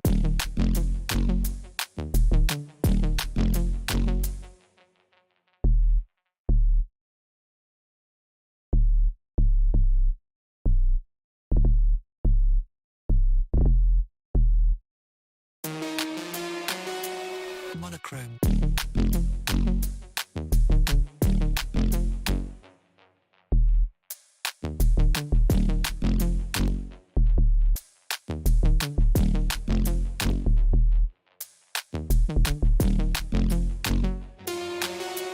Monochrome.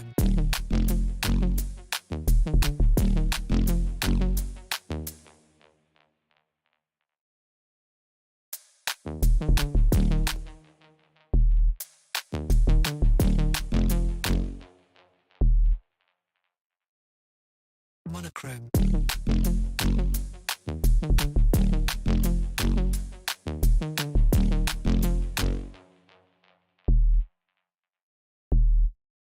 Monochrome.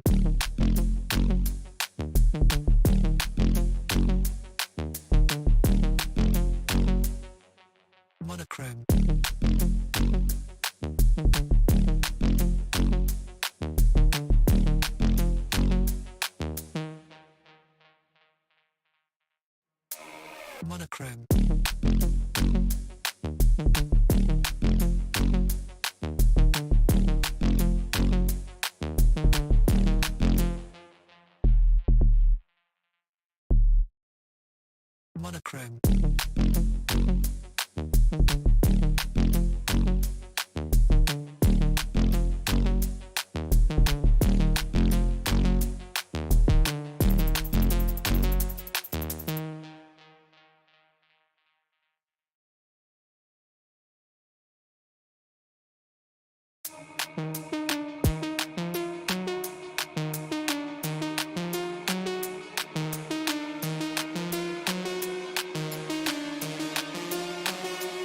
Monochrome.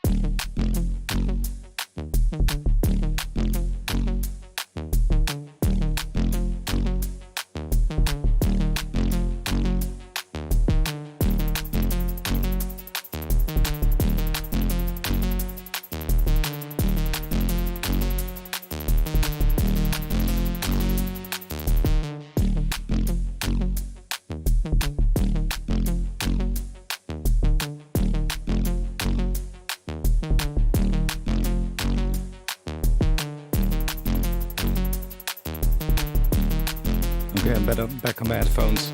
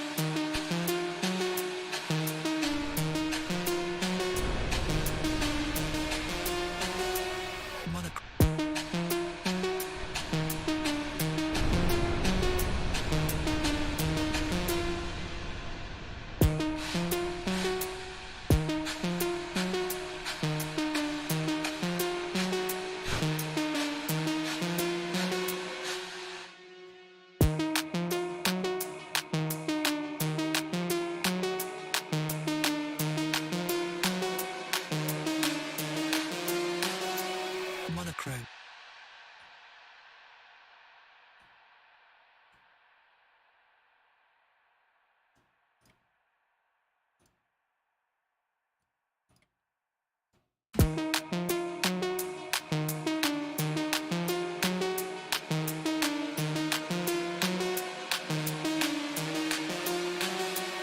Monochrome.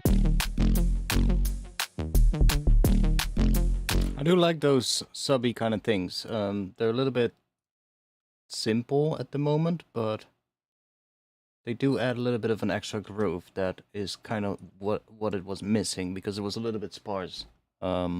Which is fine, but I think I like it when it has a bit more stuff. Intro is still a little... Can work on this, but that piano vibe, I kind of like it.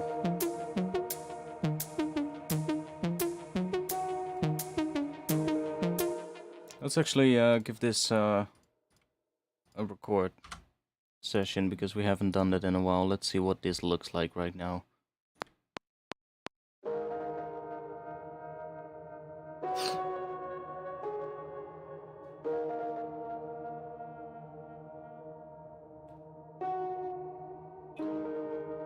And that distortion on the piano, we could, you know, get rid of that here.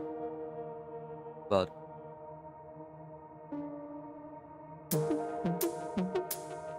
the head is a bit much here, honestly.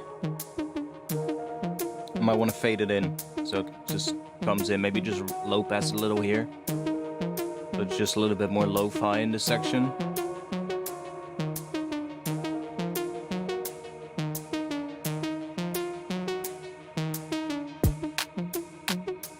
Maybe something a little bit more here, like a bit more of a, I don't know, something reverbed on that first downbeat. That kind of like fades out and then blends into that riser that comes up, you know, so it's a little bit more, bridges that transition, I guess. Monochrome.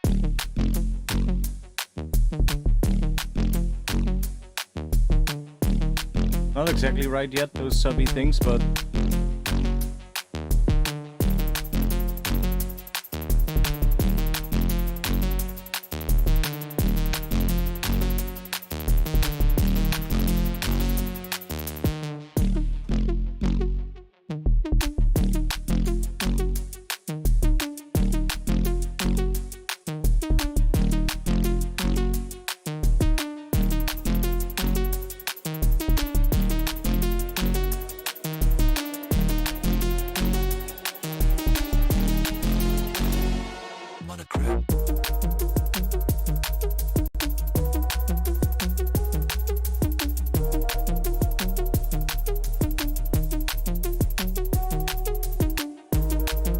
section can have a little bit more work as well, but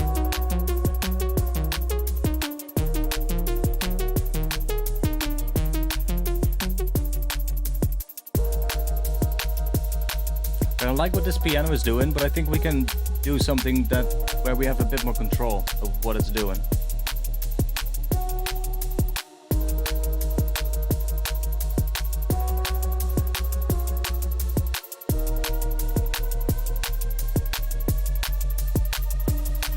And drums can be a bit better as well. That clap is a little simple, I think. Maybe we want to add a little bit of layers to it, so it's a bit fuller. But we're getting somewhere. Monochrome.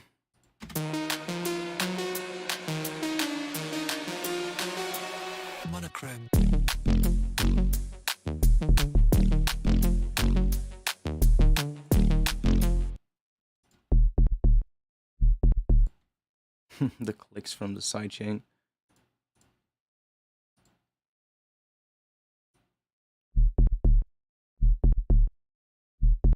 Oh no. It's in the sound, I think. Oh no, it is the sidechain.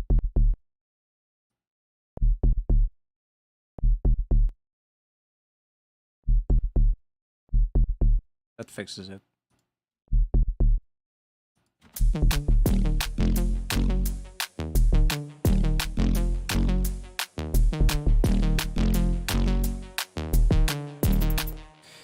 So, I want to try something. Where's the piano? Piano is here.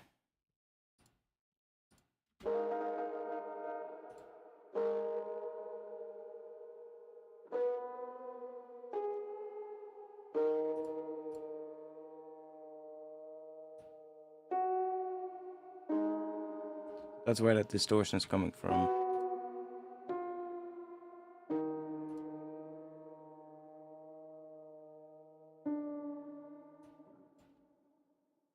Come on.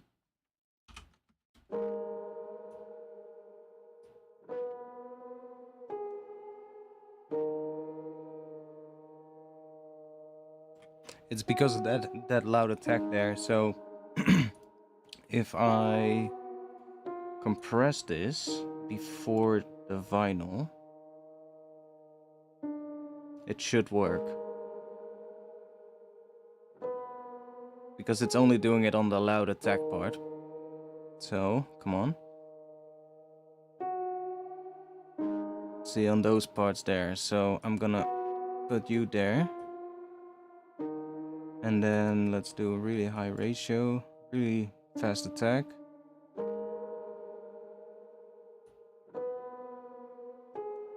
And we just compress those peaks down so that we can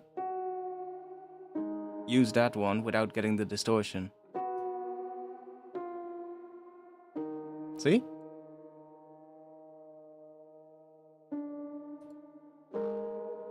So if I turn it on,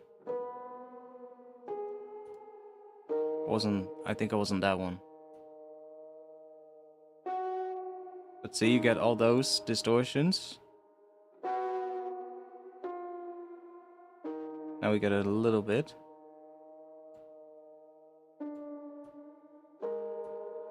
Now we don't get any of that nasty distortion. A little bit maybe, but it's fine. It's a bit less harsh.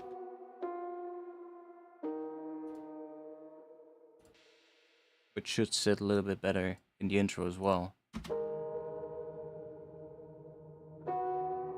It's still a little bit fucked, so maybe I'll just take it off.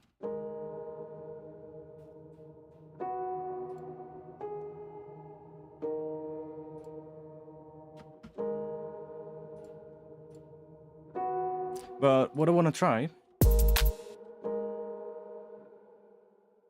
this one, I think I'm going to give that one a quick bounce with the reverb just on it. Doesn't really matter. Let's do this section then, so we get the tail as well. And let's bounce just track 23. Call that piano bounce.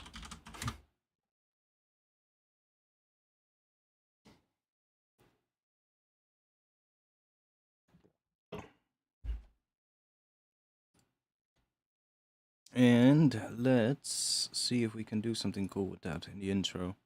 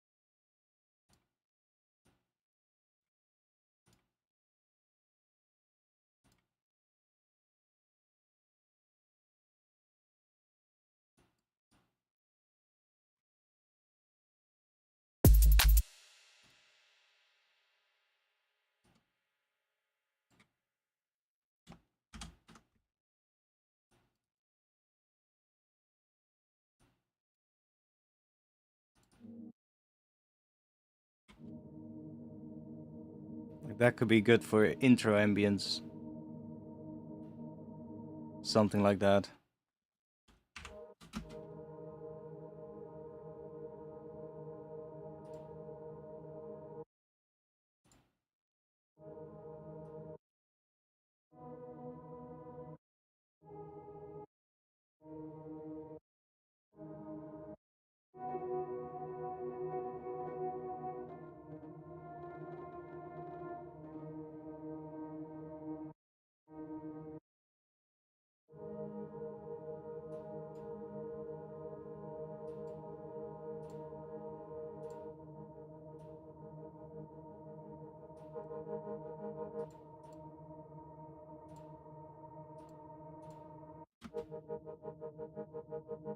Or we could do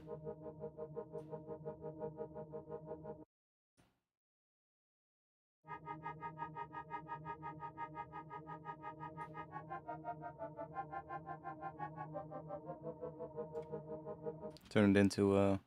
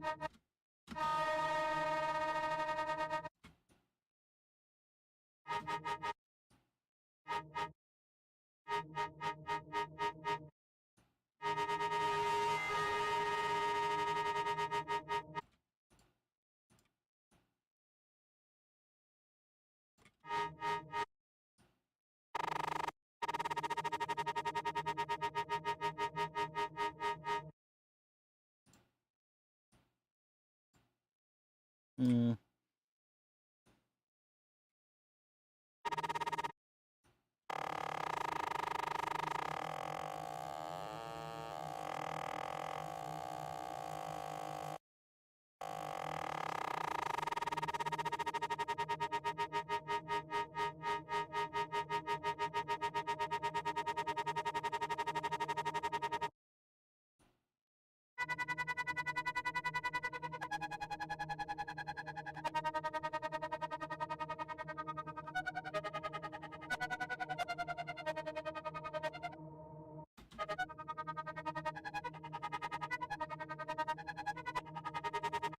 that's also gonna be really sick if we do that.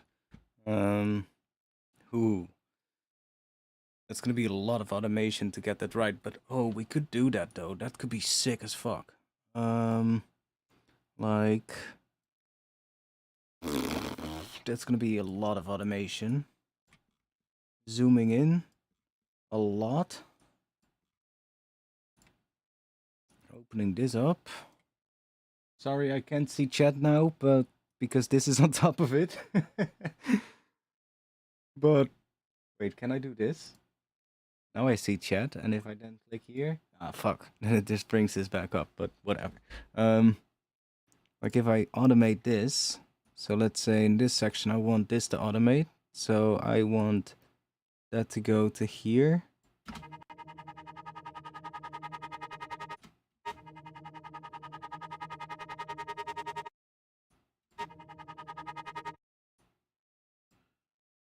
Let's try some shit.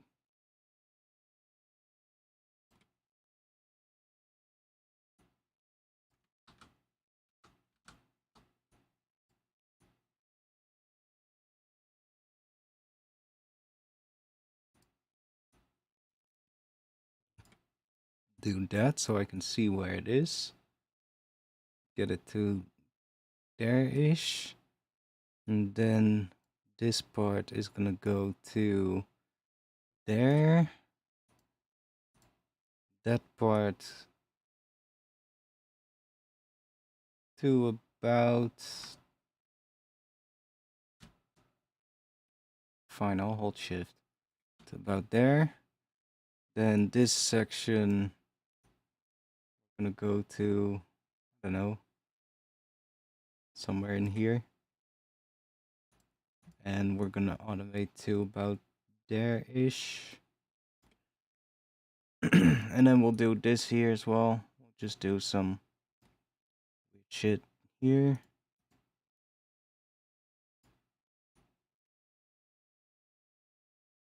It might sound completely fucked and horrible, but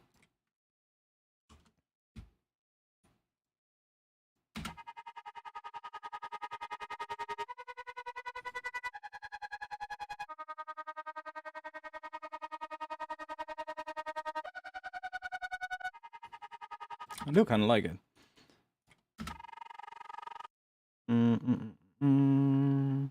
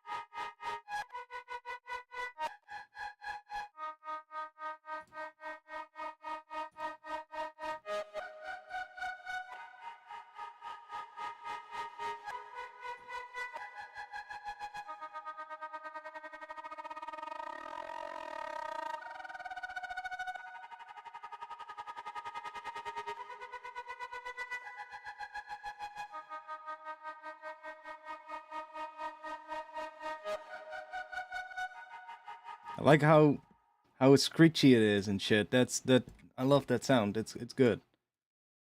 Just need to blend it in somehow. And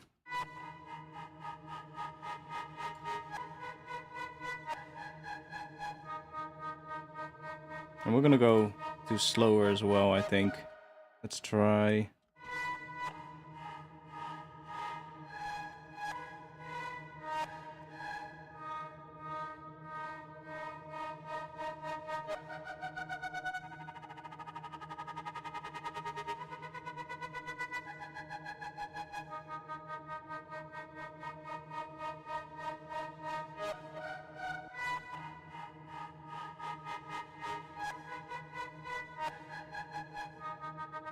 This is just, I'm probably gonna resample the hell out of this at some point. And get like all the parts that I need. And then just get the best parts, because this gets some really nice textures.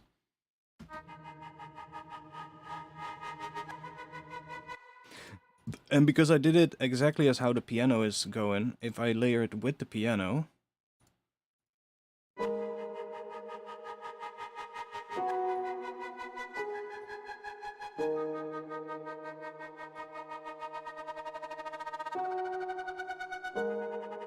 we get that, which is so fucking cool. Because it's made from that piano, right?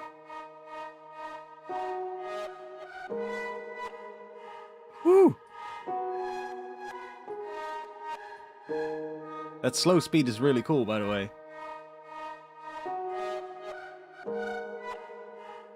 That gives really interesting things.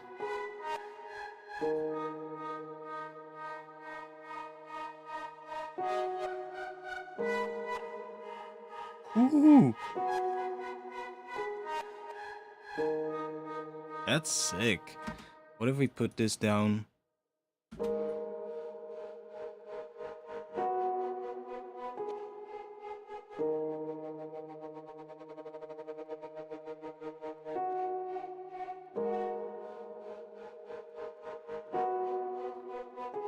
Definitely not as nice as an octave up. Because it's an octave up, it's gonna play the sample back faster, right? So it's going to get to all these other parts quicker. And that's why we get those really interesting... Because it's playing the next part already, if you look at it, right? It's supposed to, like when we do it really quick, it's actually only playing the note that the piano is playing. See, it just... it plays just the same notes as what the piano does. But when I do the speed really slow, because I've set the size to ratio, so it's going to be a ratio of whatever density speed is set here, which is what this macro is connected to. So, as this speed goes down, the length of the grains goes up. And the ratio is set to 1/1, so when the speed gets really slow, the grains get really long, and that's when they suddenly start also playing these other notes, which shouldn't really be there, but that creates a really interesting sound. It's a nice happy accident.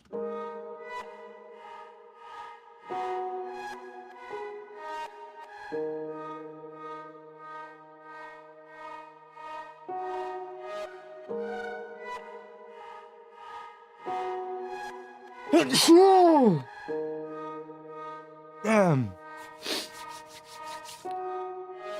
I felt that one about an hour ago coming. I didn't say anything, but... Damn. Whew.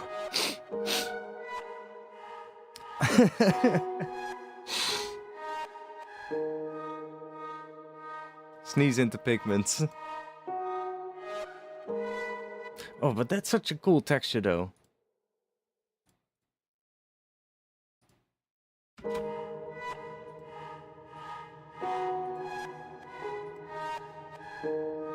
Almost for the breakdown.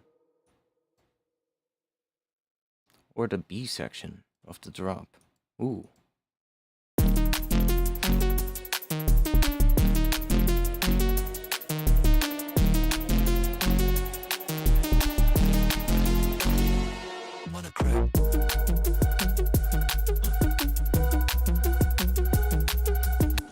Oh fuck. I forgot the automation.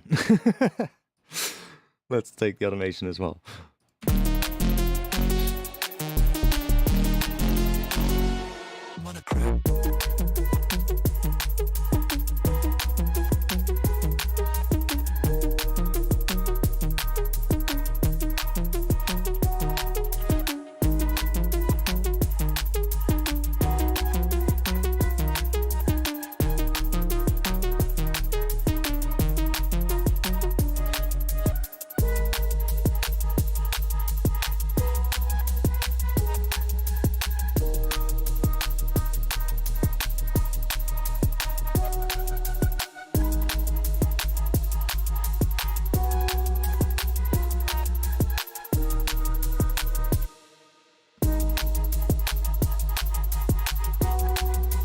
Ooh, that sounds really cool, that rhythm. It is dotted. It's a dotted 16, I believe. Or really close to it.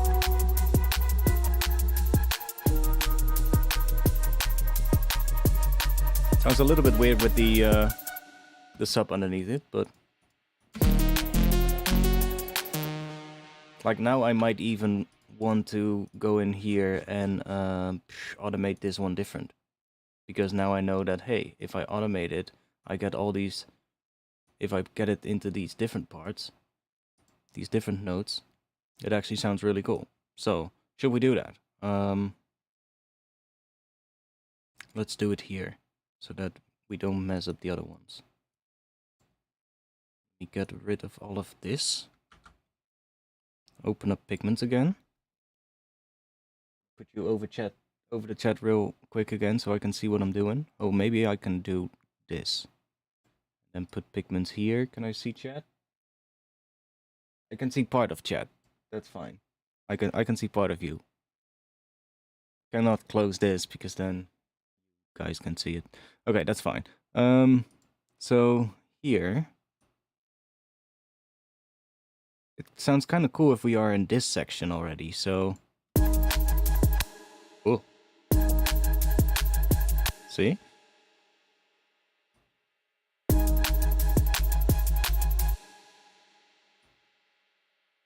Let's try.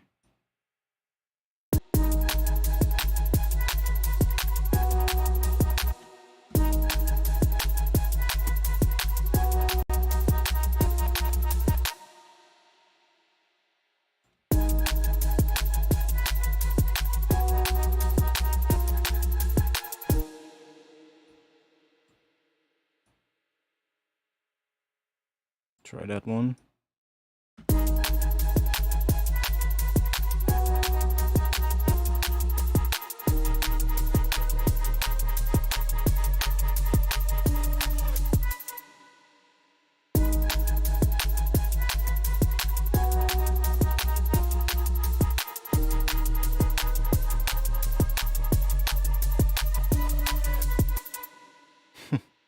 It's pretty interesting what you can do with granular synths.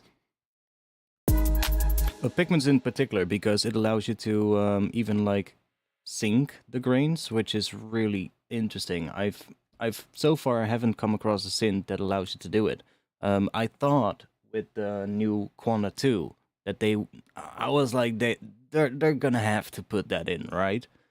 And it came out. I was looking at videos and I was like, I don't see anybody talking about a tempo sync thing, so they're really missing out. Like, honestly, Quanta is basically like kind of the same thing as Pigment's granular engine. It's just Pigments has all the other stuff, but it kind of does the same thing. And I was like, if they add tempo sync stuff, they have the same kind of tool, but they haven't done that. I think they really should do that. That should be really good for them as well. But whatever. I mean.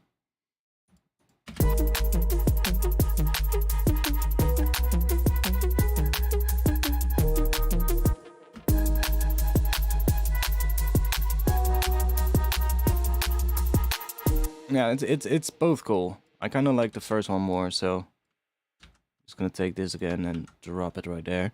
But I might tweak them a little bit at some point to, you know, get a bit of different positions every now and then. But it does work. And then let's go and grab this thing here. See what happens if we start messing with that one a bit.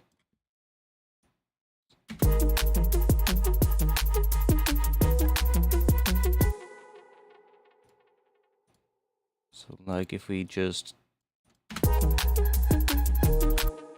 could start messing with the time.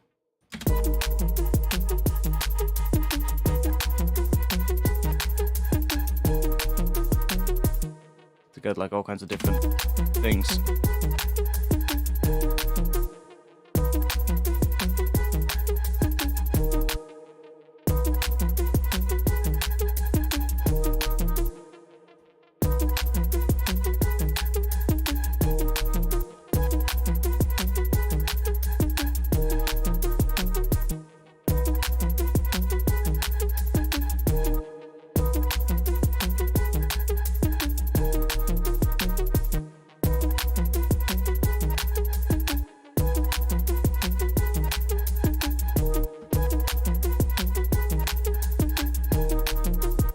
I'm not really sure about this one here.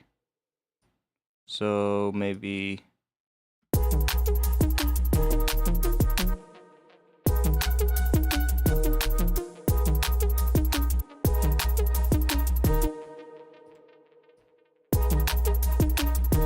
oh, that was nice.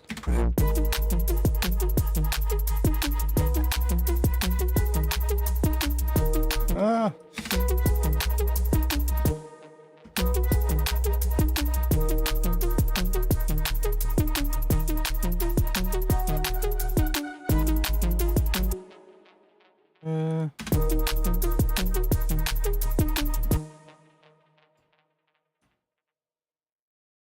Go somewhere around here.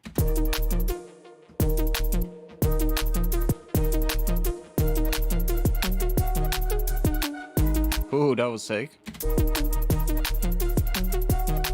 It's a little bit off time. I'll have to fix that. I basically have to make sure that it already is here when the beat hits, basically. So I'm probably gonna have to do some, I don't know, weird time adjustment with the automation. I think it has to do with the fact that it doesn't, well, I mean, it's granular, right? So the moment this switches, that's when it starts generating different grains.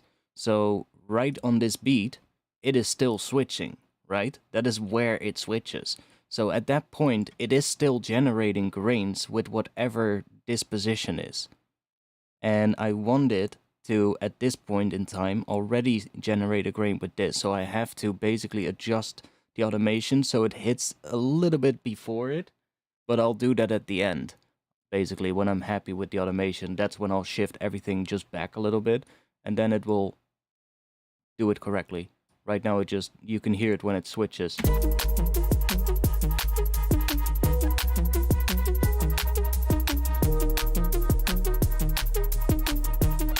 See?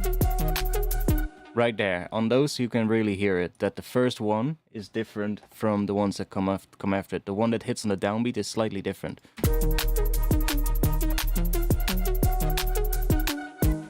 It kinda sounds cool as well though. I mean...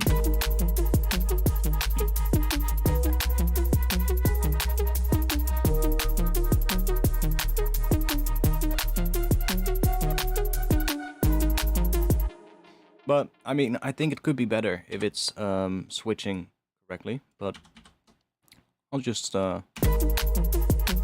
leave it like this for now.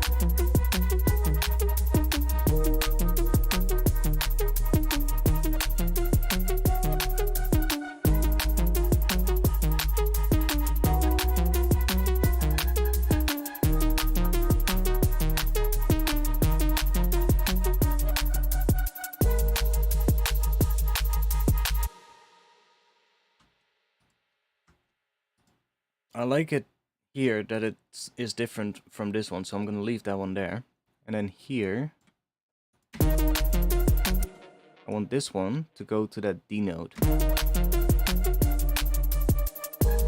Right there.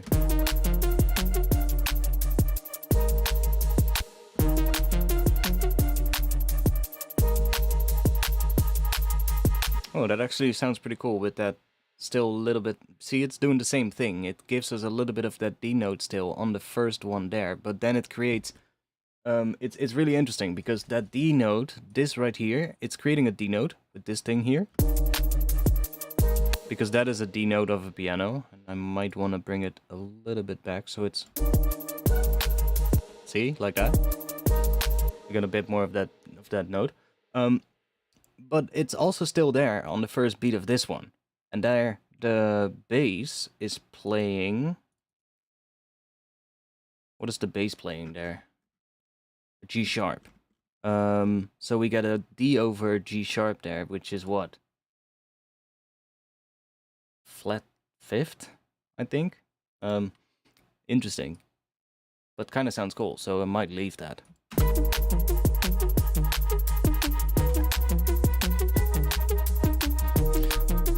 The time change there is still a little bit weird, though. I don't really like it that much. Maybe I want to do that.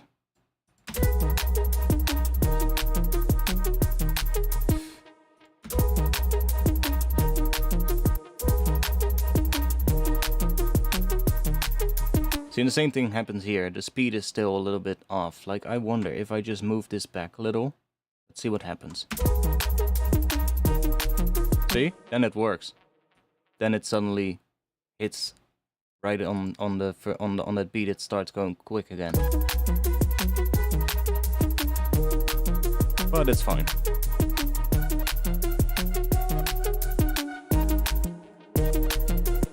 This part is a little weird though.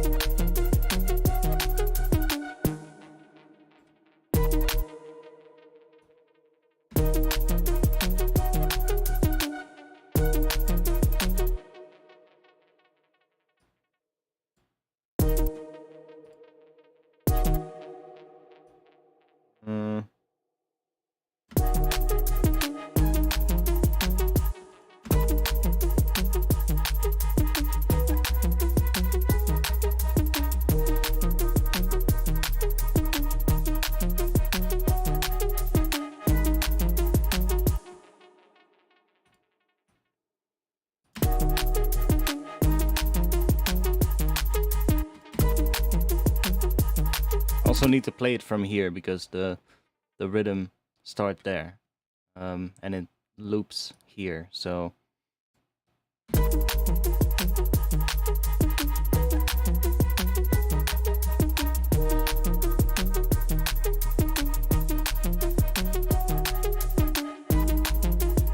that's nice.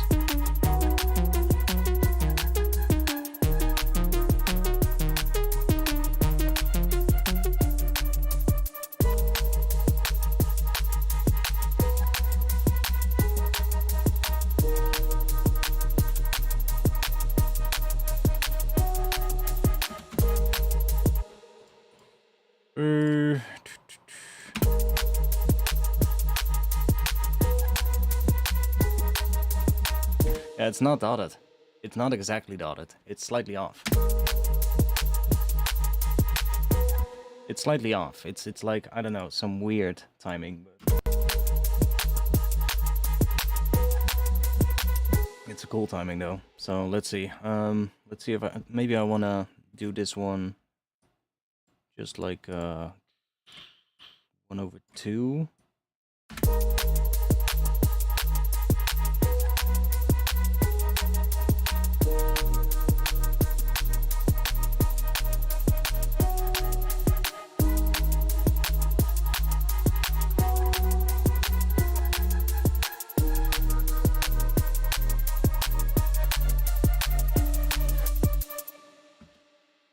Not bad.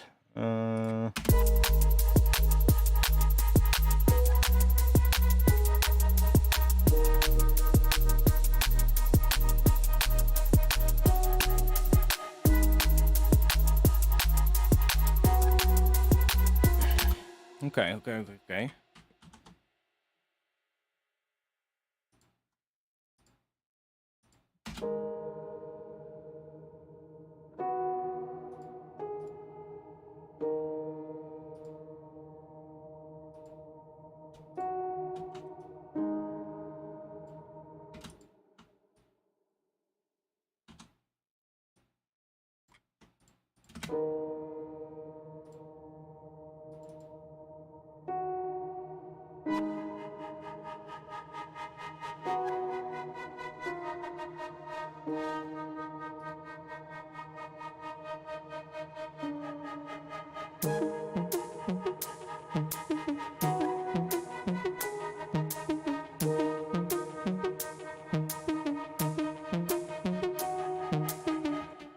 So here I think I'll do different things. So I think I'll go a lot slower here.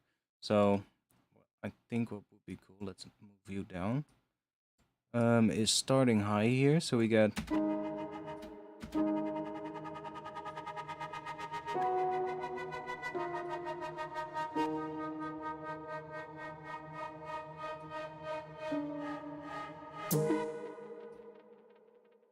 And here we're gonna...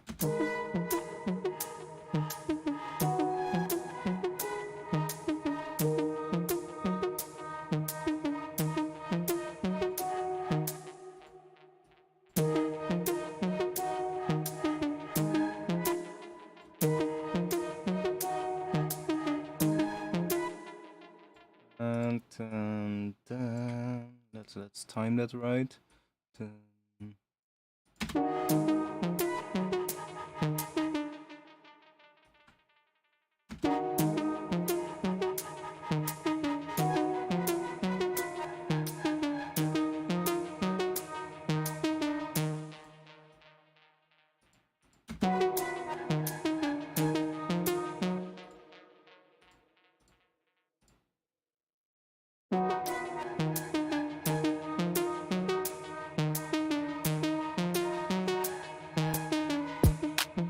I'll have to fix that end and make it end correctly. That's gonna be a task, because that's gonna be playing with the automation a lot to make sure that it ends correctly, which is not easy, but I'll figure that out at some point. I'm not too sure if I want to do all of this in the intro though. I might want to save this for later in the track, but it's fine for now.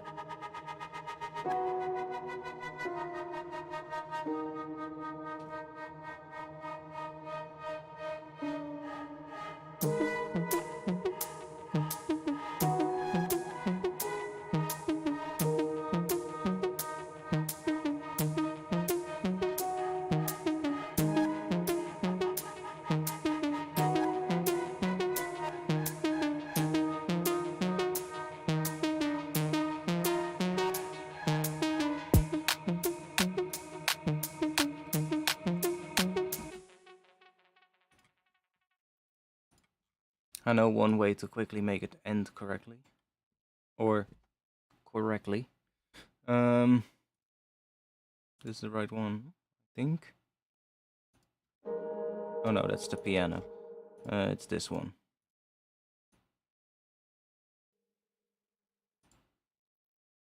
Let's grab That one maybe.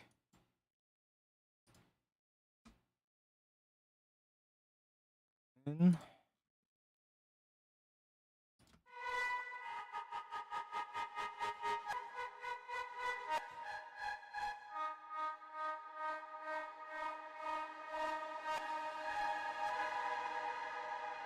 that's also gonna help with the transition probably.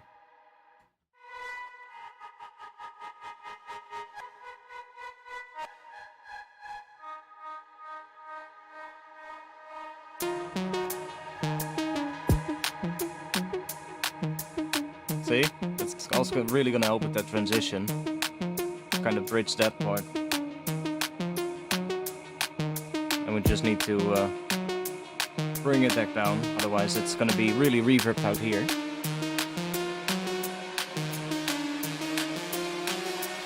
monochrome,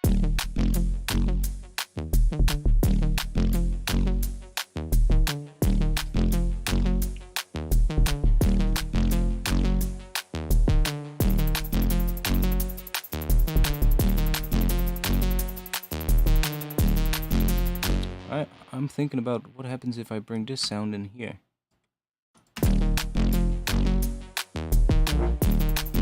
Okay, whoa, is this sound... Oh no, it's just weird.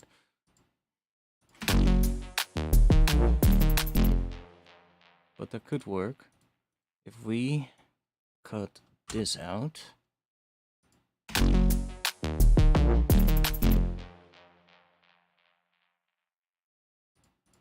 Then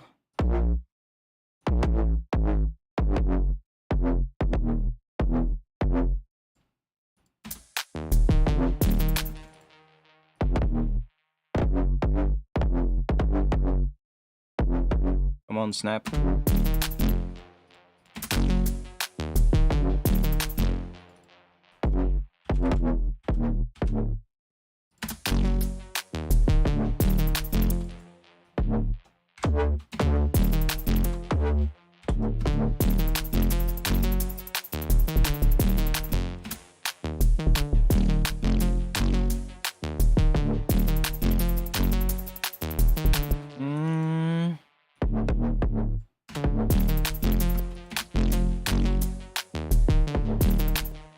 No.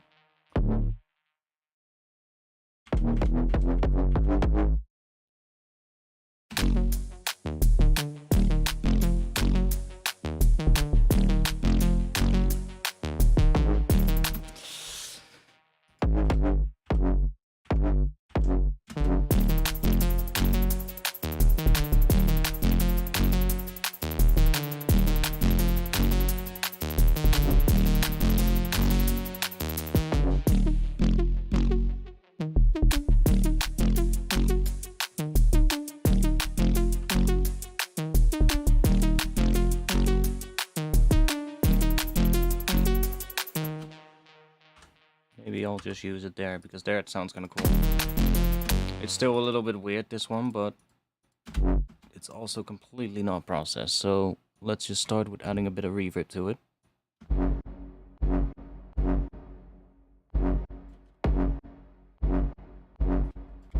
And it has that weird bug where if I play it like that, then we don't hear that transient.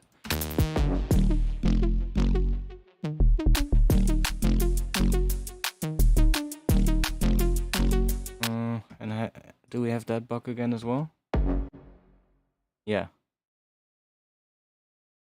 Ableton is lagging again. See? If I move my mouse, it's so weird. If my mouse is still, it's perfectly fine. The moment I move my mouse, Ableton lags. Or it's more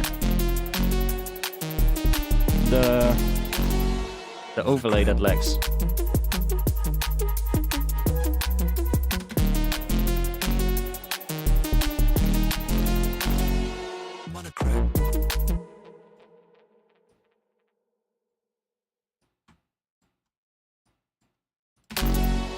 monochrome, monochrome,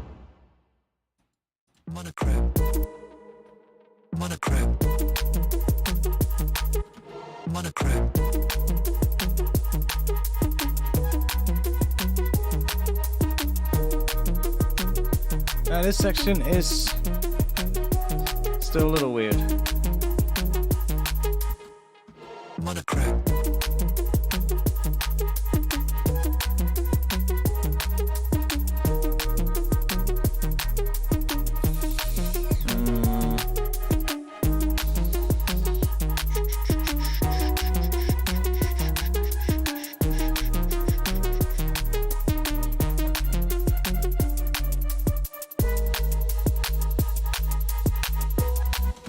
Monochrome.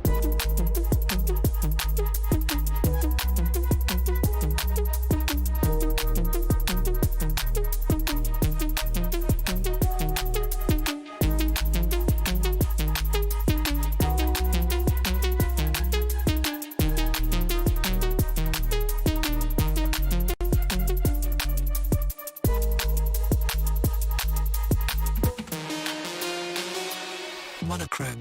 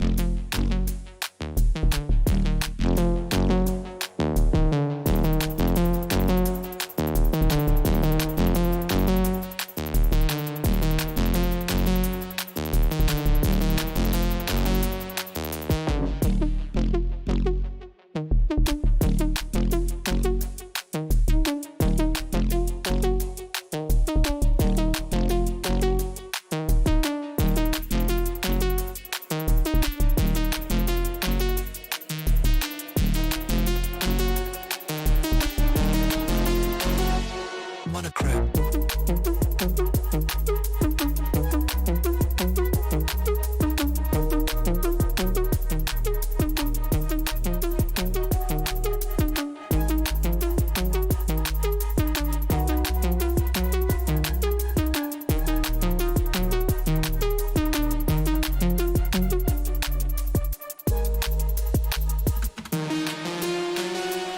Monochrome.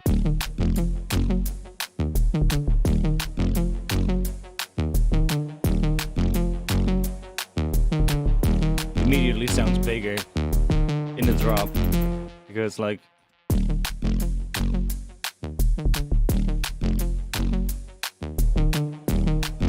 it's a bit much maybe, but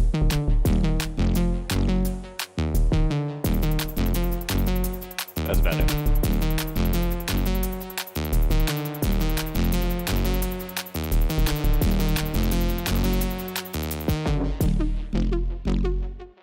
And see, and then that step also doesn't sound that out of place because the rest around it is a bit louder as well. Monochrome.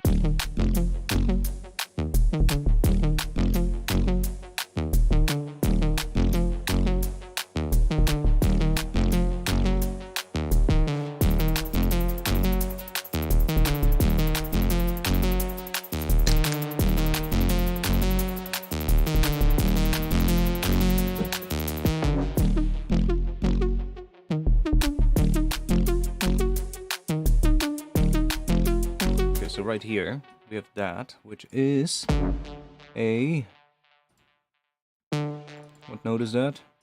D. What is this? F sharp.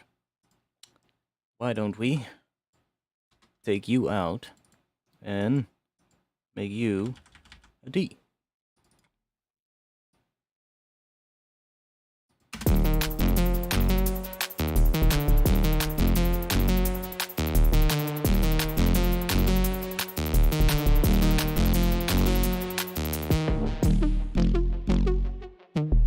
Did I still fucking hear it? Is it me or?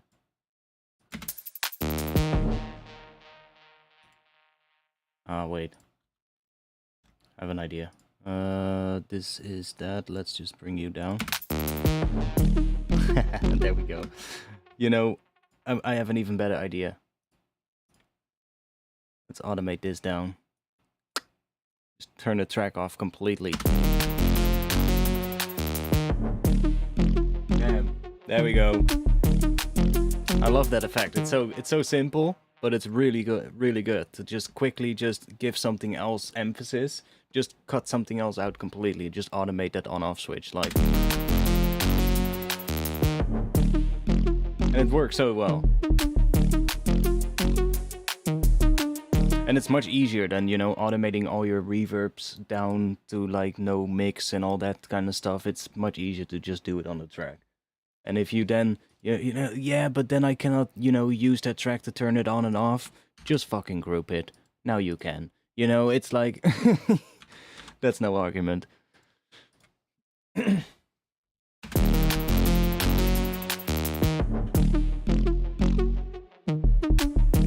I wonder, can we make this one weirder? I guess we can. Let's try and make this one weirder. Let's do some automation on the ARP. Ooh, should we introduce this one a little bit somewhere? It's gonna do a lot right off the bat.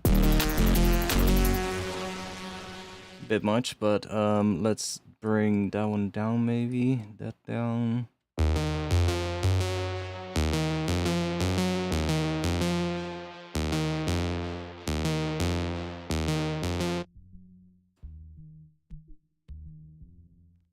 Okay.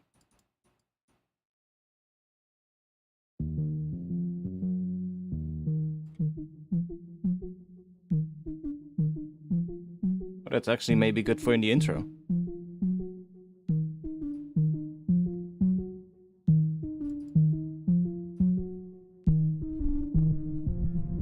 That's weird.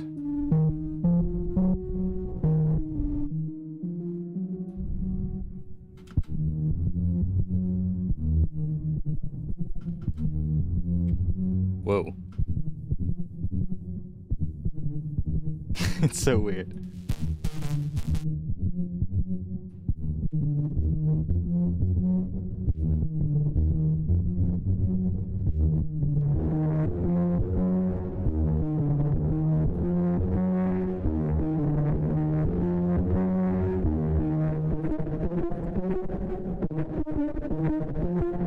Look at that waveform.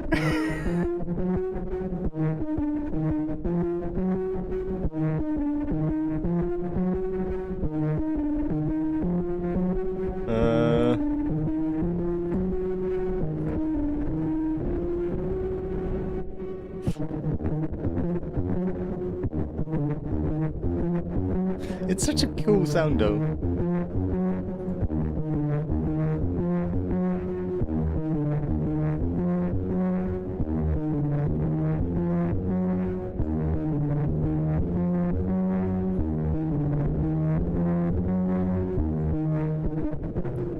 Okay, how do we do that again? How do we assign something? Route.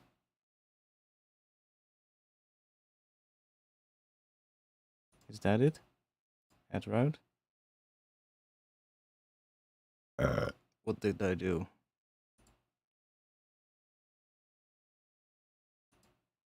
Ah, yeah, I guess that's it. So, LFO1 to, what are we gonna do? No, I want something else. I need to do, what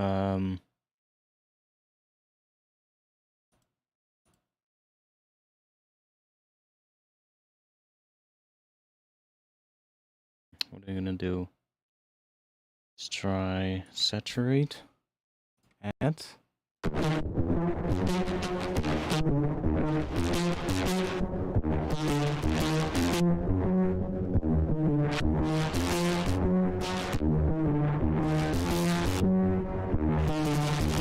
Yeah, it's working.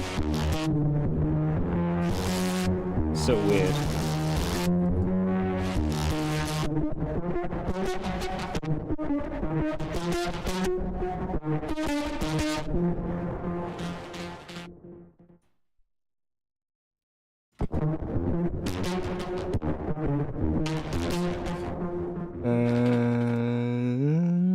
sync the tempo.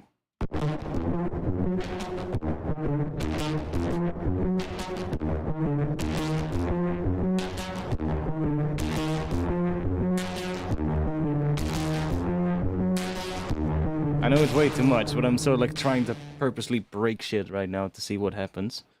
I like it when it goes to that higher thing, that...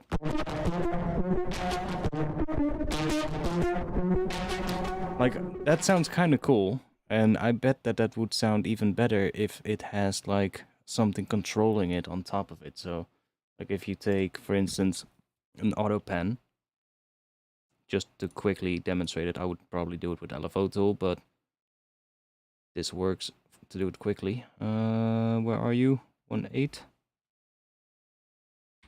Right there.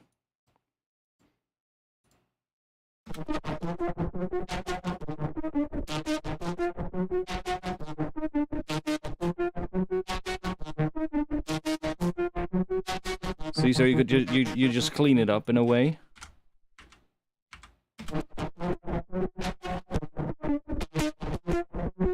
And you can get like the nice parts.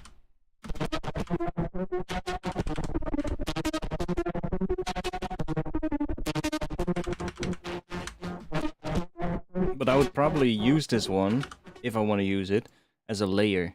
Right now it's 100% wet, but like... So you like automate that in somewhere, so...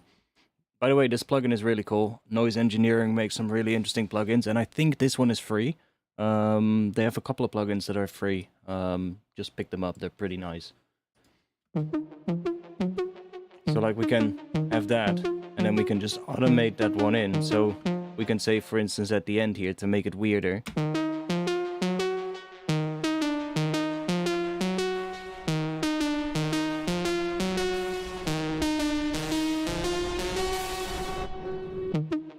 It just gets super weird. But it sounds kind of cool when it's shorter, so... Like, this would be something that I would probably use somewhere.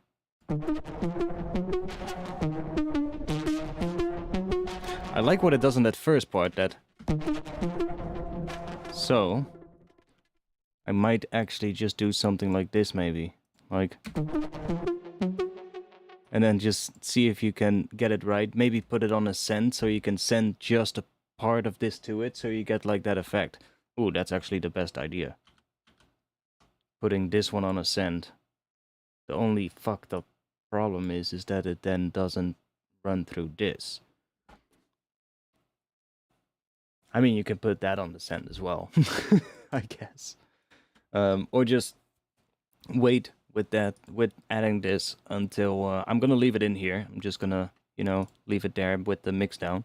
But I would probably use this in a way where when I get to resampling this one, to basically putting it into audio, I will put that into audio, probably without everything after this Runa, so probably without this. So just put this into audio, which is just the unprocessed one, or it is still processed, but without the stuff that I just added to make it bigger. Right, it's a lot bigger with that. I'll just bounce the audio with this, and then basically put OTT and this one on a group within it, that bounced version of this one, and then take another track where you copy that bounced version, and there on that track you put Runa, so that Runa is then coming together with the bounced version that has no effects on it into the group, which is then together running through this, and then you can just cut away parts of the bounced version of this one that you don't want, and then only the ones that you leave are going to trigger the Runa, and you get the same effect as using a send, but without it running through a send. So it's kind of like, I don't really like using send and return tracks unless it's for like the last little things when I'm doing a mixdown. Like if I get to the point where I need to do a final mixdown, I always have like I usually use a project that has a couple of return tracks, like one with like a delay, one with like maybe some reverb, and one with like some some track that adds distortion or saturation or like some crunchy stuff in the high frequencies, and then I can just mix that in where I want. And that's basically what I use my return tracks for, and I want to keep them free for that, you know. So I don't really necessarily do much with return tracks otherwise. Would be quicker in this instance to do it that way, but I kind of like you doing it the other way because then it's also more visual. You know, I can see exactly where I'm cutting, which with this kind of stuff is quite helpful. So bounce to bounce to bounce. Yeah, exactly. Bounce to bounce to bounce the bounce to bounce. I guess, yeah. Anyways, it's 2 a.m. I'm gonna stop streaming. Thanks for being here, though. Today was a productive stream. We did a lot. It's basically a hell of a tune. 2 minute 36. Basically a hell of a tune, and the entire idea is there. So it's like much better than the last few streams. Sweet dreams. I'm not gonna be sleeping anytime soon. You think I'm gonna be able to sleep if I've just heard 6 hours of electronic music in my ear? Hey, wait. Why does my live streaming thing say that I've been streaming for 37 minutes? What? Why does my Streamlabs say that I've been streaming for 37 minutes? That's weird. YouTube says 6 hours, so I've deserved a break. No, I can't sleep yet. If I've heard electronic music for 6 hours in my ears, I cannot sleep. I have a very consistent wind down schedule after the stream on Friday. My favorite podcast uploads on Friday, and it basically uploads during my stream. So as soon as I'm done streaming, I always go take a piss. I grab myself a drink and some snack, and I come back upstairs and I sit down and I watch Trash Taste, because that's just, you know, it's a good podcast. And it's the one that I've watched it from the first episode when they started, and I literally every day, every week watch it after the stream, and just that's how I, get relaxed. And during that podcast I just start getting tired, and then I, fall asleep afterwards. No, it's like I can't sleep, man, after I've just streamed for 6 hours making electronic music. It's just my head is still like I'm hearing beats and shit. It's just no, it doesn't work. Need some time to cool down. Weed, that helps for sure. That for sure helps. Might give it a shot, actually. Anyways, thanks for being here. If you want to be a member of my Discord, check the link in the description. There's a link to my Discord. You can just come hang out and talk and about whatever you want. There's a lot of stuff. Just check out the rules and make sure you don't go and do something that is not allowed, which we're not really that strict, but just check that out. There's a couple of simple rules, and that's it. Other than that, you can come there and get feedback on your tracks. Just ask your questions to me when I'm not streaming. Plus, if you are new here and you want to know when I go live again, I'll always put out a notice on my Discord. If you want to help support and get samples every month or other stuff, because last month I didn't post samples, but I posted presets. And I think this month is going to be presets again, to be quite honest, because I'm super busy and making presets is a little bit quicker than making samples. Or I need to find some samples that I still have somewhere that I can use, which I might have. Maybe I'll do a combination pack on Patreon this month, with like samples and presets, or do like two things, or I'll see. I'm super busy with an audio job, so I don't really have much time to make samples specifically for Patreon. But if you want to help support on my Patreon, you can find a lot of samples right now already. So if you want to help support, then check out my Patreon, because that's the best way. Then you get something back for your support as well, by the way. So that's always better. Yeah, that's gonna be it. So, thanks for being here. It was a fun one. It was a fun one. I'll be in the Discord after this one, so if you have some more questions or want to say something, then I'll see it there. Thanks for watching. I'll see you guys again next week, Friday, 8:30 p.m. Amsterdam time, unless I say otherwise. Today I start a little early, so maybe next week I'll feel similar, but check out the Discord and I'll let you know. So thanks for being here. I'll see you guys again next week. Peace.